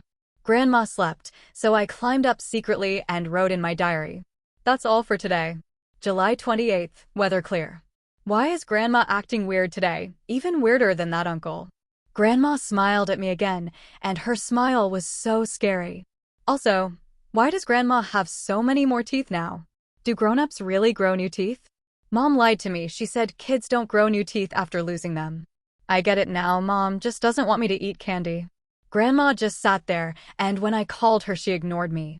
Grandma's arms seem longer. Grandma seems taller. Grandma told me to sleep. Okay, that's it for today. July 29th, weather clear. Grandma said she wanted to play a block game with me. I was the block. Grandma tore off my head, my hands, my legs, but she didn't reassemble me, so I couldn't even finish writing my diary. Why does Grandma's teeth have blood? Oh, Grandma is eating my leg. I'm hungry too, I want to eat. I begged Grandma not to eat my hand yet, because I still wanted to finish today's diary. I finished it, so that's all for today. Reading the last 3 days' diary left both of them chilled to the bone. If the first day at the inn had been relatively normal, the second day already showed abnormalities. First, Grandma grew many more teeth, then she gradually grew taller and her arms lengthened, clearly a bodily deformation. The reason Grandma changed was that she ignored the strange uncle's warning and opened the door when she heard knocking at night. The third day's diary needed no further explanation. The eeriness became grotesque. Judging from the content, the boy's cognition had clearly been altered, and after being dismembered he did not die, likely also mutated. His ultimate fate needed no elaboration. He was probably eaten clean by his grandmother. Take the diary with us. Let's go wait for them at the stairwell. The high ponytailed woman closed the diary and broke the silence. The diary was obviously an important clue. The entries helped clear up some of their earlier confusion. There were still many questions left, so they had to hope the other 3 teammates had found more clues. Sushi had no objections. After agreeing, he pulled open the curtain that had been covering the entrance. But he had barely stepped out when he froze. Not far away, a figure was slowly climbing the stairs toward the 2nd floor. The darkness obscured details, but the silhouette appeared tall, with overlong arms. Before he could warn anyone, the high ponytailed woman had already stepped out from behind him. The warm candlelight seemed to attract the figure's attention. It slowly turned its head toward them then walked toward them. Sushi's mind raced. When he first stepped out, the figure hadn't noticed him.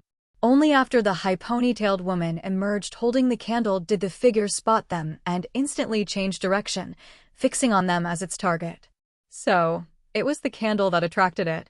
Sushi wanted to immediately speak up and tell the high ponytailed woman beside him to extinguish the candles, but he couldn't open his mouth no matter how hard he tried. He could only watch helplessly as that figure drew closer and closer to them. He could feel his consciousness being contaminated by some invisible thing. He even felt that his body was undergoing some kind of change. In his daze, Sushi felt a strange sense of familiarity with that approaching figure. Who was coming over? Oh, it was one of his own kind. His cognition was completely altered. Sushi jolted awake, finding that he had just pulled the door open and had already taken a step outside. He turned his head to look, and sure enough, that terrifying figure was still climbing the stairs, not having noticed them yet. Without time for further thought, Sushi directly turned around and, under the high ponytailed woman's astonished gaze, pinched out the candles with his bare hands.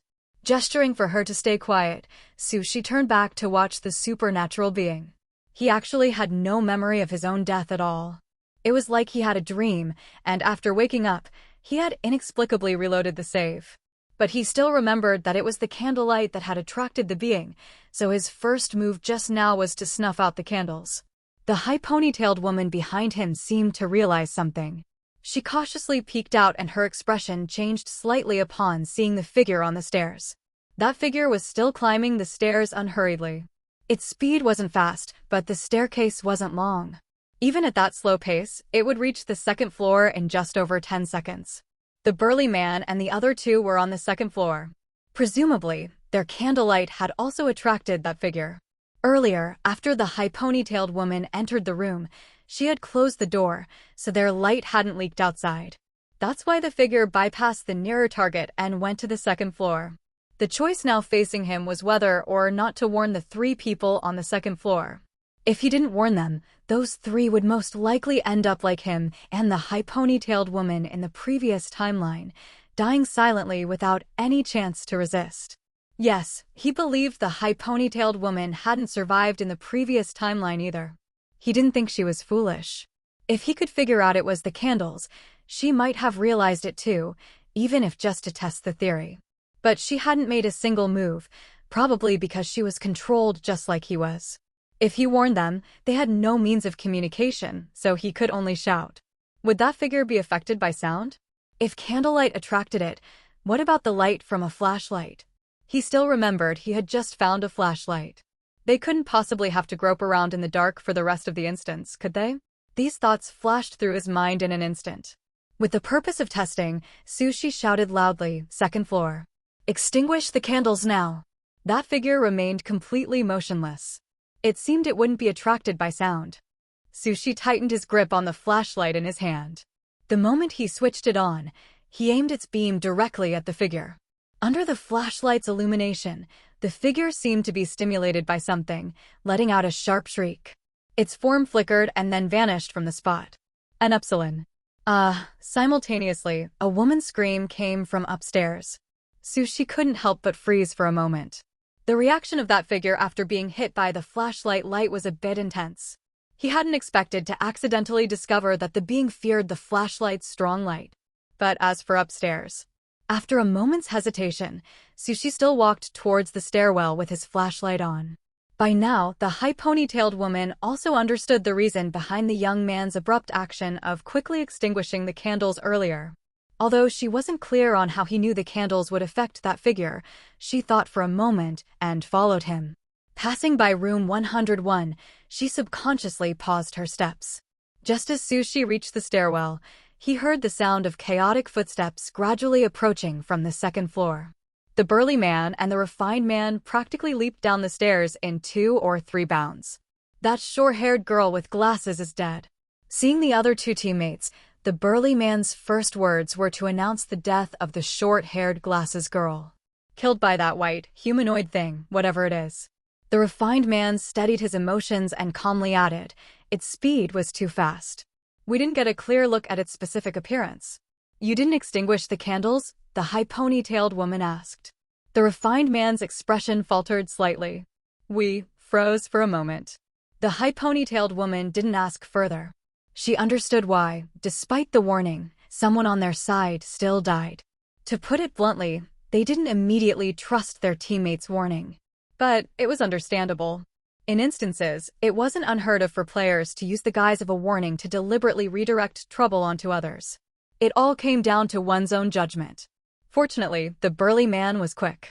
The moment the short-haired glasses girl fell, he lunged forward and extinguished the candles. Otherwise, they likely wouldn't have escaped disaster either. The moment the candles went out, that thing vanished. After listening quietly, Sushi's expression shifted slightly. He hadn't expected the first to die would be that short-haired glasses girl. This was the first time a teammate had died in an instance he had experienced. Moreover, her clean, swift death was different from his own in the previous timeline. He remembered he had struggled for a while. So, what caused this difference?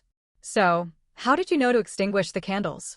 After the group exchanged brief information, the refined man suddenly asked. The burly man also looked over. The high ponytailed woman directly turned her gaze to Sushi. Instantly, the attention of all 3 focused on the silent young man. Goodness, I was holding my breath the whole time, didn't even dare type a word. Can anyone relate?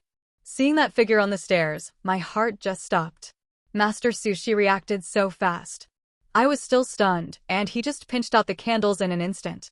So that creepy thing was attracted by the candles. The person above, you only just figured that out? It ignored the first floor, which was so close, and went straight for the second floor because the ponytail woman closed the door. The 3 on the second floor didn't close theirs, so the candlelight leaked out. The question is, how did Sushi know the thing was attracted to the candles? He doesn't have our God's eye view for comparison. Ji Yang had originally planned to take a sip of water. He had just raised his cup when he was completely frozen by the series of dramatic changes in the live-streamed instance. Coming back to his senses and seeing the questions in the live-stream comments, he thought for a moment before explaining. He probably noticed a detail. What detail? I didn't notice anything. Me neither. Same here. If you all could notice it, wouldn't you all be masters? So what detail is it? Ji Yang didn't keep the netizens in suspense. He reminded them, think carefully. Were there any lighting tools in room 103 just now? There were. Didn't Master Sushi find a flashlight? Ji Yang gave an affirmative hum and asked in return, so why weren't there any candles in the room? The scrolling speed of the live stream comments immediately slowed down. I have another phone tuned into the burly man's live stream. I didn't see any candles in rooms 202 or 204 either. This inn doesn't have electricity. You can tell from the candlestick on the reception desk that the inn keeps candles, yet there wasn't a single candle in the rooms where it mattered most. Ji Yang took a sip of water, his tone loaded with meaning. This proves the innkeeper knew candles attract something, so they refused to give candles to guests and instead prepared flashlights. Not to mention, the flashlights seem to have some kind of effect. This is what a smart person's brain looks like. Your brain and mine must be different. Sushi reacted to that thing in less than 2 seconds, man, to realize that in such a short time, holy crap. Who is saying Sushi gets through things by luck? Look at how fast he blew out the candle. Nobody can beat that reaction speed. I always thought Sushi was cold, but he actually warned his teammates out loud. I misjudged him. He's just a bit eccentric. +1, I thought this instance wasn't one of those road-type instances where teammates are chained to each other, where players would just watch if something happened to teammates. But the instance just started, and someone's already out. Don't you all think the glasses woman was set up and killed by Sushi? When Ji Young saw the comment claiming the glasses woman was framed to death by Sushi, he paused slightly while drinking. His eyebrows rose as he said, I didn't expect someone here to share my suspicion. Streamer, you think so too? I didn't see it as Sushi framing her. Didn't the glasses woman hold the candle, hear the warning, and then fail to put it out immediately, which is why that thing killed her? Right, Sushi warned them kindly, but they didn't believe him. Ji Yang didn't get angry at the skepticism. He chose his words carefully and shared his view with the livestream chat. When the five split into two groups, they lit another candle at the reception desk. Refined Man handed his candle to High Ponytailed Woman, and Burly Man gave the lit second candle to the Glasses Woman. Not gonna lie, these two guys are sneaky. One gives a half-burnt candle to the other group, the other purposely hands a candle to the Glasses Woman to make her go first. Human nature, but pretty shady. No wonder those two defaulted to grouping, no surprise similar kinds attract each other. Ji Young smiled and continued. When they reached the staircase and split up, the candle was still in the Glasses Woman's hand, and she was the one walking in front. When that humanoid thing appeared, Sushi determined within 2 seconds that it was attracted to candles. After quickly extinguishing the High Ponytailed Woman's candle, he warned the three on the second floor. In theory, he could have done nothing more and just waited to see what happened next. But instead, he turned on his flashlight and shone it at that humanoid thing. That thing actually moved very slowly, but when the flashlight's intense beam hit it, it went berserk. It was true the thing feared the strong light, yet the light also stimulated it, increasing its speed dramatically, even causing it to teleport straight to the Glasses Woman's face. Refined Man said they hesitated after hearing the warning. If Sushi hadn't shined the flashlight at that thing, given how slowly it had been moving, the three would have had enough time to judge whether Sushi's warning was trustworthy before that thing reached the second floor. Yet that split second is what caused the Glasses Woman's death. The chat fell silent for a moment, then exploded again. Holy crap, now that you put it like that, it really seems so. So Sushi was taking revenge for the clue that was robbed earlier? Turns out it wasn't that he didn't want revenge, the timing just wasn't right. Kinda terrifying, he quietly set up and killed a player, and none of the teammates noticed anything. How could they notice? Even we with an omniscient view didn't feel anything off. But this is just my suspicion, and the main thing is I don't have proof. Ji Yang said, holding his water cup. All this is premised on Sushi having shown his flashlight at that thing. Whether he did it on purpose, whether he knew the flashlight would both irritate and repel it. I'm more inclined to believe he knew and did it deliberately. The timing was just too precise.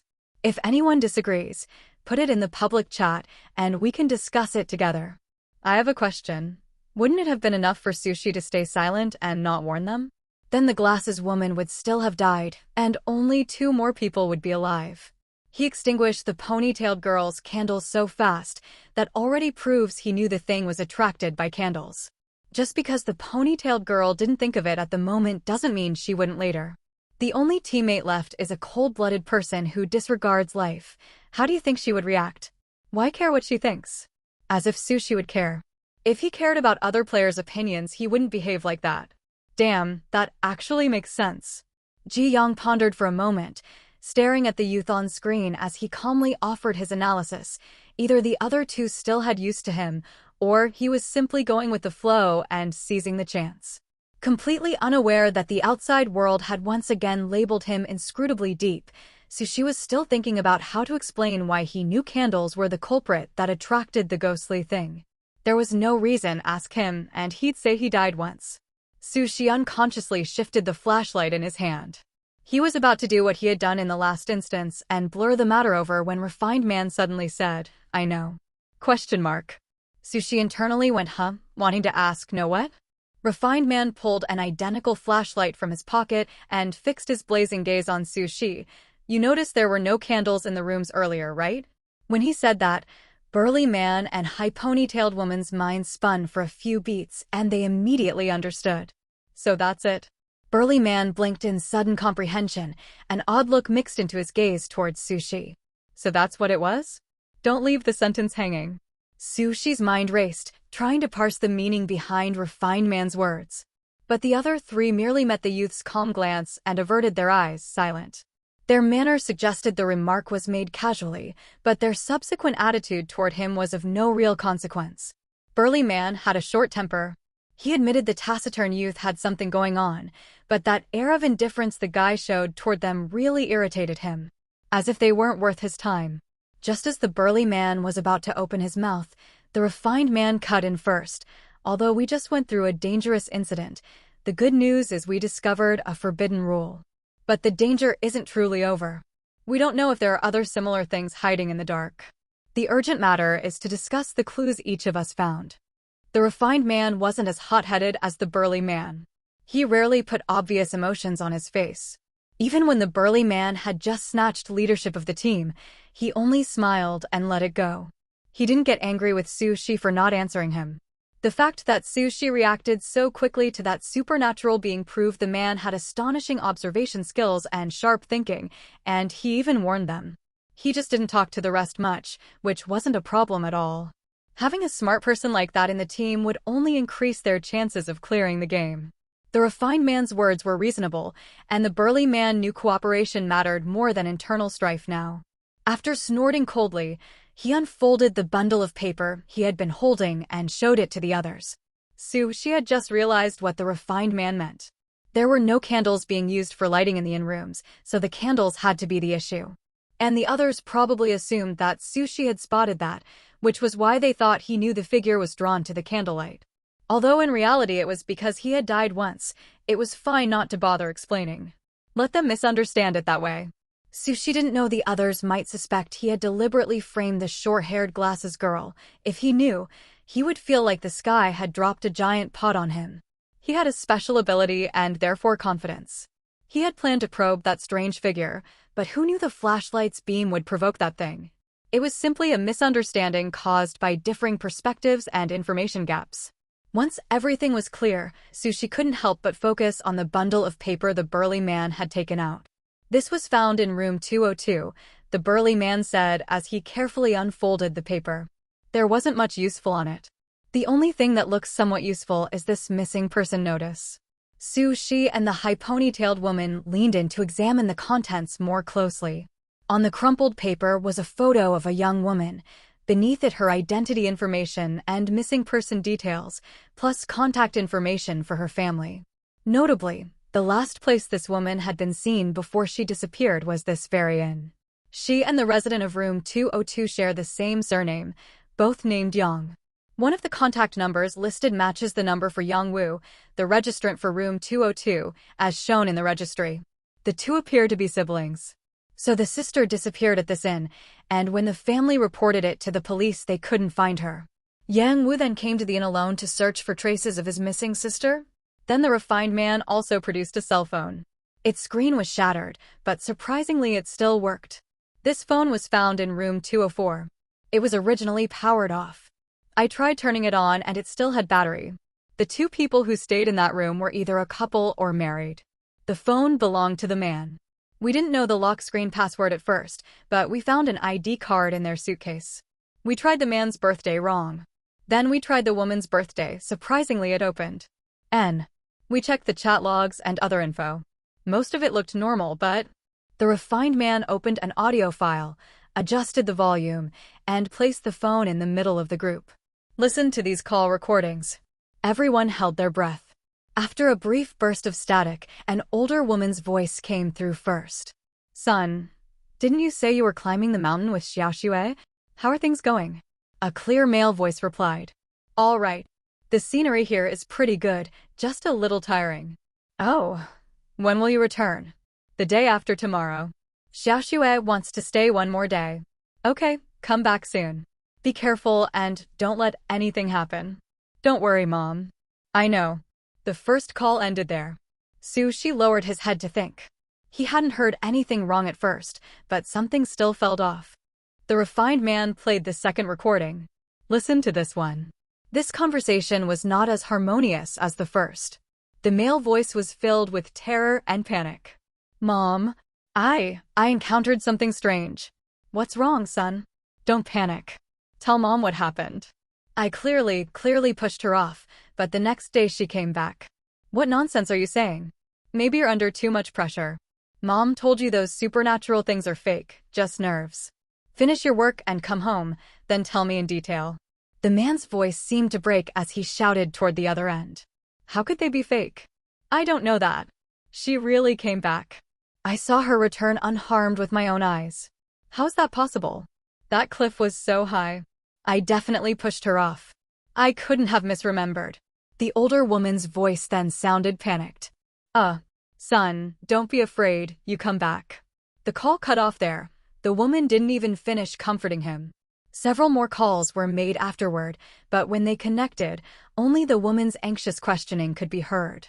There was no reply from the man's side after that. Sushi looked up and saw everyone wearing the same grave expression. Even though they had already heard the recordings once, the burly man and the refined man still frowned deeply. The man had taken the woman to hike in collusion with his mother, intending to push the woman off the cliff. But surprisingly, the woman had come back completely unharmed. But what returned? Was it even still human? The high ponytailed woman handed the diary to the burly man and the refined man to skim through. She briefly summarized its contents. Room 103 had a grandfather and grandson. At night the old man heard knocking, opened the door. There must have been a mutation, and he even ate the grandson. After skimming those diary entries, the two men felt even heavier inside.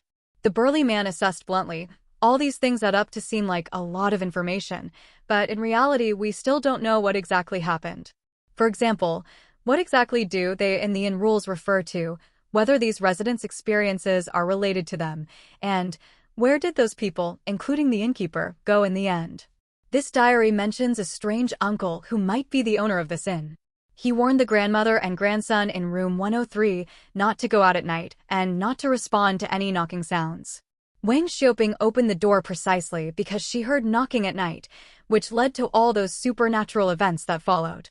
The refined man began flipping through the diary again, this time with even greater care and attention, meticulously analyzing the information that might be hidden within, piece by piece. Do you all remember the rules posted on that wall? It seems our guess about the first rule was correct. It tells residents not to go out at night and not to answer the door if someone knocks. There's another point. The child pretended to be asleep, so he witnessed his grandmother opening the door. From the diary, we know the knocking he heard came from that strange uncle, likely the innkeeper. But here's the problem. How could the innkeeper, who had just warned the grandmother and grandson, be the one knocking the very next moment? Upon hearing this, the burly man sneered coldly, so, the thing that knocked can imitate human voices. I wonder if it can imitate appearances too. Hearing these words, a flash of insight suddenly struck the refined man's mind. That thing really can imitate human appearances. After the man in room 204 murdered the woman, the one who returned couldn't possibly have been the woman. At this moment, the refined man noticed another issue and sharply looked at the other three. If you pushed someone off a cliff, and later she returned completely unharmed, you, feeling guilty and scared, would call your mother. The burly man frowned deeply, not quite understanding the purpose of the refined man repeating this. What do you mean? Just say it straight, don't beat around the bush. The corner of the refined man's mouth twitched. Just as he was about to explain, the high ponytailed woman chimed in. The person who returned was clearly no longer someone you knew. Yet, after she came back, you didn't die immediately. The burly man wasn't stupid either. Hearing this, he also spotted the issue. That man actually had time to call his mom. And not just any time, but specifically right after telling his mom about the woman's strangeness, the call got cut off. Everyone felt a sense of understanding dawn on them. The refined man couldn't help but smile. It seems everyone has probably figured it out. The first rule on that paper is do not go out. Do not open the door if you hear knocking. The third rule might be do not let those things discover you, have discovered them. Since we've already deduced two of the rules, the second one becomes simpler. By extension, the second rule is clearly do not trust anyone, because you can't be sure if the person beside you is human or one of them disguised as human. As if the fog had cleared, the few of them finally gained some understanding of this instance. These people's experiences were both similar and different. What was similar was that they all encountered those supernatural beings. What was different was that Wang Xiaoping in room 103 violated the first rule and died from mutation, while Wang Xiang, the man in room 204, violated the third rule, though his exact manner of death is still unclear. Unfortunately, however, these rules are not taboo rules and do not apply to them. There's one more point. The refined man unconsciously tightened his grip on the diary, his tone carrying a hint of gravity. The diary writes that during Wang Xiaoping's mutation process, her body gradually grew taller and her arms gradually lengthened. Hearing this, the burly man immediately narrowed his eyes. The thing that killed that woman with glasses was a tall, white humanoid thing with excessively long arms. The high ponytailed woman exclaimed in surprise, so that thing is Wang Xiaoping after her mutation? Not necessarily. The refined man shook his head. We don't know what they originally looked like. Wang Xiaoping's case seems more like she was infected and mutated by them, turning into one of their kind. Now, we're only left with Yang Wu from room 202. We still don't know what happened to him. We also don't know if his missing sister is related to those things. The register notes she stayed for one night on April 3rd and then checked out. Su Shi, who had been silently listening all this time, had only 2 words in his heart at this moment. Damn impressive. From having no clues at the beginning, relying on these few people to slowly piece together the clues bit by bit, they had now grasped part of the background. The most impressive among them was undoubtedly this refined man before him, observant, clear-thinking. One could say the entire discussion relied on his guidance. R.A. The burly man and the high ponytailed woman were also quick-witted enough to keep up with the refined man's train of thought. Even if they didn't understand something immediately, a slight reminder was all they needed to grasp it. Su Shi, who had previously thought himself somewhat clever, once again deeply realized through this just how vast the gap in intelligence between people could be. Without his death reload ability, he really couldn't play this game at all. After sighing with emotion for a while, Su Shi quickly consoled himself. It's fine. Although he isn't that exceptionally brilliant, he isn't that stupid either. At least he understood all this content, which means he's a person of normal intelligence. He can't learn someone else's IQ, but he can learn from experience. Once he accumulates more instances, he'll definitely become more impressive than he is now. Moreover, he seems to have figured out the cause of his death in the previous reload. It should be the same as Wang Xiaoping's, infected by that supernatural figure and turned into one of their kind. No wonder he felt his body changing when his consciousness was about to fade at the end. So it wasn't an illusion. Then how was the woman with glasses killed so cleanly and swiftly? Could it possibly be because that supernatural figure was agitated by his flashlight? Holy crap, no way. Damn, this refined man has some skills. He actually managed to piece together so much information from those scattered clues. Why can't such a smart brain grow on my head? This instance feels so complicated. Watching it makes my head spin. It's okay, I actually quite enjoy watching this kind of layered, clue-by-clue mystery-solving instance. I enjoy the process of gradually uncovering the truth, and there's a sense of satisfaction when finally digging it all out. These 3 are discussing so fervently, while Master Su Shi didn't interject a single word the entire time. The phrase taciturn is really going to be stuck on him, impossible to peel off. Stuck? It's clearly grown onto him, okay? No, it's clearly that his taciturnity has gained sentience. LMO, you guys are too funny. Su Shi's standing posture is so relaxed. While others are seriously discussing, he looks like he's spacing out and slacking off. Master Su Shi's level of chill is truly unprecedented. He's really not worried at all. The burly man and the other 2 have their brows furrowed so tightly they could crush flies. He cleared 2 instances so easily and could quietly screw over his teammates along the way. I don't think this instance can stump him. Hey, the part about screwing over teammates is still just speculation, isn't it? Master Su Shi really has zero enthusiasm for the instance, huh? The previous commenter put my thoughts into words. I was wondering why Master Su Shi always felt a bit off. Turns out he's just too passive about the instance.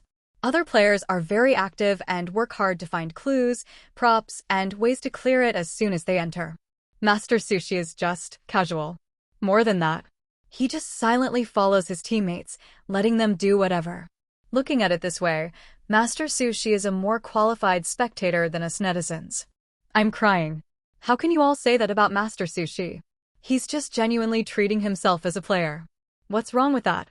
Haha, damn, you guys are really mean. After the initial discussion, everyone had a better grasp of this instance. However, even the high ponytailed woman, who hadn't spoken much at first, participated in the discussion. Only the young man on the side remained silent from start to finish. The burly man was getting a bit dissatisfied again. Everyone was working hard to analyze clues, but this guy, well, he hadn't said a word the whole time.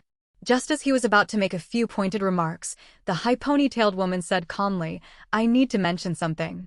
Just now, when we were coming over from room 103, I noticed the door to room 101 didn't seem to be locked." The burly man immediately swallowed the sarcastic comment that was about to leave his mouth. He still understood priorities. Clearing the instance was the most important thing right now, so he said, "Then let's go check room 101 next." However, the high ponytailed woman shook her head. "I clearly remember that when we passed by room 101 on our way to room 103, the door to room 101 was tightly shut." Sushi had been tangled up over whether the short-haired glasses girl had died indirectly because of his actions. Hearing this, his heart skipped a beat, and he immediately tossed that so-called guilt to the back of his mind. ROES. Regardless, the short-haired glasses girl was already dead. If it really was because he turned on the flashlight, then he sincerely apologized. "Sorry, angry face." If it wasn't, then considering the person was already gone, he would magnanimously forgive her for snatching his clue earlier. But Sushi tried hard to recall. Had he noticed whether the door to room 101 was locked when he passed by? He didn't seem to have noticed at all. He had been busy looking at the room numbers. Before the others could speak, the high ponytailed woman continued, "We held the candles and lingered at the front desk for quite a long time without attracting that thing. But as soon as we separated and entered rooms, that thing came out." "So you think that thing was originally inside room 101 and someone, or something, let it out while we were entering the rooms?"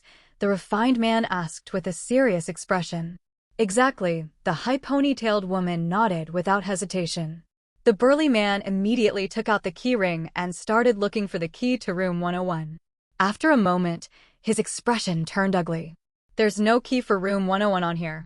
As expected. The thought that besides that eerie white humanoid thing, there was also an unknown entity hiding in the shadows, secretly watching them, made everyone break out in goosebumps and sent a chill down their spines. "We still need to explore room 101. Even though we're not completely in the dark about this instance anymore, we still have no idea what the clearance method is," the refined man said thoughtfully after a moment of consideration. He didn't advocate blindly avoiding danger. The more you avoided it, the more you'd lose the initiative. Sometimes, dangerous places precisely held important clues. No one objected. None of them wanted to dawdle in the instance. The longer they dragged it out, the smaller their chances of clearing it would become. Even if they might die the next second, they had to charge forward. After all, these instances required players to gamble with their lives. "But we can't just barge in blindly either," the refined man said. He had courage but wasn't reckless. After pondering for a moment, he suggested, "We can't do anything about the thing in the shadows for now, but we can figure out a way to lure the white humanoid thing in the open to a fixed location, to avoid accidentally running into it face to face." The burly man asked curiously, "What method?" He had figured it out by now. This refined man's brain was truly sharp. Since that white humanoid thing was let out, that proves it can be locked inside a room. We just need to light a candle in one room, lure it into that room, then close the door and lock it inside, the refined man said with a slight smile. "The thing in the shadows needs a key to open doors. Except for room 101, we have the keys to all the other rooms. So we don't have to worry about that thing letting the white humanoid out again." Genius. Sushi marveled inwardly. How on earth was this refined man's brain wired? The burly man and the high ponytailed woman's eyes both lit up. This was indeed a good method. But there was also a problem. The burly man asked pointedly, "Who will light the candle? And what if there are other white humanoid things in the remaining rooms?" The refined man said helplessly, "No choice. We'll just have to gamble on that. As for who would light the candle, you go." The burly man suddenly lifted his chin and looked at Sushi. "Me?" Sushi was stunned. "You go. We were all discussing seriously just now, and you didn't participate at all. You can't just reap the benefits without contributing. You need to do your part too." Seeing this scene, the live stream comments also erupted. Well. Look at this. Is Master Sushi being targeted? But what the burly man says does make some sense. Master Sushi's participation is a bit low. Oh, come on. If Sushi hadn't reminded them to blow out the candles earlier, would they even be standing here ordering him to light a candle now? That's true. Who is it that said before, as long as you don't provoke the burly man, he won't pick a fight? I ask you, what is he doing now? Burly man, don't you dare court death. The last one who offended Master Sushi, the woman with glasses, is already stone-cold dead. I have a feeling the next one to die might be this burly man. Feeling +1. Sushi didn't know that the outside world had even started betting on whether he would kill the burly man later. He was still surprised that the burly man wanted him to light the candle. He could naturally tell the burly man seemed to be targeting him a bit, but he didn't remember offending the guy. I'll go instead. To everyone's surprise, the high ponytailed woman actually volunteered. Undoubtedly, going alone to light the candle and deliberately lure that white humanoid thing was a very dangerous task. Not to mention having to lock it inside a room. The slightest misstep could mean losing one's life. Furthermore, they still didn't know if the other locked doors held additional dangers. It was entirely possible another white humanoid thing was trapped inside one. Even without lighting the candle, no one could guarantee that facing such a creature would be safe. And that thing was incredibly fast. The burly man and the refined man had both witnessed how the short-haired glasses girl was instantly killed. They simply couldn't evade that kind of speed. It clearly had nothing to do with the high ponytailed woman, so why would she voluntarily shoulder such a huge risk for this young man? Under the probing gazes of the two men, the high ponytailed woman remained expressionless, seemingly with no intention of explaining herself. She reached out towards the burly man. Give me the lighter. Which room should the candle be placed in? During the earlier team split, it was the burly man who lit the other candle, and the lighter had remained with him since then. At that moment, Sushi took the candlestick from the high ponytailed woman's hand and then gestured for the burly man to give him the lighter. Fine, give me the lighter. I'll go. Sushi nodded to the high ponytailed woman, a gesture of thanks for her good intentions. Although he didn't understand her motives for doing this, on the surface, she was clearly helping him. He wasn't the type to just hide behind others either. Besides, he had his cheat. At least you've got some guts, kid. The burly man grinned, pulling the lighter from his pocket and tossing it into Sushi's arms. He turned to ask the refined man, which room should we have this kid place the candle in? The refined man thought for a moment and said, put it in 106. We'll hide in 103. That way, we'll be diagonally across from it, maintaining a safe distance while still allowing us to observe easily. The burly man naturally agreed. He lifted his chin towards Sushi, urging, let's go. Sushi glanced at him, said nothing, and simply turned to walk towards room 106. The other three followed behind him. Only after the three of them had entered room 103 did the refined man reveal a puzzled expression. Looking at the burly man, you seem quite displeased with him? He did, after all, discover the secret of the candles and warned us. I was just testing him, the burly man scoffed. Don't play innocent with me either. Don't think I didn't notice you also wanted to test him. Having his thoughts laid bare so bluntly, the refined man showed no embarrassment and admitted openly, I think he's a smart person, but I just can't get a read on his attitude. He couldn't quite figure out that young man. Thinking of this, he casually reminded, don't go too far. Our priority is still clearing the instance. The burly man responded dismissively, I know that, of course.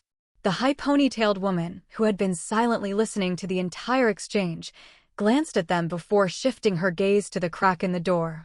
Through the narrow gap, she could see the rather youthful-faced young man using his flashlight as he bent down to pick the lock on room 100 SIX's door. Compared to the other two, she had spent more time with him and had naturally observed more. The other two had been on the second floor at the time and weren't clear on the specifics, but she had followed behind the young man and seen everything clearly. The death of that short-haired glasses girl was not simple. One could even say it was absolutely orchestrated by him.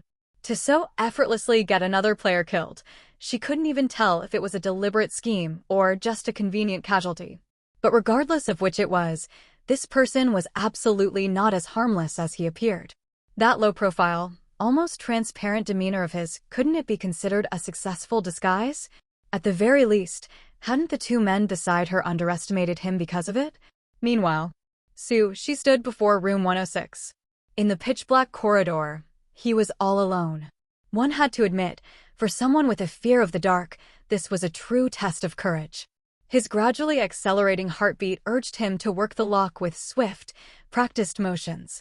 Once done, he carefully pushed the door open. Fortunately, there was no sign of that supernatural being inside the room.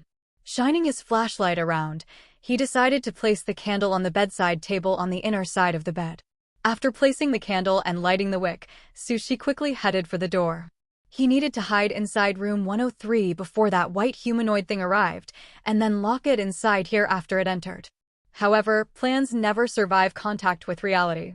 When Sushi had entered earlier, he had followed the high ponytailed woman's example and casually pulled the door shut behind him. This action, however, successfully set him up for a point-blank ambush. Who could have imagined? Opening the door only to be greeted by a supernatural creature a full 2 heads taller than him, its body deathly pale, its face devoid of features save for 3 pitch-black holes. He clearly felt his heart skip a beat from the sheer fright. The supernatural being before him still had its long arm raised, seemingly in the middle of preparing to knock. "You're oddly polite, aren't you?" In his stunned daze, the beam from the flashlight in his hand inevitably shone directly onto the creature at close range. All he heard was a piercing shriek, a sharp pain shot through his neck, and then, instantly, consciousness fled. His eyes snapped open. Sushi was back at the moment just before he pulled the door open to leave. Given that a supernatural being was currently blocking the door outside, and he still needed to lock it inside this room, the question was, how could he accomplish that and escape safely? Knock, knock, knock. The supernatural being outside knocked on the door. Help.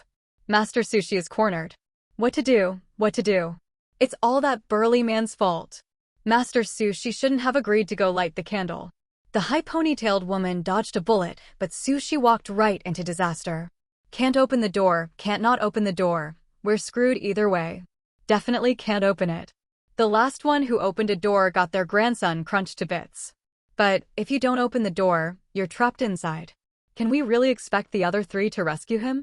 The high ponytailed woman is hard to say, but the other 2 probably wish Master Sushi would open the door and sacrifice himself to lure that thing in. This is just ridiculous. That thing wasn't even that fast before it got agitated.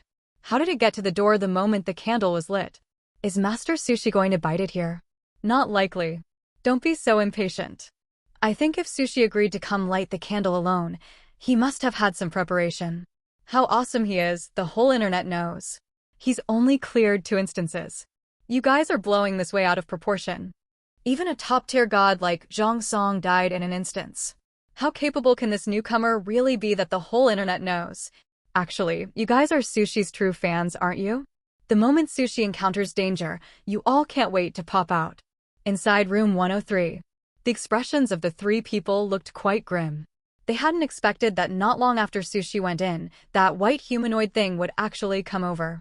It directly blocked the door to room 106 and was even knocking on it. Their plan had been disrupted just like that. The burly man deliberately lowered his voice and said, "It seems that kid is in grave danger." There was no trace of pity in his tone, only a cold certainty. Hearing this, the refined man couldn't help but sigh. Our situation isn't much better. If he doesn't open the door, that thing might just keep blocking the entrance to room 106, and we won't be able to get out either. The burly man thought, that's true. He hoped that kid would be sensible and not drag them down here with him. The high ponytailed woman beside them had a complicated look in her eyes. She wasn't feeling relieved. If she were in that situation, she still had the power to protect herself because she had an item obtained from the last instance.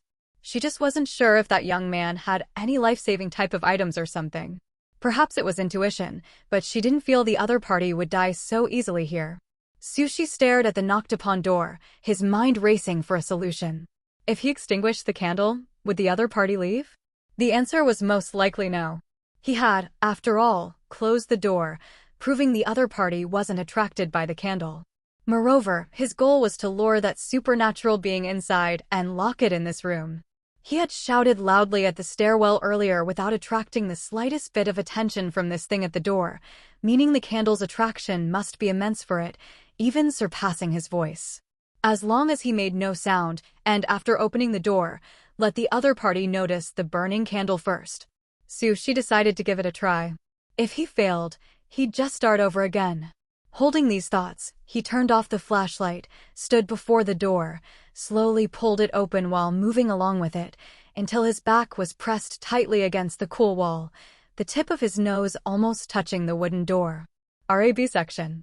An intense woody scent invaded his nostrils. She held his breath, using his peripheral vision to observe the room. Sure enough, after the white supernatural being entered, it headed straight for the candle on the nightstand on the other side, not even glancing toward the space behind the door. Taking advantage of the other's back being turned, Sushi quickly emerged from behind the door and stepped out, pulling the door shut in one smooth motion. The next second, the key was inserted into the lock and turned, completely locking the other party inside. The whole sequence was seamless and fluid. Damn, that solved it. You could hide behind the door. Why didn't I think of that? Faced with such a sudden crisis, Master Sushi not only got himself out of danger, but also completed the mission. I'm uncultured, I can only shout awesome. This on-the-spot reaction is insane. This is true adaptability, and his expression stayed calm the whole time. Not just that, his guts are huge too. What if that thing could sense someone behind the door? Then it'd be over. So Master Sushi was gambling. He wasn't gambling. Sushi was certain that thing wouldn't sense him. Huh? How so? First, when Sushi loudly warned the 3 players on the second floor earlier, that thing completely ignored him, didn't even turn its head his way. Second, when that thing passed by room 103, it was also only separated from the 3 people inside by a wooden plank door. Those 3 were fine. Sushi hid behind the door where it couldn't see him, plus there was a candle luring it on the other side. I bet even if Sushi sang a song behind the door, that thing wouldn't bother with him. LOL, the supernatural being, my eyes only see the sweet, soft, fiery little candle. Where are the haters? Come out, let's have a chat. Sigh, we worried for nothing. Sushi had successfully escaped a desperate situation and completed his mission. He secretly gave himself a thumbs up in his heart. He told himself, among ordinary people, he was still considered one of the smart ones. The 3 people in room 103 had originally seen the door to room 106 open. The burly man, in particular, thought the other party was about to sacrifice himself as he had predicted. To his surprise, he saw that after the white humanoid thing went in, another person flashed out 2 seconds later, and that person then proceeded to lock the door to room 106 in one fluid motion. Then, the young man he thought was surely dead turned and walked toward them without stopping. The refined man was about to open their door when the burly man pressed down on his hand to stop him. Don't open it yet. The refined man was taken aback and asked, "What's wrong?" The burly man gave a cold laugh. Who knows if he's still himself? The words seemed abrupt and cryptic, but the other 2 understood immediately. He was suspecting that the person who came out wasn't the original one. Such a short time is unlikely, the high ponytailed woman couldn't help but frown. Caution is paramount in an instance.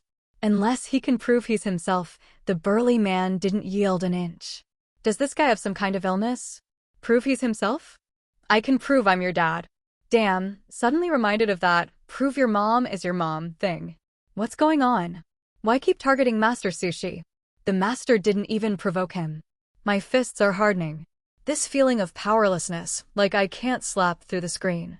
Standing outside the door of room 103, Sushi naturally heard every word the burly man said. So it's true, people really do laugh when they're utterly speechless. Fine. Think he's a supernatural being, huh? Sushi raised his hand. Knock, knock, knock.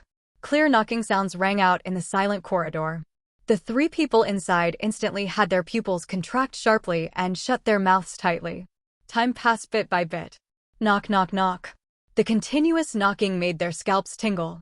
Just as they began to think the burly man was right, that the usually silent young man had really been replaced by a supernatural being, a light chuckle suddenly came from outside the door.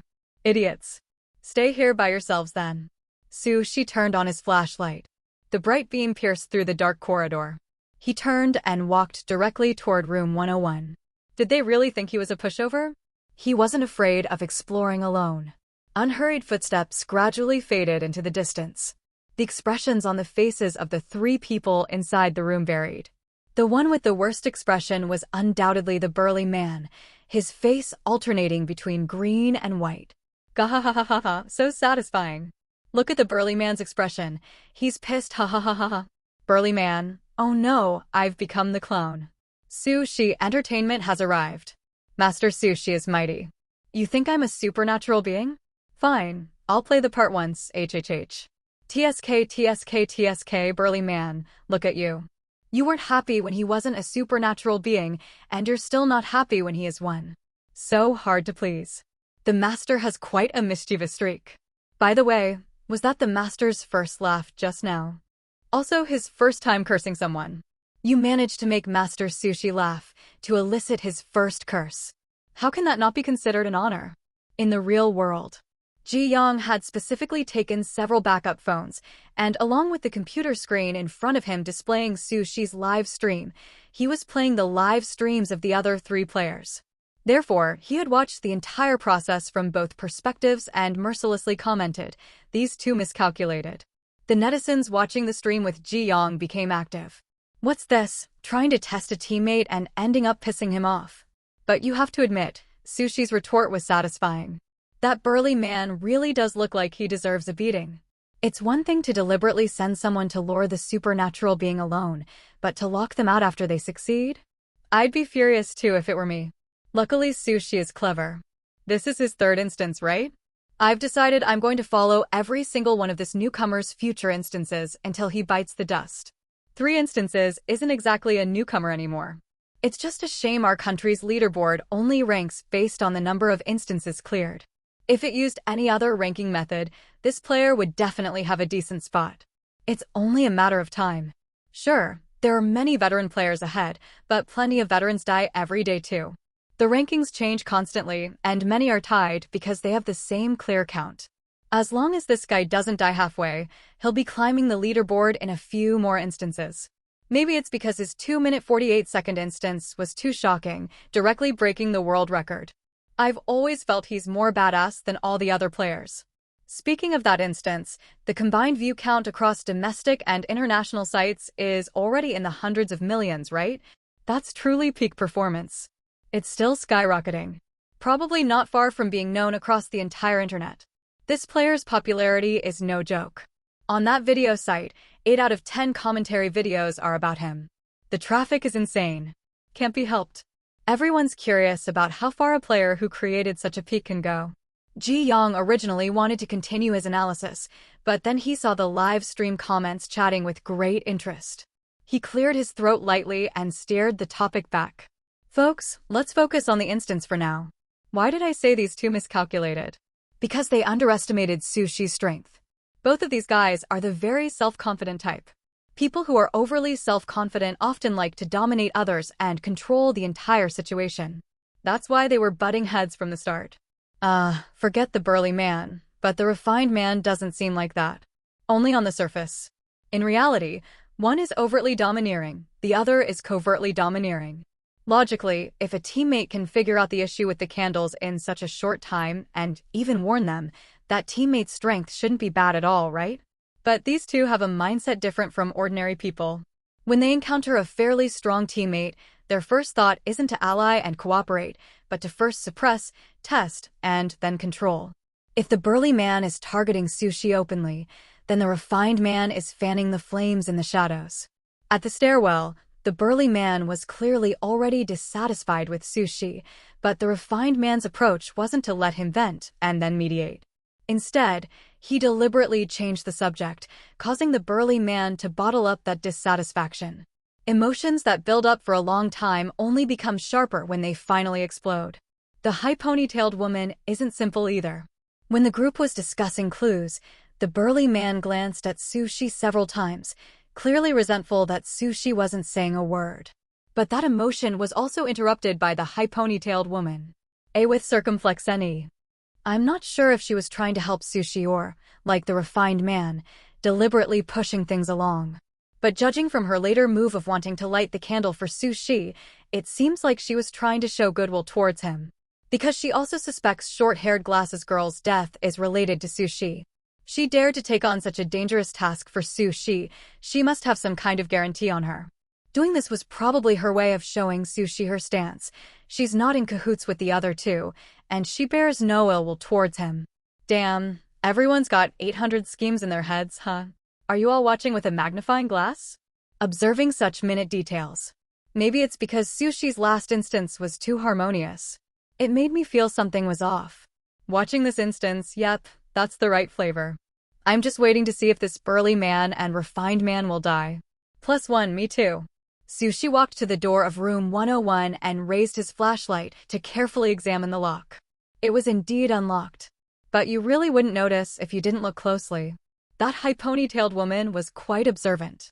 Reaching out to gently push the door open, the room was instantly illuminated for a small half. Unlike the emptiness of room 106, this room was filled with many trivial daily necessities, clearly someone's long-term residence. Remembering that the guest register seemed to have no check-in records for room 101, Sushi had his answer. This was probably the hotel owner's room. He had just finished a cursory inspection when he saw the other three rushing over with their flashlights. Seemingly not expecting Sushi to still be standing at the doorway without entering, they all stopped in their tracks. The atmosphere was extremely tense, and no one spoke. The burly man's expression was the most unnatural. He knew that idiot was directed at him. This guy standing at the door not going in. Could there be a trap inside? I'm really sorry about earlier. He was just afraid you might have been infected like Wang Xiaoping in room 204, so he wanted you to prove yourself, the refined man said after waiting a moment, seeing no one else speak, his voice gentle as he tried to smooth things over. We were actually about to open the door for you, it's just... Just what? Sushi sneered inwardly. Just that he suddenly pretended to be a supernatural being and scared them? Who would believe that? They were clearly targeting him. Did they think he couldn't tell? So which of you two is going in first? Sushi couldn't be bothered to listen to such clumsy explanations. He directly pointed at room 101, gesturing for the two to choose. Or you two can go in together if you prefer. Since they wanted him to lure the supernatural being and then didn't open the door for him, was it too much for him to ask them to scout the path? The refined man's face stiffened slightly, and the burly man practically had the word suspicion written on his face. Why should we listen to you? Or do you know what's inside and are deliberately sending us in to die? Then we're even less likely to go in. The burly man was already tall, strong, and muscular. With a fierce look in his eyes, he appeared exceptionally menacing. Sushi had no doubt this guy could punch two of him, but... You don't want me to release that thing from room 106 again, do you? Ignoring the probing in the burly man's words, Sushi tossed the key in his hand and raised an eyebrow. I don't really care. I can't die anyway, but... You two might not be so lucky. An arrogant madman. That was everyone's first thought deep down. What made them shudder was that although the other party's tone carried a hint of mockery, his eyes were cold, devoid of warmth, and betrayed not a single ripple of emotion. Without a doubt, this young man before them was dead serious. If none of them went in, he absolutely would not hesitate to release that thing again. Even the burly man was stunned into silence, staring wide-eyed. The live stream viewers were equally shocked. Holy cow, gulp. This. What a blatant threat. So this is what you're really like, Master. Is this right? The Master rarely says this much, and it's all used to threaten people. But it's actually kind of satisfying, especially seeing those three shocked into a stupor. My patience is limited. Seeing the few of them standing there dumbly without moving, Sushi raised his hand and tapped the wall with his flashlight. The dull thudding sounds made the three of them jolt. The high ponytailed woman slightly lowered her eyelids and silently took a small step to the side, putting some distance between herself and the other two. After the burly man snapped out of his daze, anger surged within him. This kid opposite him looked as green as a student, with a slender frame he could knock down with one punch. How could he be threatened by someone like that? He had just taken a step forward when an arm stretched out horizontally in front of him. Are you really scared of him? At worst, I'll just snatch the key. Let's see what he'll use to release that thing then. Ignoring the burly man's bluster, the refined man gave Sushi a helpless smile. All right, I'll go in first. After all, the idea to light the candles and lure that thing out was mine, Aro. His face wore a gentle smile, but inwardly, he scoffed. All that yelling and posturing, looking like he wanted to throw hands, but he gave up the moment he was stopped. Taking a deep look at the young man opposite him, the refined man tightened his grip on the flashlight and was the first to step into room 101. He knew he had underestimated this person. Sushi then looked at the burly man. The burly man gritted his teeth, ultimately only letting out a snort. Seeing that the refined man inside the room seemed fine, he finally strode in. The high ponytailed woman, understanding the situation, followed behind the burly man and was the third to enter the room.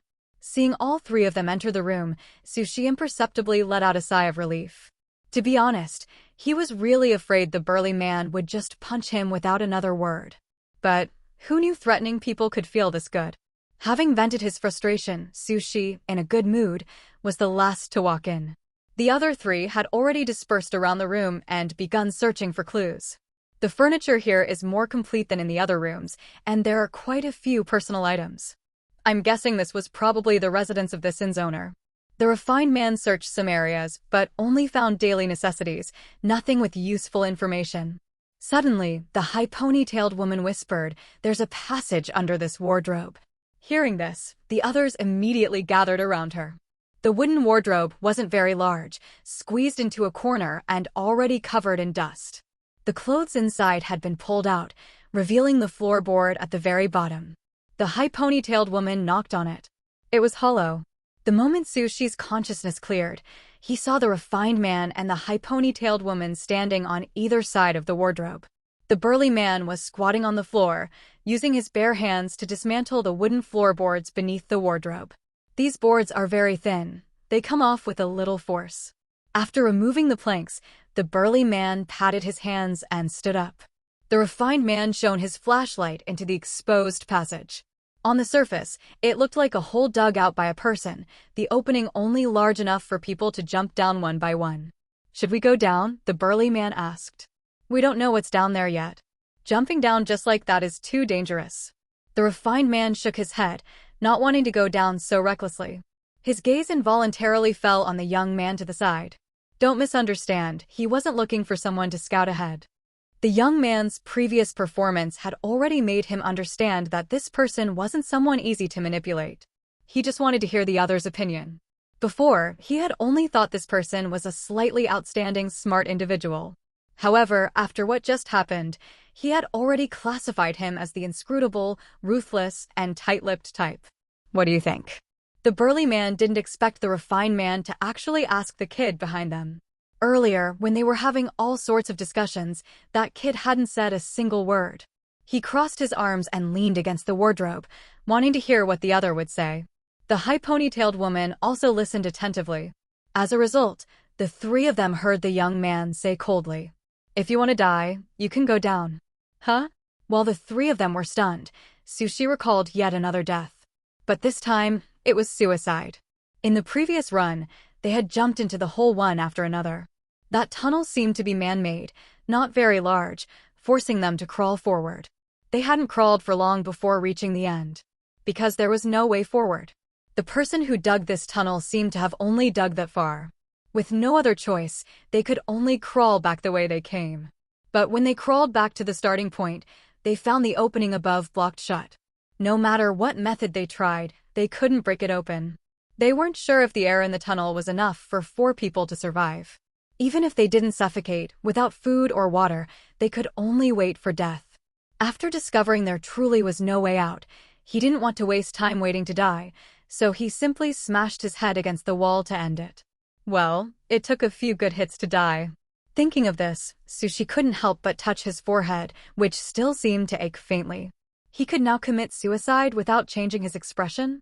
Damn, had his mental state gone wrong? Sushi belatedly began to worry. The other three, seeing the young man say that sentence and then fall silent, not even glancing at them, only touching his forehead as if deep in thought, were confused. The burly man was somewhat displeased. "Explain clearly." That was too vague. Sushi was still immersed in the disbelief that he might be psychologically abnormal. Hearing this, he shot the man an annoyed glance. "Can't be bothered.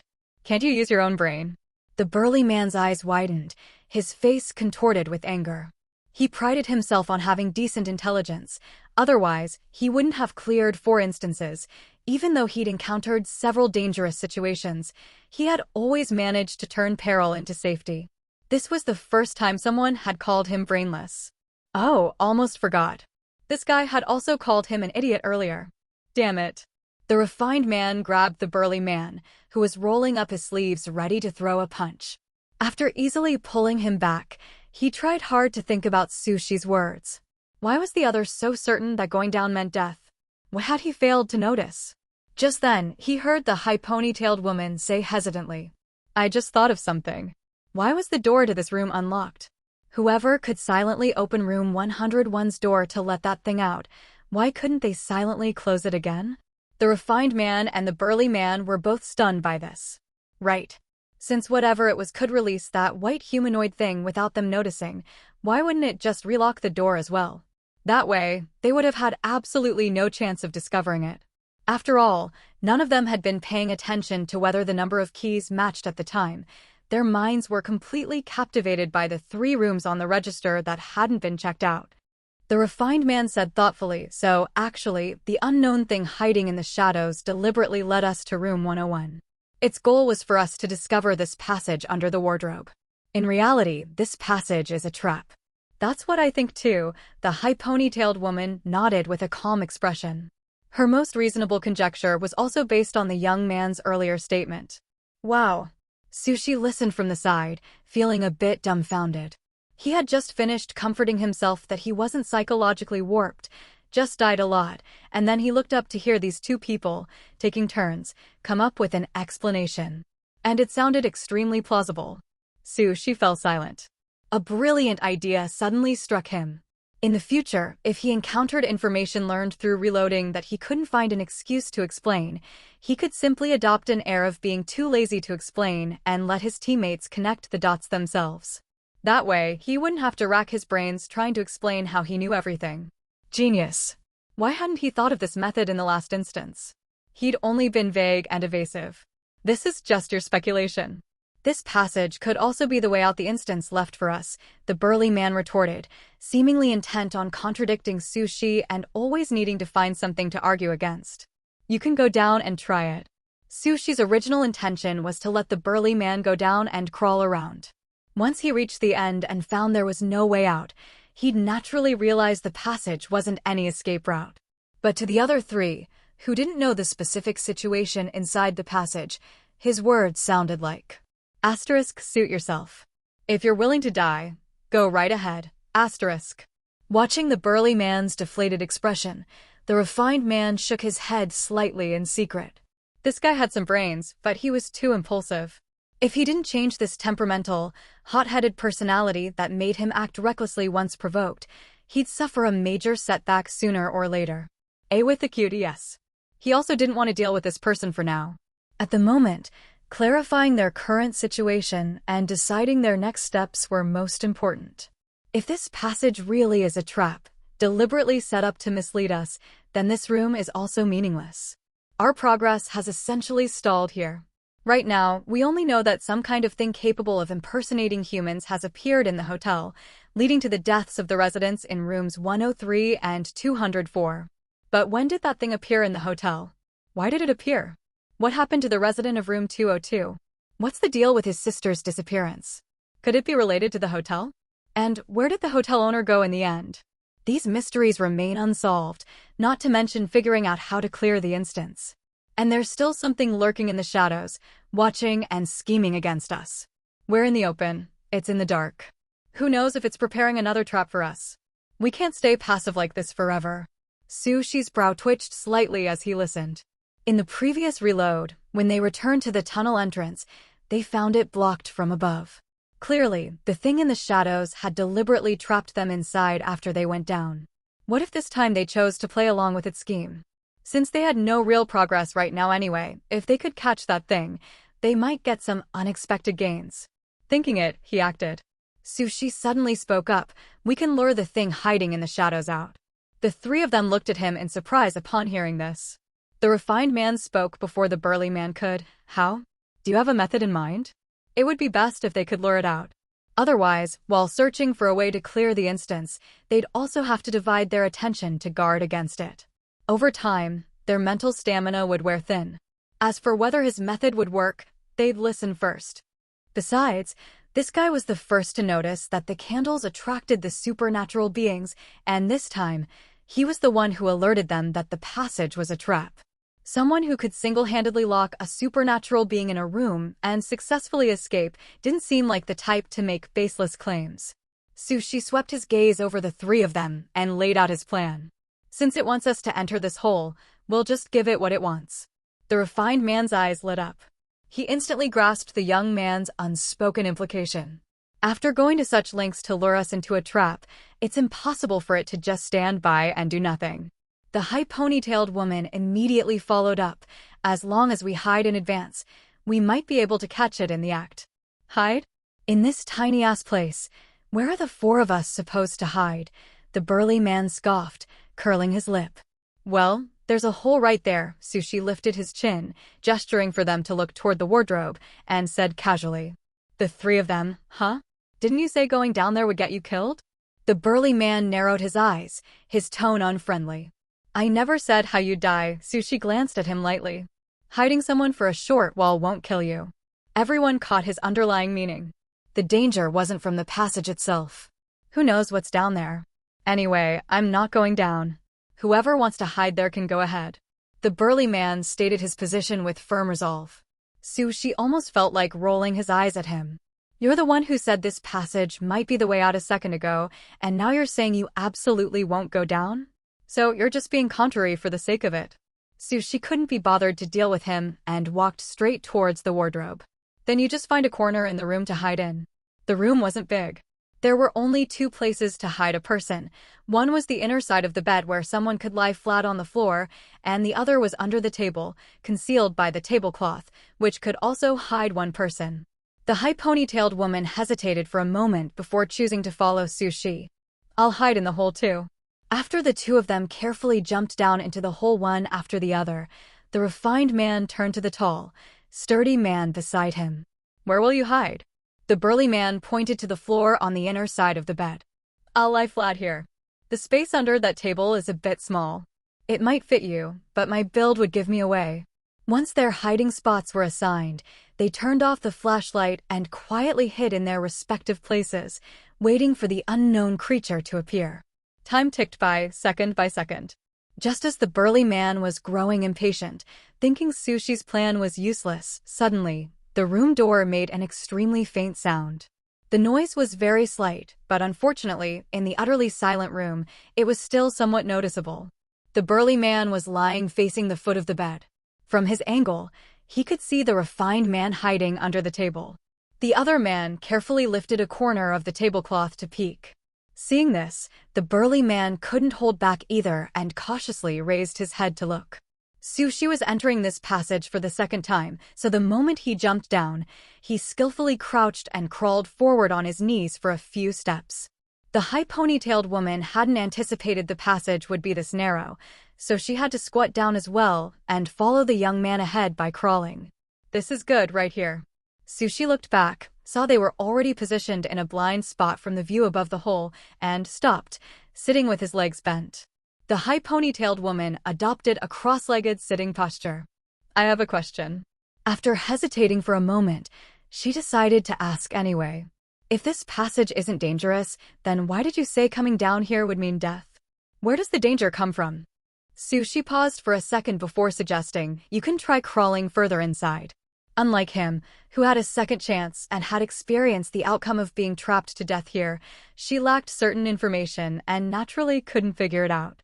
The high ponytailed woman glanced at the deep, dark passage ahead, pursed her lips, and slowly crawled past Sushi towards the depths. As they passed each other, Sushi suddenly remembered she didn't have a flashlight. She couldn't possibly crawl in the dark. So, he reached out and handed the flashlight to her. Take the flashlight. The high ponytailed woman was taken aback for a moment before accepting the flashlight. As she turned, she relaxed imperceptibly. Sushi sat idly in place, spacing out. After quite a while, the high ponytailed woman slowly crawled back. She was frowning, clearly having discovered there was no way forward. No wonder the young man before her seemed so confident about luring out that hidden unknown thing. If all four of them had fallen into this trap and come down, that thing would definitely come to block the hole and trap them here to die. The high ponytailed woman even felt a wave of retrospective fear. She didn't dare imagine what it would feel like to be trapped in this narrow hole, slowly waiting for death. Even though she had items on her, they could only save her life when she was attacked by supernatural beings. In a predicament like this, they were utterly useless. Arnues. This was a god hunt instance. The slightest misstep could mean dying inside it. She didn't explain further either. He believed that with her intelligence, she would have understood the moment she saw there was no path ahead. The high ponytailed woman returned the flashlight to Sushi. The two of them sat there silently, listening to the commotion outside from time to time. Soon, the commotion arrived. You let go of me. Let go. A high-pitched male voice, filled with panic, came through. Sushi and the high ponytailed woman exchanged a glance. Did they catch him? When they crawled out of the hole, they saw the burly man pinning a young man face down on the floor, tightly restraining him with his arms twisted behind his back. The young man's cheek was pressed hard against the floor, distorted by the pressure, his expression unwilling as he struggled fiercely, trying to break free from the restraint. The refined man was confiscating the items on his person. Flashlight, thick wooden plank, long nails, hammer. The moment the four of them saw these items, they knew their purpose. This young man wanted to seal the hole under the wardrobe, trapping them completely inside the passage. The high ponytailed woman showed an expression that said, "Just as I thought." The refined man and the burly man, however, looked rather grim. If not for Sushi's warning, they would probably be in that underground passage right now, with no one to hear their cries for help. Stay still. The burly man pressed down harder, warning him in a fierce tone. This young man seemed perfectly normal, grimacing in pain, his expressions vivid, with nothing supernatural about him. But normal people in an instance aren't necessarily truly normal. Sushi instinctively thought of the red-dressed woman from the last instance, the one who returned to the village to be a bridesmaid. She had a lively personality, cheerful and outgoing. No matter how you looked at her, she seemed like an ordinary girl. Yet, in the end, just as they were about to leave, they discovered the original village had turned into a dilapidated, ruined house. Who are you? Why are you trying to harm us? Sushi was pulled back from his thoughts by the refined man's serious voice. He swept the flashlight over, but his gaze landed on the burly man's wrist. Under the light's illumination, he saw a red mark on it. Was he scratched by the young man? It wasn't serious, though. Judging by the burly man's complete lack of reaction, either he hadn't noticed he was scratched, or he didn't care about this minor wound that would scab over soon. Being able to scratch the burly man meant this young man apparently had some skill. Don't shine that in my eyes. The young man turned his head away, tightly shutting his eyes, as if the intense white light was irritating them. Oh, sorry. Sushi smoothly moved the flashlight away. Answer my question. Who are you? We should have no grudge against you, right? Why are you trying to harm us? The refined man asked again. It wasn't that he didn't suspect the person being pinned down was a supernatural being, but the fact that the burly man could restrain him proved he posed no immediate direct threat to them. With the strong light gone, the young man slowly opened his eyes. He looked up at the strangers before him, tried to move, but was immediately forcefully restrained by the man on top of him. That's what I should be asking you.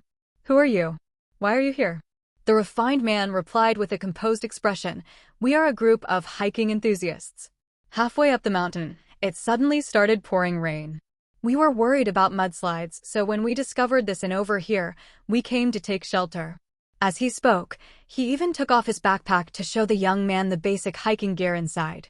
But when we came in, we found this inn was actually abandoned, and there were even strange things here. One of our teammates lost his life because of it. When the refined man mentioned strange things, the others secretly heightened their vigilance. They all knew he was testing this person. However, the young man just frowned, his expression not changing at all. Let me go first. The refined man shook his head. Sorry, you have attempted to harm us. Without knowing your identity and true intentions, we must refuse your request. The young man fell silent for a moment, realizing he couldn't resist. He lowered his eyes and confessed quietly, "My name is Yang Wu." Yang Wu. The four of them exchanged looks. The refined man confirmed, "You are the Yang Wu staying in room 202? The young man nodded. "That's right. My older sister came here to hike too, but she disappeared after staying one night at this inn. Our family reported it to the police, but they couldn't find her. I wasn't satisfied, so I came here myself to look for clues about my sister." "Then why did you try to seal us inside the underground passage?" After carefully scrutinizing each of them, this young man who called himself Yang Wu said flatly, "Because I suspect you aren't human." The four of them. Being suspected of not being human by someone who might be a supernatural being, it has to be said, this feeling is a bit strange. Compared to us, I think you're the one who seems less human."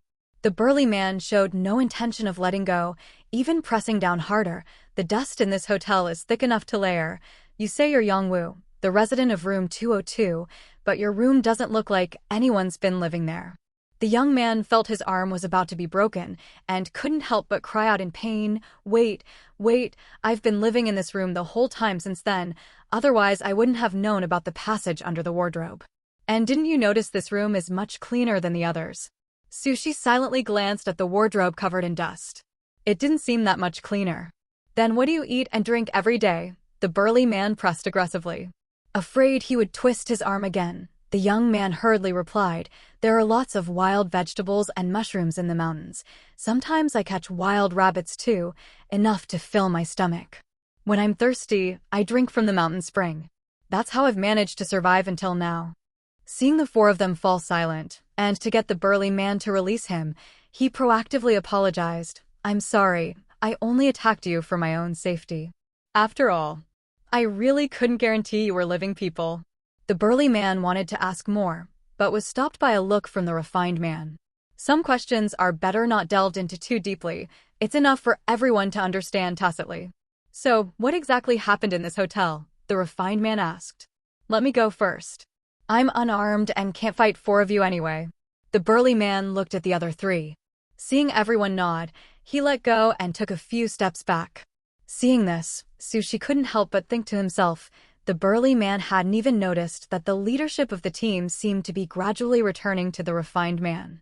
After regaining his freedom, the young man, or rather Yang Wu, sighed. "It's a long story, so I'll keep it short. After my sister disappeared, I found her last known location was at this hotel, so I came here to look for clues. I didn't find clues, but something strange happened at the hotel. An unknown creature appeared in the hotel. It can disguise itself as a human and mimic human behavior. We call that creature a pseudo-human, but as long as you ignore them, nothing happens.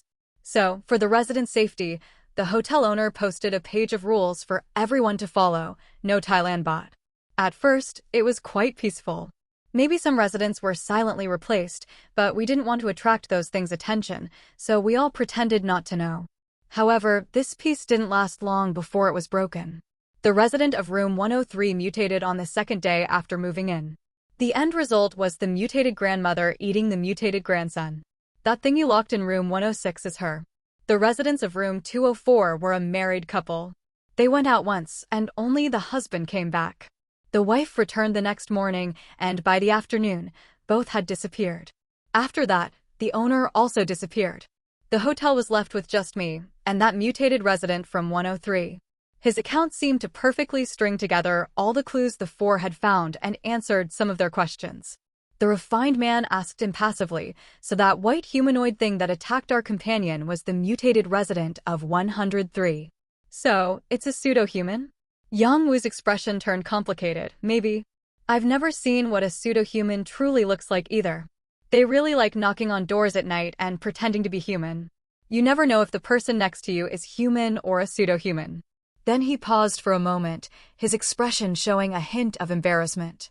By the way, could you share some of the food and water from your bags? Honestly, I'm almost sick of eating those wild vegetables. Of course.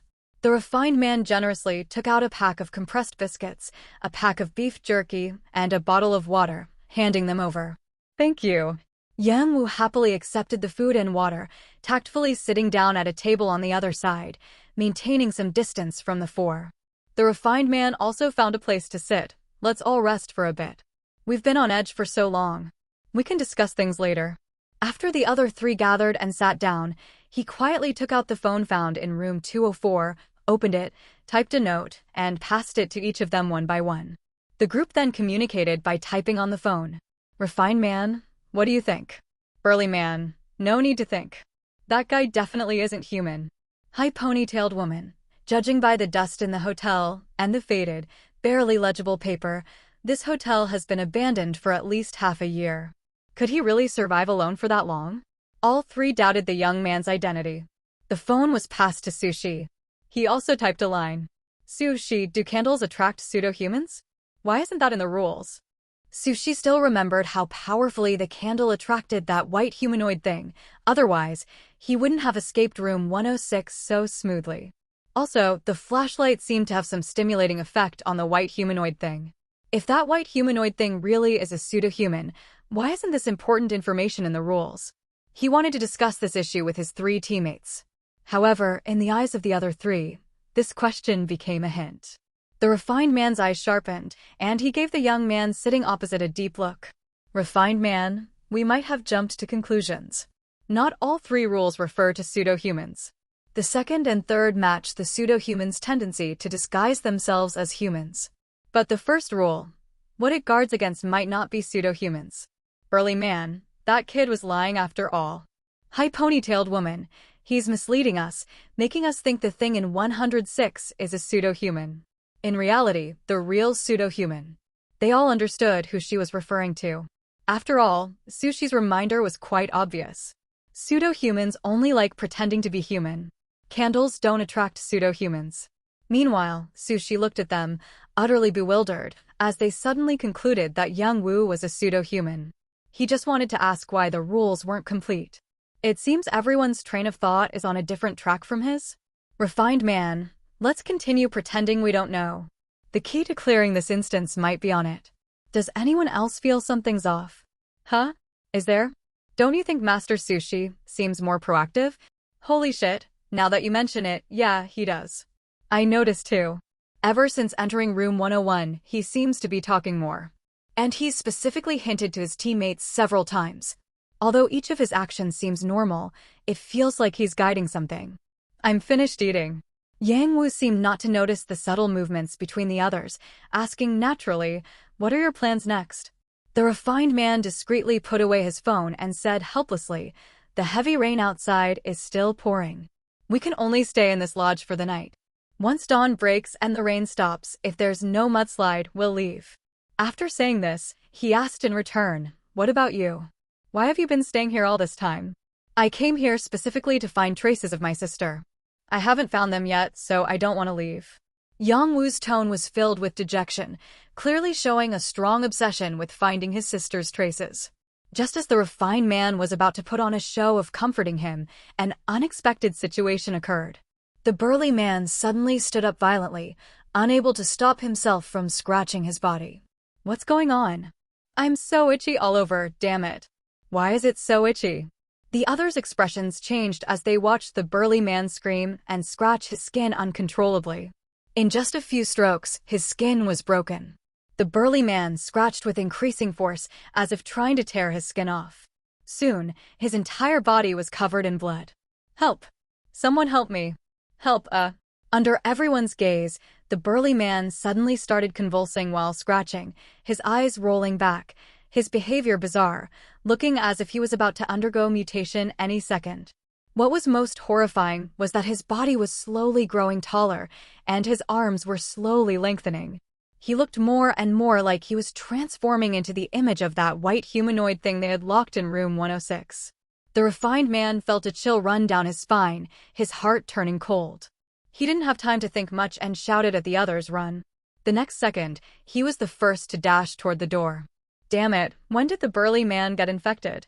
And how? Sushi and the high ponytailed woman also snapped out of it and immediately followed. Hey, wait for me. Yang Wu ran after them. Don't go, help, Mia Aya. Only the burly man remained in the room, staring intently at their retreating backs, reaching out helplessly for rescue. However, his throat seemed blocked by cotton, gradually losing the ability to make sounds. Ewithirisa-sen. As soon as Yang Wu ran out of the room, he pulled a key from his pocket. It was precisely the key to room 101. He turned around and, with quick reflexes, pulled the door shut just as the burly man lunged forward. A loud bang was heard as the door shuddered from the impact. Only after calmly locking the door did he let out a sigh of relief. Inside the room, the burly man, still undergoing mutation, continued to slam violently against the door.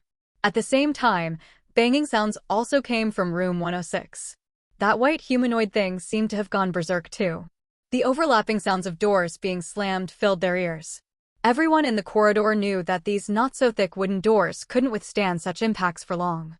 The other candle is with Xiao Yuan's body. Let's go light it. Hopefully, the candle can still attract them. Within a short time, the refined man thought of the candle in the short-haired glasses girl's hand. He wanted to use the same trick again, using the candle to restrain them. It was just a pity they hadn't taken it with them at the time, otherwise, they wouldn't need to go back for it now. He had even almost slipped up in front of the Yongwu, opposite him.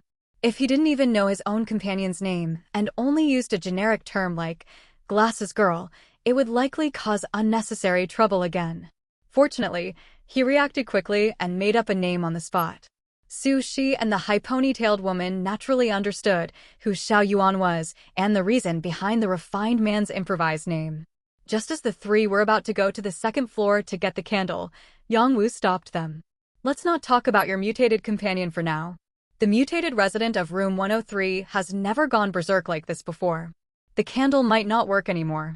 The refined man looked anxious and asked urgently, then what should we do? We can't just wait here to die, can we? Don't worry, this lodge has a cellar. I know where it is. We can hide in the cellar. Yang Wu hurried toward the lodge's lobby with his flashlight. Hurry, follow me. The refined man glanced at the other two. With just one look exchanged between the three, they understood each other perfectly. As Su Shi followed the others, he instinctively glanced sideways at the wooden door being slammed and constantly trembling. He suddenly remembered the small wound he had seen earlier on the burly man's wrist. Could the burly man's mutation be related to that wound? But obviously, there was no way to verify that now. The live stream comments were stunned by the series of sudden events. Wait, what happened? How did the burly man suddenly undergo mutation? I didn't miss anything either. They entered room 101, discovered the passage under the wardrobe was a trap, then turned the tables and lured out the brother searching for his sister from room 202.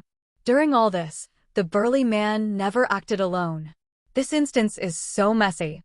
I was just starting to understand the instance's background after the brother searching for his sister appeared, and now this happens.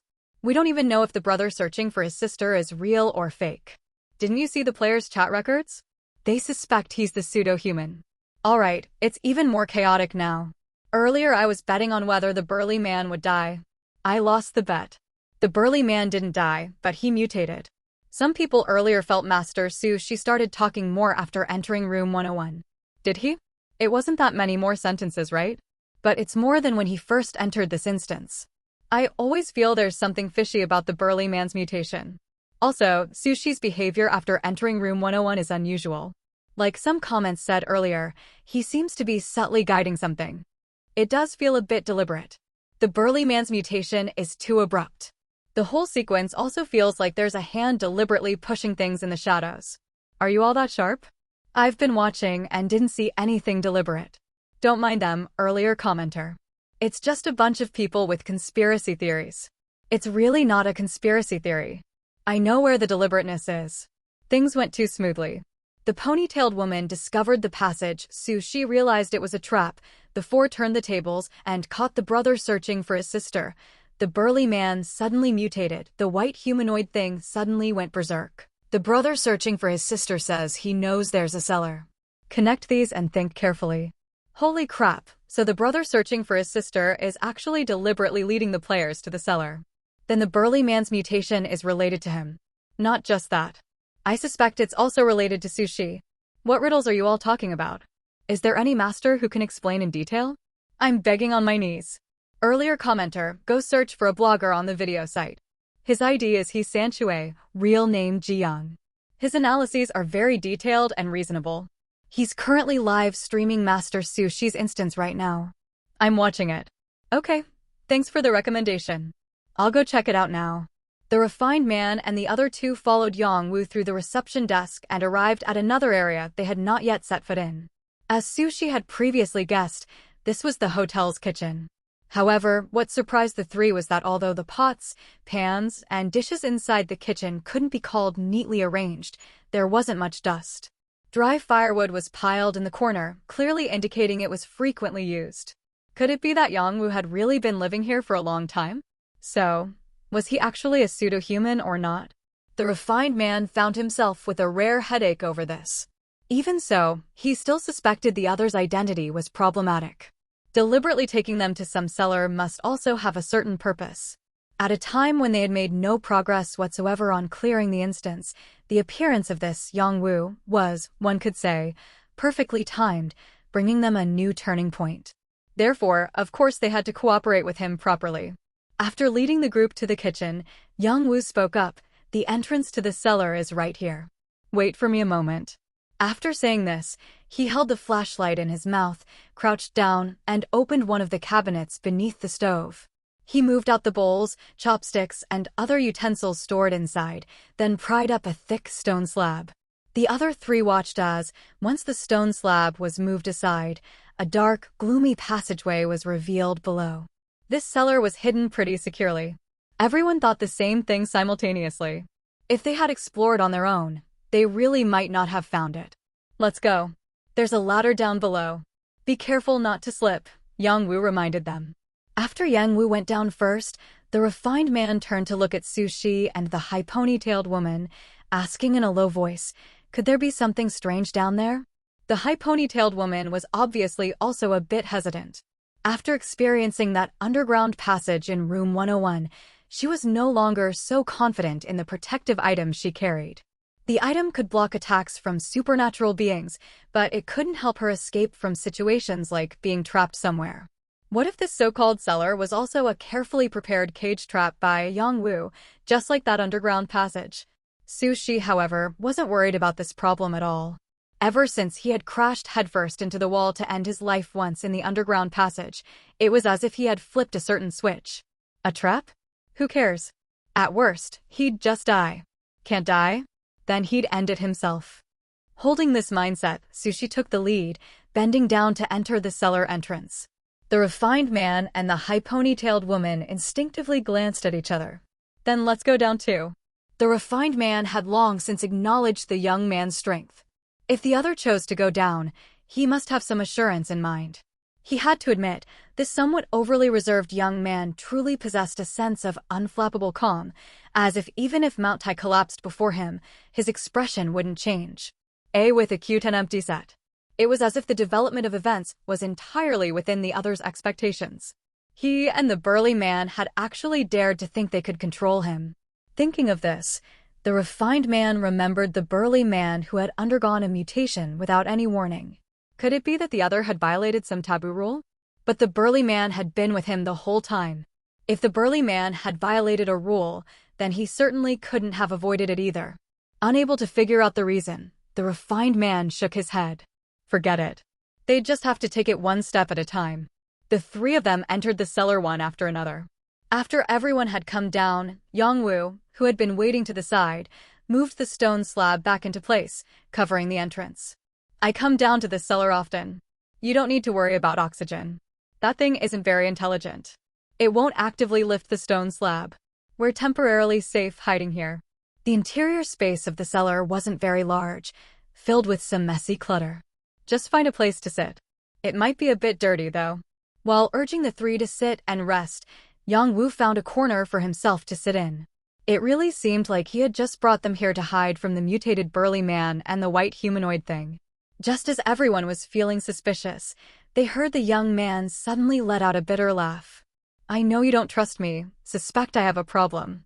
All right, I admit it. I really am not Yangwu." "What?" The three of them didn't expect him to suddenly expose himself. "But rest assured, I really am human.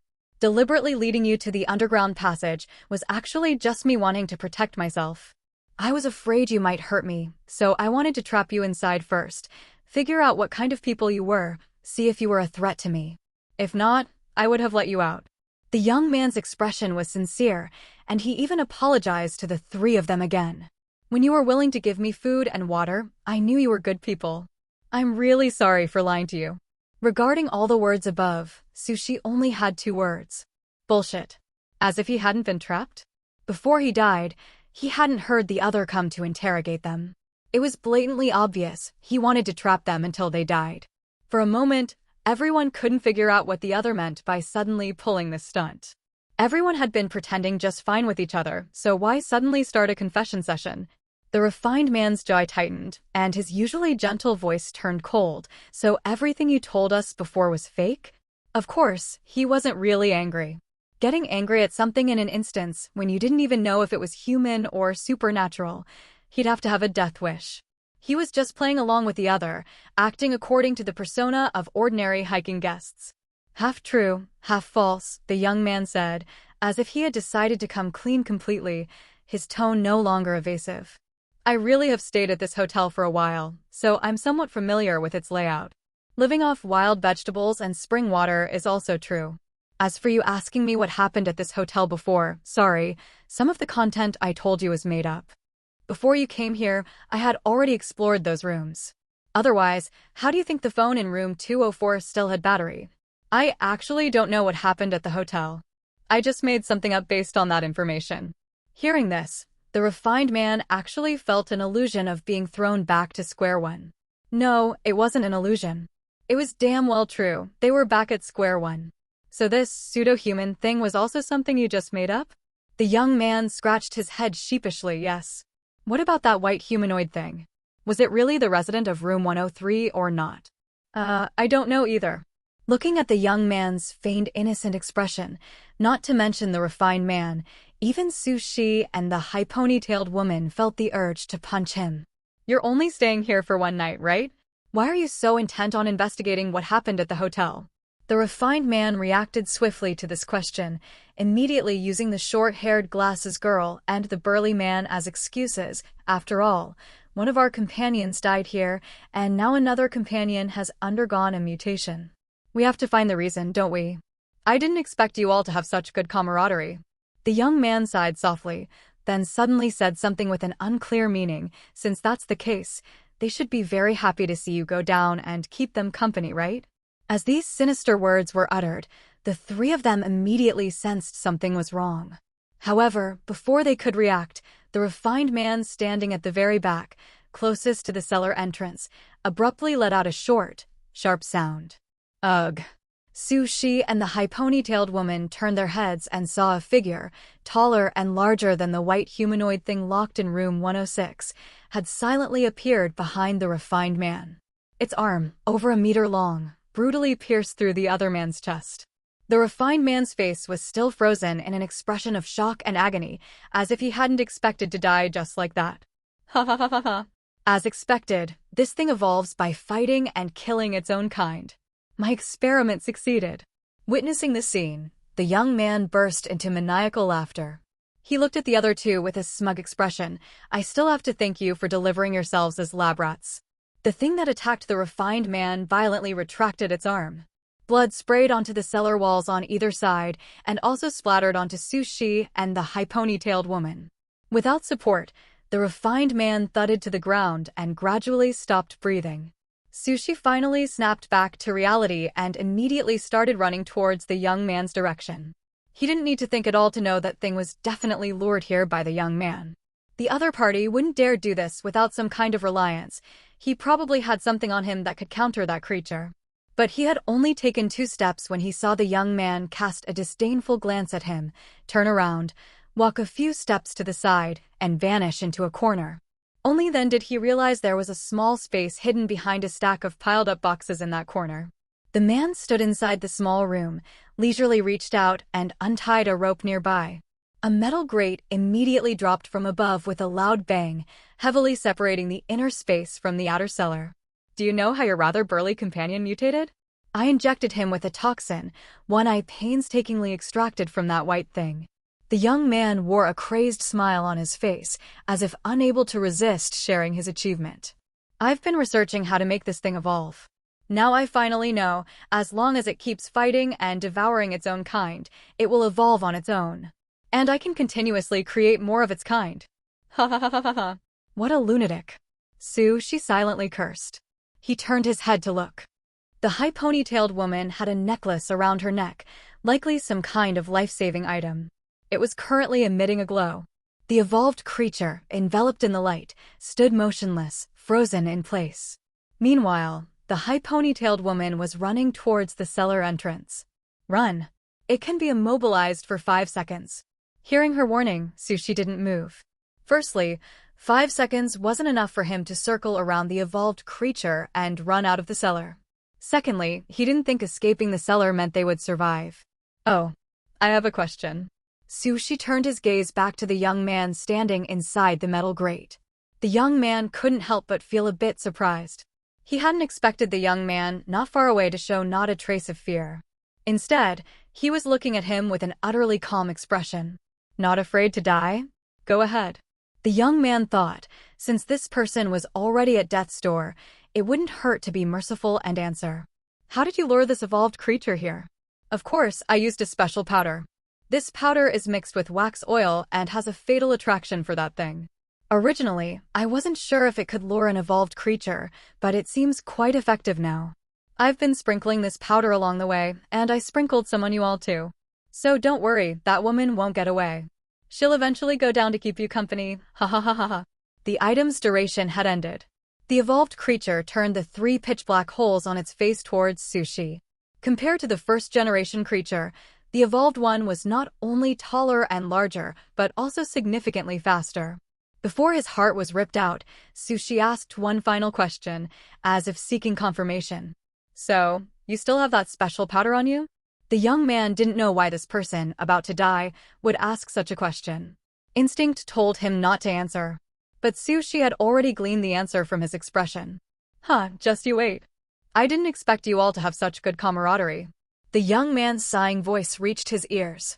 The moment Sushi opened his eyes, without a word, he charged straight at the other man. The young man, who was about to utter another sinister, cryptic phrase, froze in surprise. The refined man and the high-ponytailed woman also looked bewildered. Pfft. While stunned, the refined man had his heart ripped out. The young man finally realized the young man charging at him had clearly detected something abnormal. He had just wanted to run towards the small room in the corner when something extremely hard smashed into the back of his head. His vision instantly went dark, causing him to stumble. Delayed for just that moment, before his sight could recover, everything went dark again. While charging over, Sushi had already taken off his backpack and pulled the zipper open. As he ran, he poured out the contents, rushed behind the young man, yanked the bag over the other's head, simultaneously drove his knee upwards, and then delivered a kick. This series of exceptionally fluid movements was something he had mentally simulated before his death in the previous timeline. The other party could exchange blows with the burly man and even control the size of his wounds. It was entirely possible he intentionally lost to the burly man. Who knew how high his actual combat power was? It was definitely higher than that of a physically weak and fragile office worker like himself. There was no way he could confront the other head-on. If he could use underhanded tricks, he would. Before he could even pull the bag off his head, the young man, struck by sudden, excruciating pain in his groin, bent over with a pained expression. The next second, a fierce kick landed on his lower back, causing him to grunt and uncontrollably pitch forward. Over there, the necklace around the high-ponytailed woman's neck had immobilized the evolved creature. She was just about to run towards the cellar entrance when she heard the young man shout, "Over here." After only a moment's hesitation, the high-ponytailed woman changed direction. Passing by the young man curled up on the ground, she spotted the flashlight on the floor and casually snatched it up. When she reached Sushi's side, Sushi didn't offer any explanation, hurriedly leading her into the small room in the corner. His gaze immediately fell on the tied rope nearby. Without hesitation, he grabbed the rope end and yanked it. Bang! The metal grate instantly dropped. The young man finally regained his senses and yanked the bag off his head. But for him, the situation had already taken a drastic turn for the worse. Carrying a large amount of the special powder, he became the target of the evolved creature once the immobilization effect ended. As if fixated on a delicious meal, the creature quickened its pace, striding rapidly towards the young man. No! Wait! Damn it! The young man stared in horror at the evolved creature gradually approaching him, unable to believe that he would die at the hands of his own newly researched experimental subject. Before his death, he had only one question. His plan was supposed to be so well hidden. How on earth did that young man, who barely spoke a word from start to finish, figure it out? The moment the evolved creature appeared behind them, the other party hadn't even turned around, yet he seemed to know exactly what was there, charging straight at him and catching him completely off guard. He was truly unwilling. His experiment wasn't finished yet. She and the high ponytailed woman, standing inside the iron bars, could only watch as the young man was torn to shreds by the pouncing evolved creature, his end even more gruesome than that of the refined man. "Take off your jacket and throw it outside," Sushi reminded his only remaining teammate while taking off his own jacket. Although puzzled, the high ponytailed woman complied. She now felt an inexplicable sense of trust in this person. Fortunately, after entering the instance, they had all been uniformly changed into hiking gear by the instance, so they just needed to unzip their jackets. The two of them struggled to throw their discarded jackets through the gaps in the bars. The evolved creature, which had been about to head towards them, was instantly distracted by the jackets. What exactly is going on? The series of events that had unfolded in such a short time had simply overwhelmed the high ponytailed woman. First, the burly man inexplicably mutated, reducing their team again.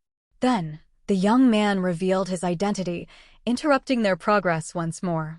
Next, the refined man was killed by the suddenly appearing, taller white humanoid thing. And the young man beside her not only decisively attacked the young man, but also seemed to know about this hidden compartment, appearing to have a complete grasp of the situation. She had actually gleaned some things from his actions. For example, was the burly man's mutation caused by that guy? Sushi nodded. While subduing him, the burly man was deliberately cut, infecting him with the toxin. This thing is probably the evolved creature resulting from the mutated burly man fighting and devouring the white humanoid thing from room 106. That guy sprinkled a special powder on the way to lead us to the cellar, which attracts the evolved creature. He also sprinkled a bit on us.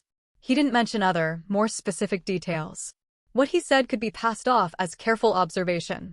Things like the toxin being extracted from the white humanoid thing, or the powder containing wax oil, were not things he could explain. And Beta. The high ponytailed woman hadn't expected the young man to be willing to explain so much to her.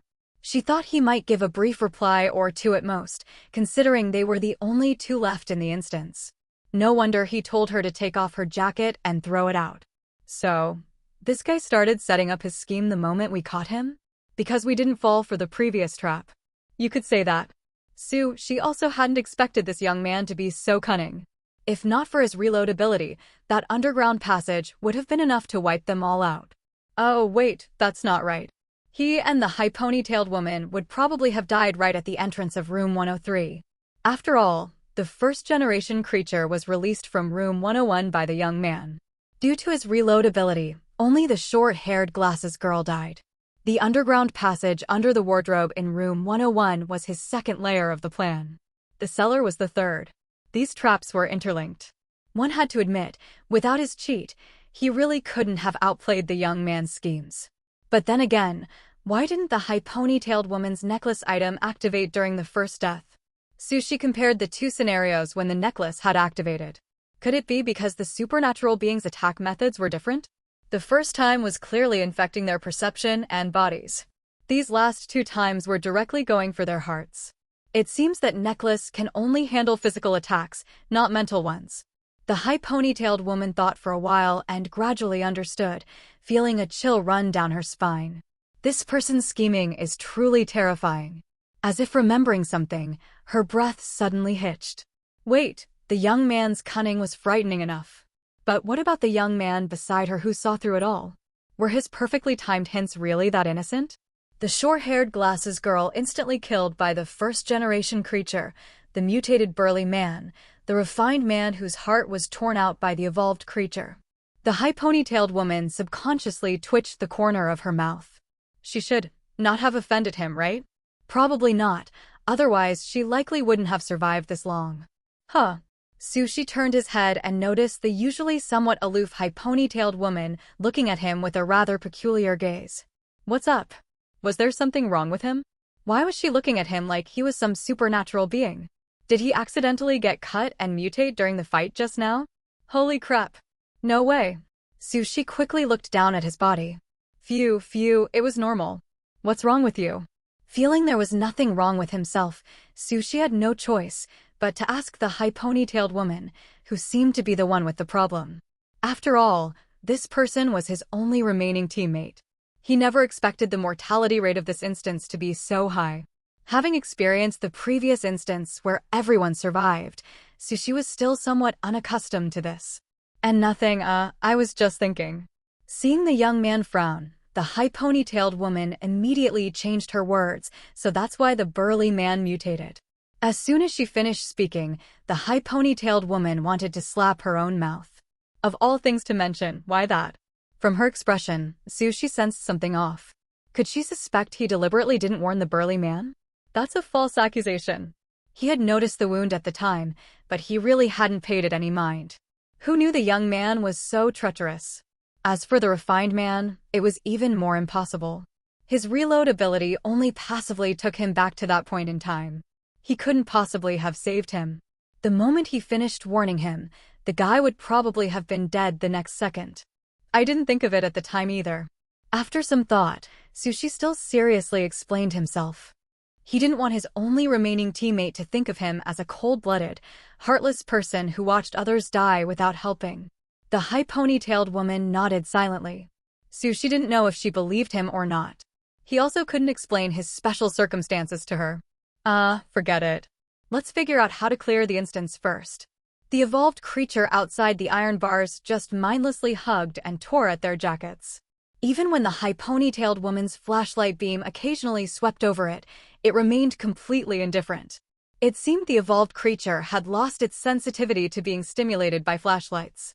In contrast, its fondness for items like candles seemed to have skyrocketed, making it completely ignore the two living people inside the bars. Sushi turned around to examine the small hidden room concealed within the cellar. The high ponytailed woman also walked to the other side to explore. The floor was littered with various miscellaneous tools that were difficult to understand, and rows upon rows of bottles and jars on the shelves held unknown contents. This should be the young man's experimental base, right? Could those bottles and jars contain something that could counter the evolved creature? Could it be that they needed to eliminate that evolved creature to clear this instance? Sushi prepared to give it a try, but didn't hold out much hope. After all, if there really was something that could counter the first-generation creature, or the evolved creature, the young man shouldn't have left it behind, nor would he have fallen victim to his own creation and been killed by the powder he made. It was entirely possible that after all that research, all he'd produced was an advanced version of the candle, powder form. Just then, the high ponytailed woman, who was carefully searching, called out softly, "There's a new clue on the table over here." Sushi, who had just been about to examine those bottles and jars, immediately changed direction. At the very back was a single-person desk. The high ponytailed woman stood beside it, holding a notebook in her hand. "I found this on the table. The contents inside." Seeing her look of uncertainty about how to describe it, Sushi, feeling somewhat curious, took it from her. The more he read, the stranger his expression became. Although the records were quite cryptic, he vaguely discerned that this notebook documented transaction information related to organ trafficking. This kind of record abruptly stopped towards the end. The latest page contained a passage of hastily scrawled handwriting. Didn't they say the Anomaly Management Bureau was established? 1**********. I've dialed it so many times, it's always busy. No idea how many of the hotel's residents have been replaced by those things. No, I have to get out of here. Those things are getting more and more brazen. It's just a shame about such a well-hidden transaction location. The last line was a chaotic, disordered scribble, completely illegible. The high ponytailed woman speculated in a low voice. This notebook probably belonged to the hotel owner. He likely met a bad end in the end. Otherwise, he wouldn't have left this evidence of his crimes behind if he had left. To think this was a shady establishment. The sister of room 202 resident Yang Wu probably fell victim to him. The hotel owner seems to have been a middleman, specifically connecting buyers and sellers. Occasionally, when he encountered an easy target like Yongwoo's sister, he couldn't resist taking action himself. Although we still haven't figured out exactly what those things are, this mentions the Anomaly Management Bureau and a contact number. Could that be the key to clearing this instance? Our beta. Even the originally taciturn high-ponytailed woman found herself talking more when with Su Shi. Su Shi agreed with these conjectures of the high-ponytailed woman. Compared to the absurd idea of the two of them overestimating their abilities and trying to eliminate the evolved creature as a way to clear the instance, he felt calling the Anomaly Management Bureau was a much more reliable approach. But he remembered the phone seemed to be on the refined man's person. The high-ponytailed woman clearly thought of this too, her face instantly turning grim. Su Shi's gaze shifted back to the rows of bottles and jars on the nearby shelves. He strode over, casually picked up one bottle, and, to the high-ponytailed woman's astonishment, walked to the iron grate and forcefully threw it into the cellar. The shattered bottle immediately released a cloud of powder. The evolved creature was drawn towards it. But Su Shi could tell the powder's attraction was limited. It probably wouldn't hold its attention for long. It was likely a failed product the young man had created. Keep throwing these bottles towards that spot later. I'll go get the phone. With his reload ability, Su Shi felt no fear at all about facing the situation of being in the same room as the evolved creature. But in the high-ponytailed woman's view, this was an extremely dangerous undertaking. She hesitated, wanting to say maybe she should go instead, since she had a protective item. The necklace could only be used 3 times. She had already used it once, leaving 2 uses remaining, which should be enough for trial and error. But Su Shi didn't give her a chance to speak. After throwing another bottle of powder outside, he grabbed the rope and started pulling the iron grate upward. The high-ponytailed woman hurriedly went to help. Together, they raised the grate to a height just sufficient for someone to roll out from underneath. Just before Su Shi prepared to go out, the high-ponytailed woman stopped him. Wear this necklace. It can block 2 attacks for you. Combined, it can also immobilize the evolved creature for 10 seconds. Thank you. Su Shi thought for a moment, then reached out and accepted it. Although he could reload, it only passively returned him to a certain point before his death. If the powder stopped working on the evolved creature, no matter how many times he reloaded, he wouldn't be able to successfully retrieve the phone. But with this item, he gained an extra 10 seconds. The high-ponytailed woman shook her head. She wasn't just helping him, she was helping herself too. If the young man died, she alone would be trapped here with no way out. After Su Shi went out, the high-ponytailed woman periodically threw a bottle of powder to attract the evolved creature's attention. She didn't throw them all out at once because she didn't know if any of the bottles and jars contained something that might have a stimulating effect on the evolved creature. If she threw too many and caused an unexpected change, that would be disastrous. She maintained this interval, throwing a bottle just before the evolved creature lost interest, sustaining its attention. Under the high-ponytailed woman's precise timing, Su Shi smoothly retrieved the phone from the refined man's body and successfully returned to the hidden room. After lowering the iron grate again, Su Shi returned the necklace to the high-ponytailed woman. The two then dialed the contact number written in the notebook. After 2 beeps, the call connected almost immediately, with none of the busy signal issues mentioned in the notebook. This is the National Anomaly Management Bureau Center. What problem have you encountered? A gentle female voice sounded from the other end of the line. We are a group of hikers. Today, the high-ponytailed woman clearly and concisely recounted the player's experiences, finally earnestly requesting rescue from the other party. The female voice on the phone clearly became serious. Understood. We have located your position. The nearest rescue team to you should arrive in approximately 2 hours. Please protect yourselves and keep your phone line open. After hanging up, the high-ponytailed woman's expression relaxed considerably. Hope also rose in Su Shi's heart.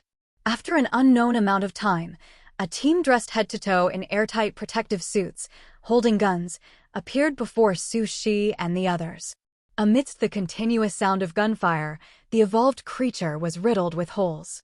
After a pool of green liquid spread on the floor, it slumped limply to the ground. Anomaly Management Bureau Team 129, rescue successful. 2 survivors, 4 victims. Awaiting instructions. As these words were spoken, a white light appeared beneath the player's feet. Instance cleared. simultaneously. In Ji Yang's live stream, the reversal upon reversal of the ending made the netizens' emotions surge up and down continuously. It wasn't until the white light finally appeared that their tightly clenched nerves could finally relax.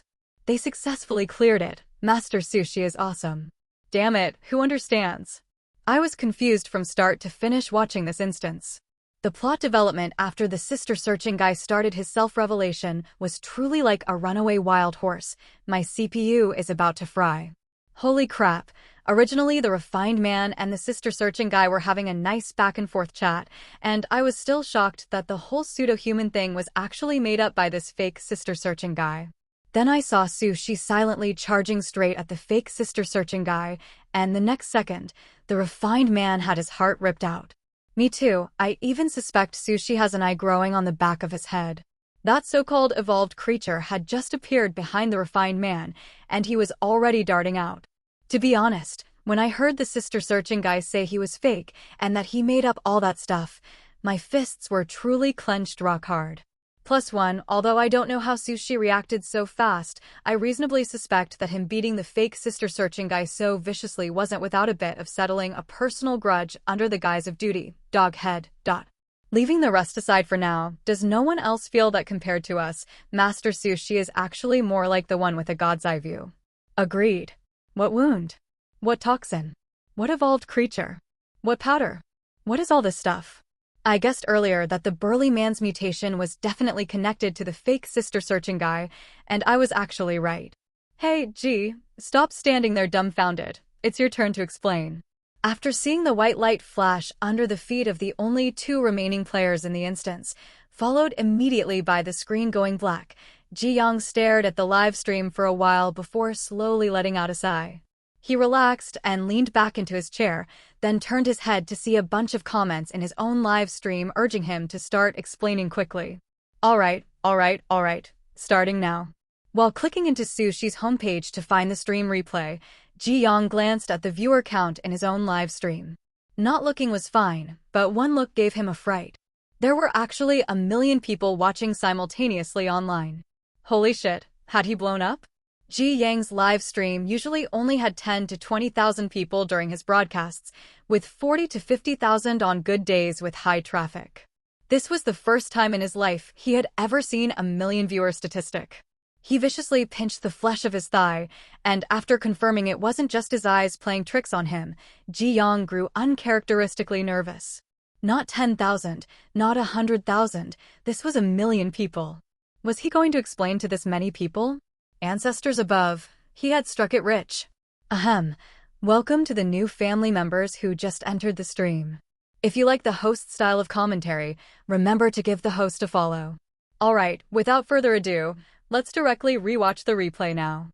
Ji Yang had originally planned to casually chat with his fans, but at this moment, he only wanted to diligently showcase his professional competence as a commentary streamer. Arnu. As for why his live stream suddenly exploded with so many people? Firstly, it was because the number of people watching Sushi's third instance had increased massively. Many people couldn't understand the situation in the instance, and therefore preferred listening to explanations. Ji Yang's reputation was already good when he was a gaming streamer, and later, when he started explaining instances, he developed his own unique style. So many netizens recommended him. Secondly, it was because Ji Yang was the first person to edit and upload the video of Sushi's speed run of the instance. The view count of this video was still continuously rising, its popularity unceasing. Because of this reputation, most netizens chose him among the various commentary streamers. Opening the stream replay, Ji Yang dragged the progress bar to a specific point in time, precisely when the burly man told Sushi to go to room 106 to light the candle. Family, let's watch from here. As for those who just came in and didn't hear the host's earlier analysis, don't worry. After the stream ends, I will re-edit this live stream content and post it on my homepage. This segment is where the refined man and the burly man teamed up to test Sushi, but the focus is on after Sushi enters room 106. Look carefully, everyone. Sushi closed the door behind him when he entered, but the moment he lit the candle, the white humanoid thing had already appeared at the doorway. This indicates it was deliberately lured there by something other than the candle. At this point, none of the players knew that the fake Yongwu was hiding in the shadows, but Sushi must have guessed that there was something in the darkness capable of controlling the white humanoid thing's movement patterns. Faced with such a dangerous situation, Sushi reacted calmly and decisively, successfully locking the white humanoid thing inside room 106 and safely escaping. However, when he tried to return to room 103, he was refused by the burly man. Logically, after Sushi completed the task, the test should have ended. But the burly man pulled this move. It's no exaggeration to say this was creating an enemy. No one is unaware of how dangerous it is inside an instance. If any other incident occurred in the corridor at that moment, like the unknown creature hiding in the dark and spying on them suddenly appearing, etc., Sushi would have faced enormous risk. Even if it were me, the burly man would also appear on my death list. Fortunately, Sushi isn't the type of player who lets others push him around either. So Master Sushi had already noticed something was off at this point. No wonder he knew later that the fake sister-searching guy had powder on him. Listening to the host's tone, was the burly man also tricked to death by Master Sushi? Hey, person in front, what do you mean also? The burly man's actions were already outrageous, with zero sense of the bigger picture. Killing each other inside an instance is pointless to begin with. Having a teammate with decent abilities in the team, instead of figuring out how to cooperate to clear the instance together, he only thought about making others die. And even if you want a teammate to die, you should at least make their death have some value. In a different instance, one life would be enough to test out a rule. What's the fucking use of locking someone outside the door? What contribution does that make to clearing the instance? Truly brainless. 666, the person in front, you are the hidden ruthless wolf. When Sushi deliberately scared them, it really made me feel instantly comfortable, especially that idiot line. Who understands? It was like drinking an ice-cold soda on a sweltering day, feeling the relief from the soles of your feet to the top of your head. Ji-young dragged the progress bar further back. Next is Sushi stopping at the door of room 101, deliberately threatening the refined man and the burly man to go in and scout the path first. Starting from here, Sushi was clearly not as silent as he was at the beginning of the instance. Actually, Sushi utilized a psychological hint very well here. His seemingly quite arrogant threat on the surface indirectly lowered the refined man and burly man's guard. For these two, Sushi's threat was a form of retaliation. Since he had already retaliated, naturally, that matter was considered settled. But in reality, Sushi's intent to kill them had not diminished. I thought Master Sushi was simply pissed off, so that's why he talked more. Sushi is clearly the type who is ruthless and doesn't talk much. If he ever does start talking a lot one day, I suspect he's probably trying to dig a pit for someone else. Them? Don't tell me the refined man's death also has Sushi's hand in it. It's only now, when it's so obvious, that you realize? Why don't you look at what the three dead people have in common? The way Master Sushi threatens people is also super satisfying. Ji-young continued to fast forward through the replay. Next, the high ponytailed woman discovered the underground passage beneath the wardrobe. I won't go into detail here, as several players have already analyzed it. Sushi had long sensed that this was a trap deliberately set by the thing in the shadows, so he refused to go down without hesitation. Actually, I have a question. Since Sushi wanted to kill the refined man and the burly man anyway, why did he remind them not to go down? Couldn't he just let them die inside? Seeing this kind of comment, Ji-young shook his head and explained, first, Sushi wasn't sure what exactly the thing in the shadows was. Losing two teammates when the danger isn't clear isn't a good thing. Second, those two aren't stupid. If Sushi didn't go down, they could naturally infer there was a problem. At this point, Sushi maintained his attitude of being displeased with the burly man, which lowered the guards of the refined man and the burly man a bit more. They weren't afraid of Sushi's overt negative emotions. What they feared was Sushi appearing completely nonchalant on the surface. After all, someone who can conceal their emotions is far more terrifying. There's another point. Sushi was also laying the groundwork for his next plan. He proactively suggested luring out the thing in the shadows. However, due to his previous attitude, the burly man, operating on the principle of opposing Sushi, strongly rejected his proposed hiding spot, the underground passage. I get it now. Master Sushi deliberately provoked the burly man's rebellious streak. Burly man, you tell me not to go down, I want to go down even more. You tell me to hide down there, I absolutely refuse to hide. I'm just playing around. And then successfully played himself to death, right? Haha. Ji-young couldn't help but laugh at the teasing comments. Ahem. Anyway, Sushi deliberately let the burly man stay above ground. If they could catch the thing in the shadows, great. If they couldn't, or if some accident happened and the burly man died, he didn't lose anything. He could also use this to observe what that thing actually was. 3 birds with 1 stone. Okay, let's continue watching the part where the fake Yongwoo appears. I don't know if you noticed, but when Sushi swept the flashlight beam over, his gaze lingered on the burly man for 2 seconds. Let's pause and zoom in on the screen. Look here. There's an extremely fine cut on the burly man's wrist, clearly a fresh injury. So that's where Sushi later said the burly man was cut and injected with the toxin. How good does your eyesight have to be to see that? I'm nearsighted, I genuinely didn't notice it at all. Master Sushi doesn't have a god's eye view, he's just more observant than us. Getting injured in an instance is no small matter. Even a tiny cut like this can trigger some kind of change. For example, the burly man mutated because of it. But although Sushi noticed this, he didn't speak up to warn anyone.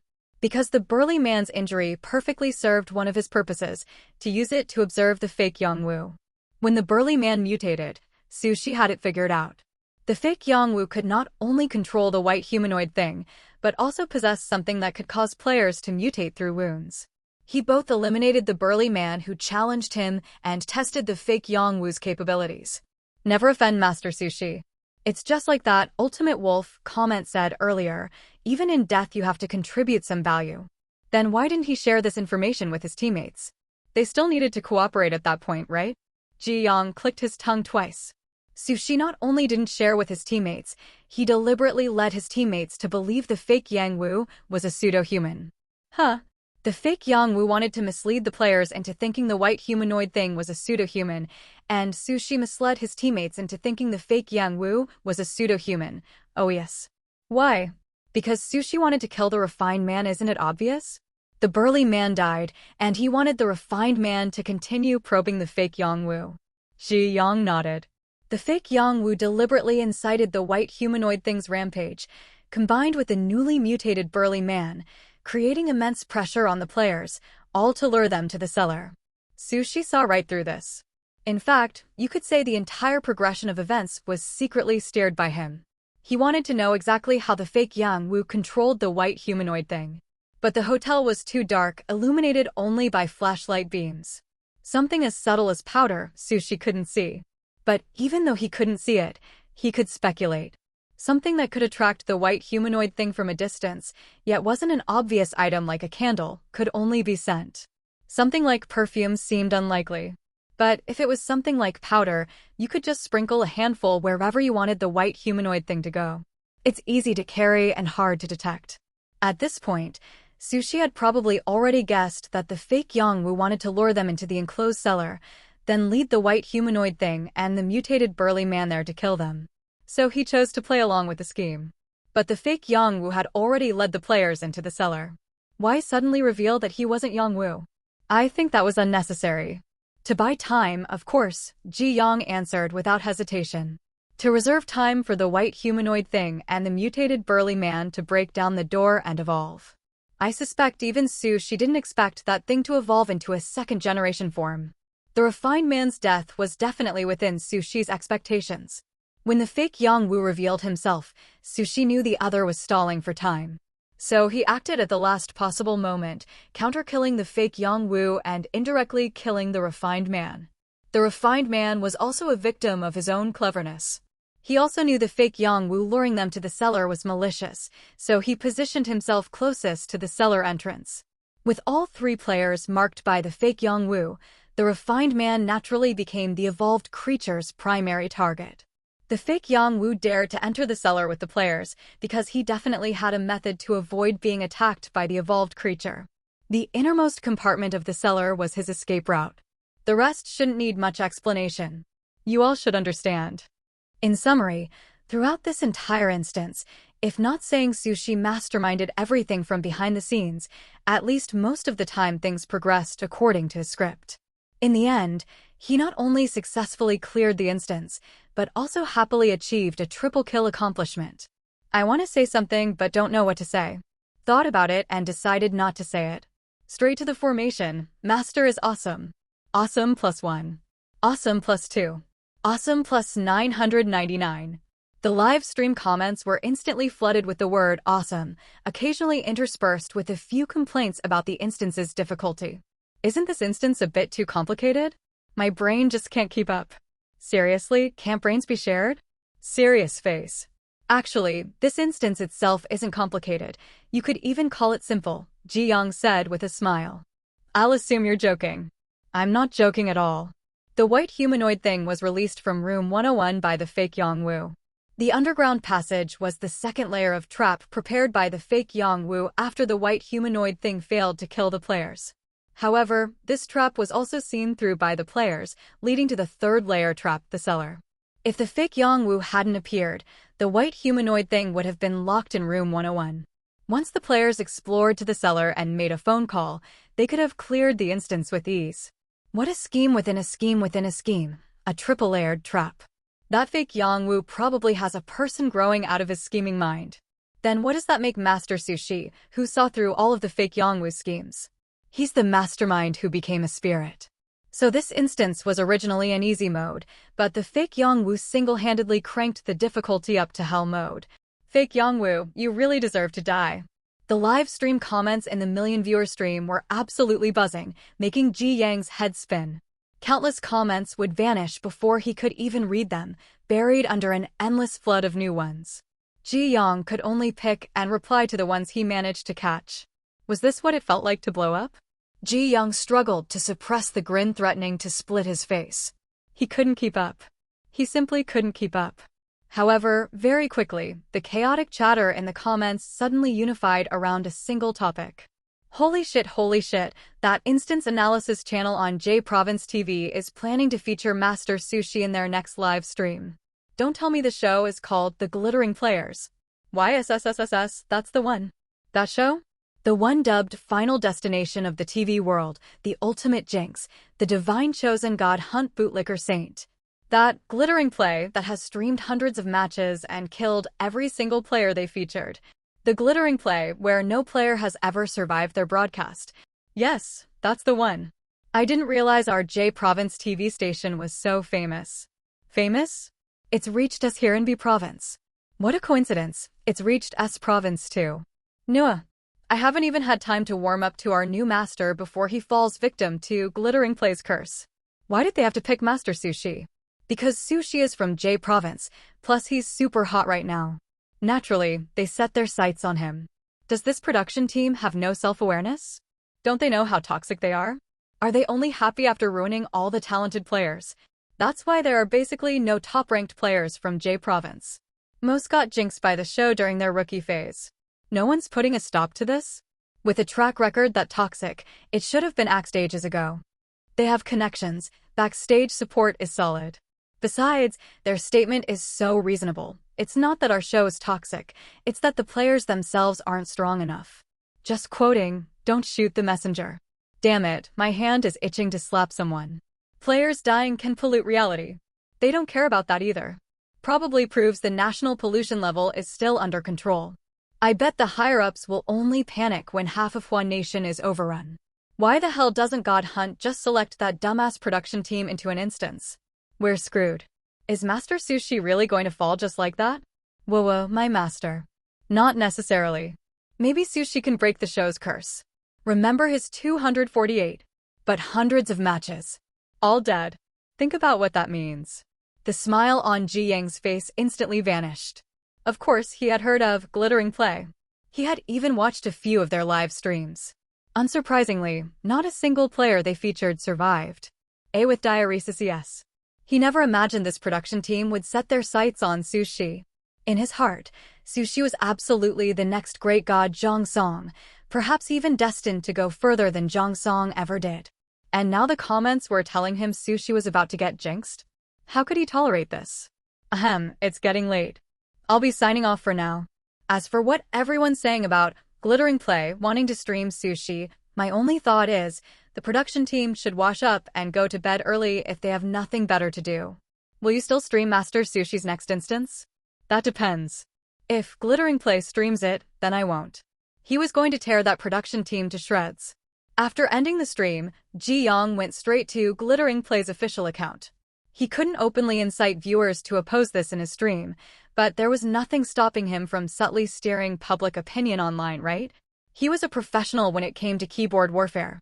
Eyes closed, then opened. The massive, golden glowing staircase appeared before him once more. Sushi focused inward. While he still couldn't pinpoint exactly how many steps he had climbed, he had a vague sense it was more than after clearing the second instance. It seemed this instance was probably a bit more difficult than the last one. Even though this was only his third instance, Sushi had already developed the habit of reviewing everything as soon as an instance ended. Relaxing on the warm, golden stone steps, Sushi first analyzed his teammates this time. The other 4 players. The short-haired glasses girl died too early, so she wasn't worth discussing. The most intelligent was definitely the refined man. A master at analyzing clues, and he always managed to react swiftly at critical moments. Next was the high ponytailed woman. While not as obviously sharp as the refined man, she could not only keep up with his train of thought, but was also exceptionally observant. As for the final burly man, he had some brains, and his abilities were passable. He just never expected that while everyone survived the last instance, 3 out of 5 players died in this one, leaving only the high ponytailed woman and himself alive. However, Sushi did the math. In this instance, he had only died 4 times. Looking at it that way, he had improved, right? At least he was dying less and less. The thought put Sushi in a rather good mood, but before his happiness could fully blossom, a sudden realization hit him. Was he actually happy about dying fewer times? Did that mean he had unconsciously grown accustomed to death? I'm doomed. Am I really becoming psychologically twisted? Sushi muttered to himself. He still remembered headbutting the wall to kill himself in this instance. What had he felt back then? Oh, right. It hurt a bit, but it was acceptable.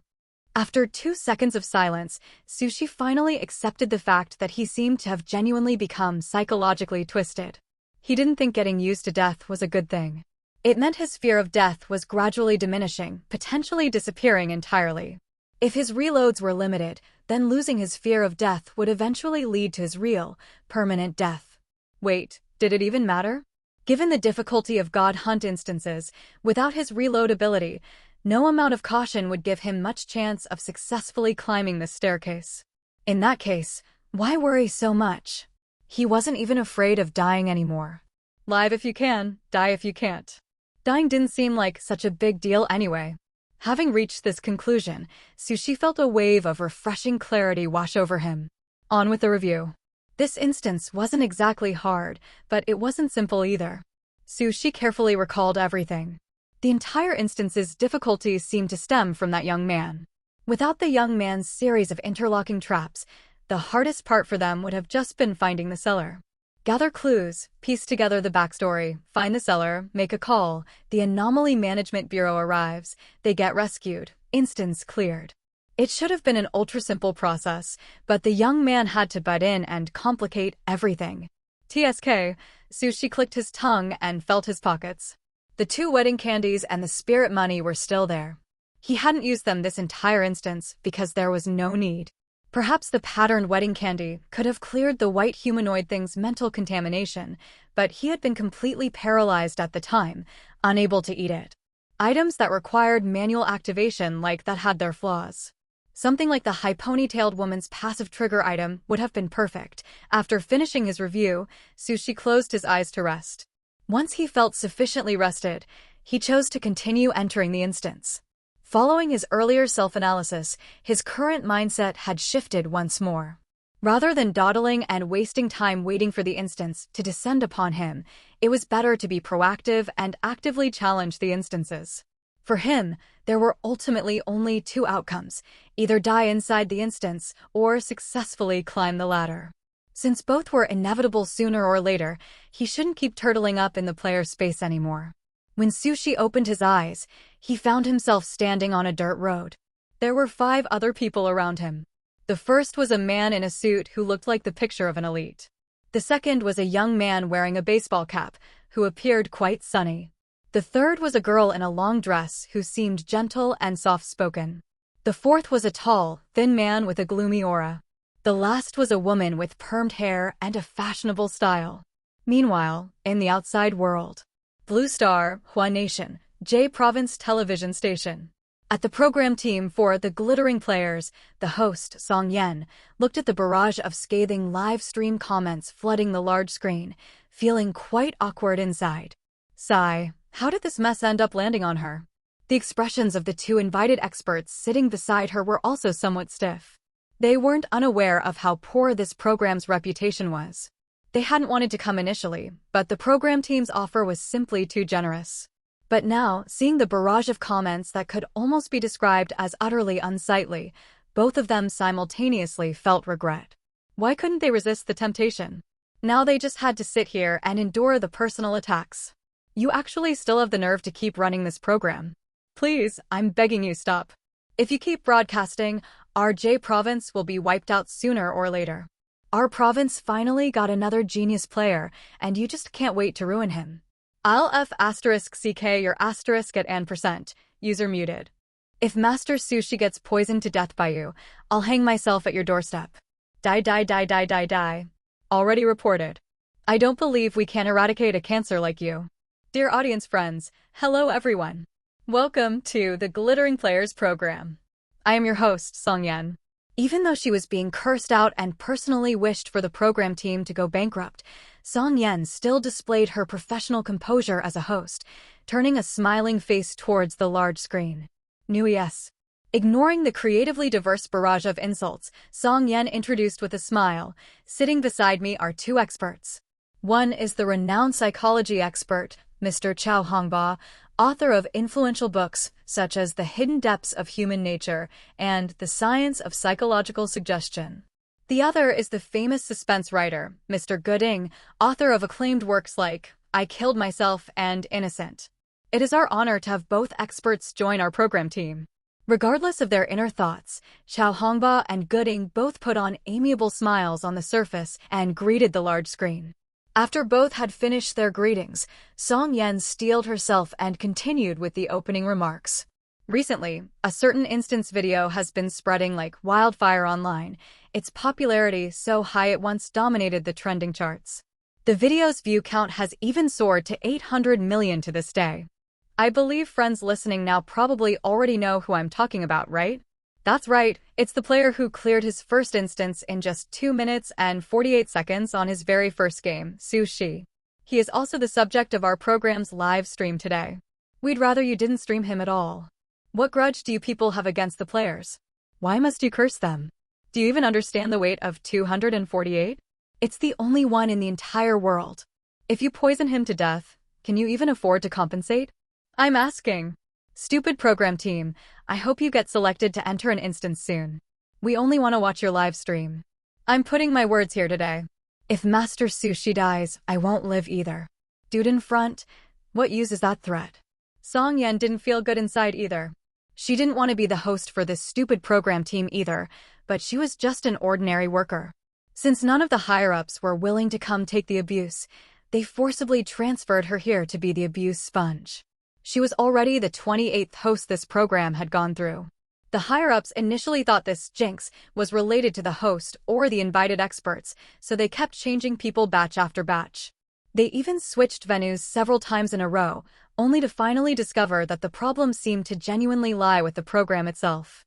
Yet, for some reason the higher-ups couldn't fathom, they simply refused to cancel the program. Among the 28 hosts before her, the one who lasted the longest live-streamed over 20 players before being mentally broken by the barrage of comments.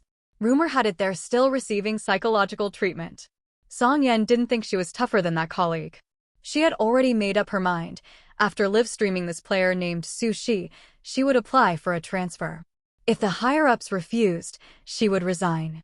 At worst, she just wouldn't do this job anymore. It was just a pity for this genius player. 2 minutes and 48 seconds, who said she didn't understand the weight of that data? Having hosted many instance analysis channels, she understood it all too well. Mr. Chao Hongba and Mr. Gooding will conduct in-depth analysis and discussion on this instance and the player's operations. Let's look forward to the brilliant performances of player Su Shi and his teammates. Secretly sighing, Song Yan forced herself to perk up and said, "Next, let's turn our attention to the large screen." As her words fell, the large screen instantly lit up, displaying the 6 players, including Su Shi. Huh? Didn't expect Chung Su to be here too. He actually got matched with Master Su Shi. Damn, then this instance is stable. With these two together, wouldn't they just slaughter everything? You're thinking too much. Forgot the nature of this program team? By then, forget Su Shi, even Chung Su might end up gone together. I remember Master Chung Su entered his first instance about a month earlier than Master Su Shi, right? He's already ranked 89th on the leaderboard now. Yes, I think this is his 7th instance. Chung Su's instance entry times follow God Hunt's default 7-day interval. Su Shi just finished an instance the day before yesterday and is entering another today. He'll probably be climbing the rankings soon. What climbing? He's going to be poisoned to death today. Damn you, shut the hell up. I say he can climb, so he can climb. By the way, what does Chung Su look like? I haven't watched his instances. Is he the one with the baseball cap? Looks pretty sunny and cheerful. No, he's the gloomy, tall, thin one. That really doesn't match the name very well. Seeing the barrage temporarily shift its focus, Song Yan secretly breathed a sigh of relief. Ji Yang was crouched in front of his home computer, watching the screen showing the glittering play program team's broadcast, feeling particularly upset. The external public opinion hadn't exerted any effective pressure on the program team. At this moment, he somehow empathized with that comment saying they wouldn't live if Su Shi died. This was a seed of hope he had personally unearthed with his own Han. Hello, everyone. As we wrap up this video, I want to share a quick note. I have a Patreon account. If you'd like to support me and enjoy on-demand audiobooks, you can become a Patreon member. Alternatively, you can check out my Google Drive link, which has 500+ novel audiobooks available through my Ko-fi or Patreon shop. I appreciate your support.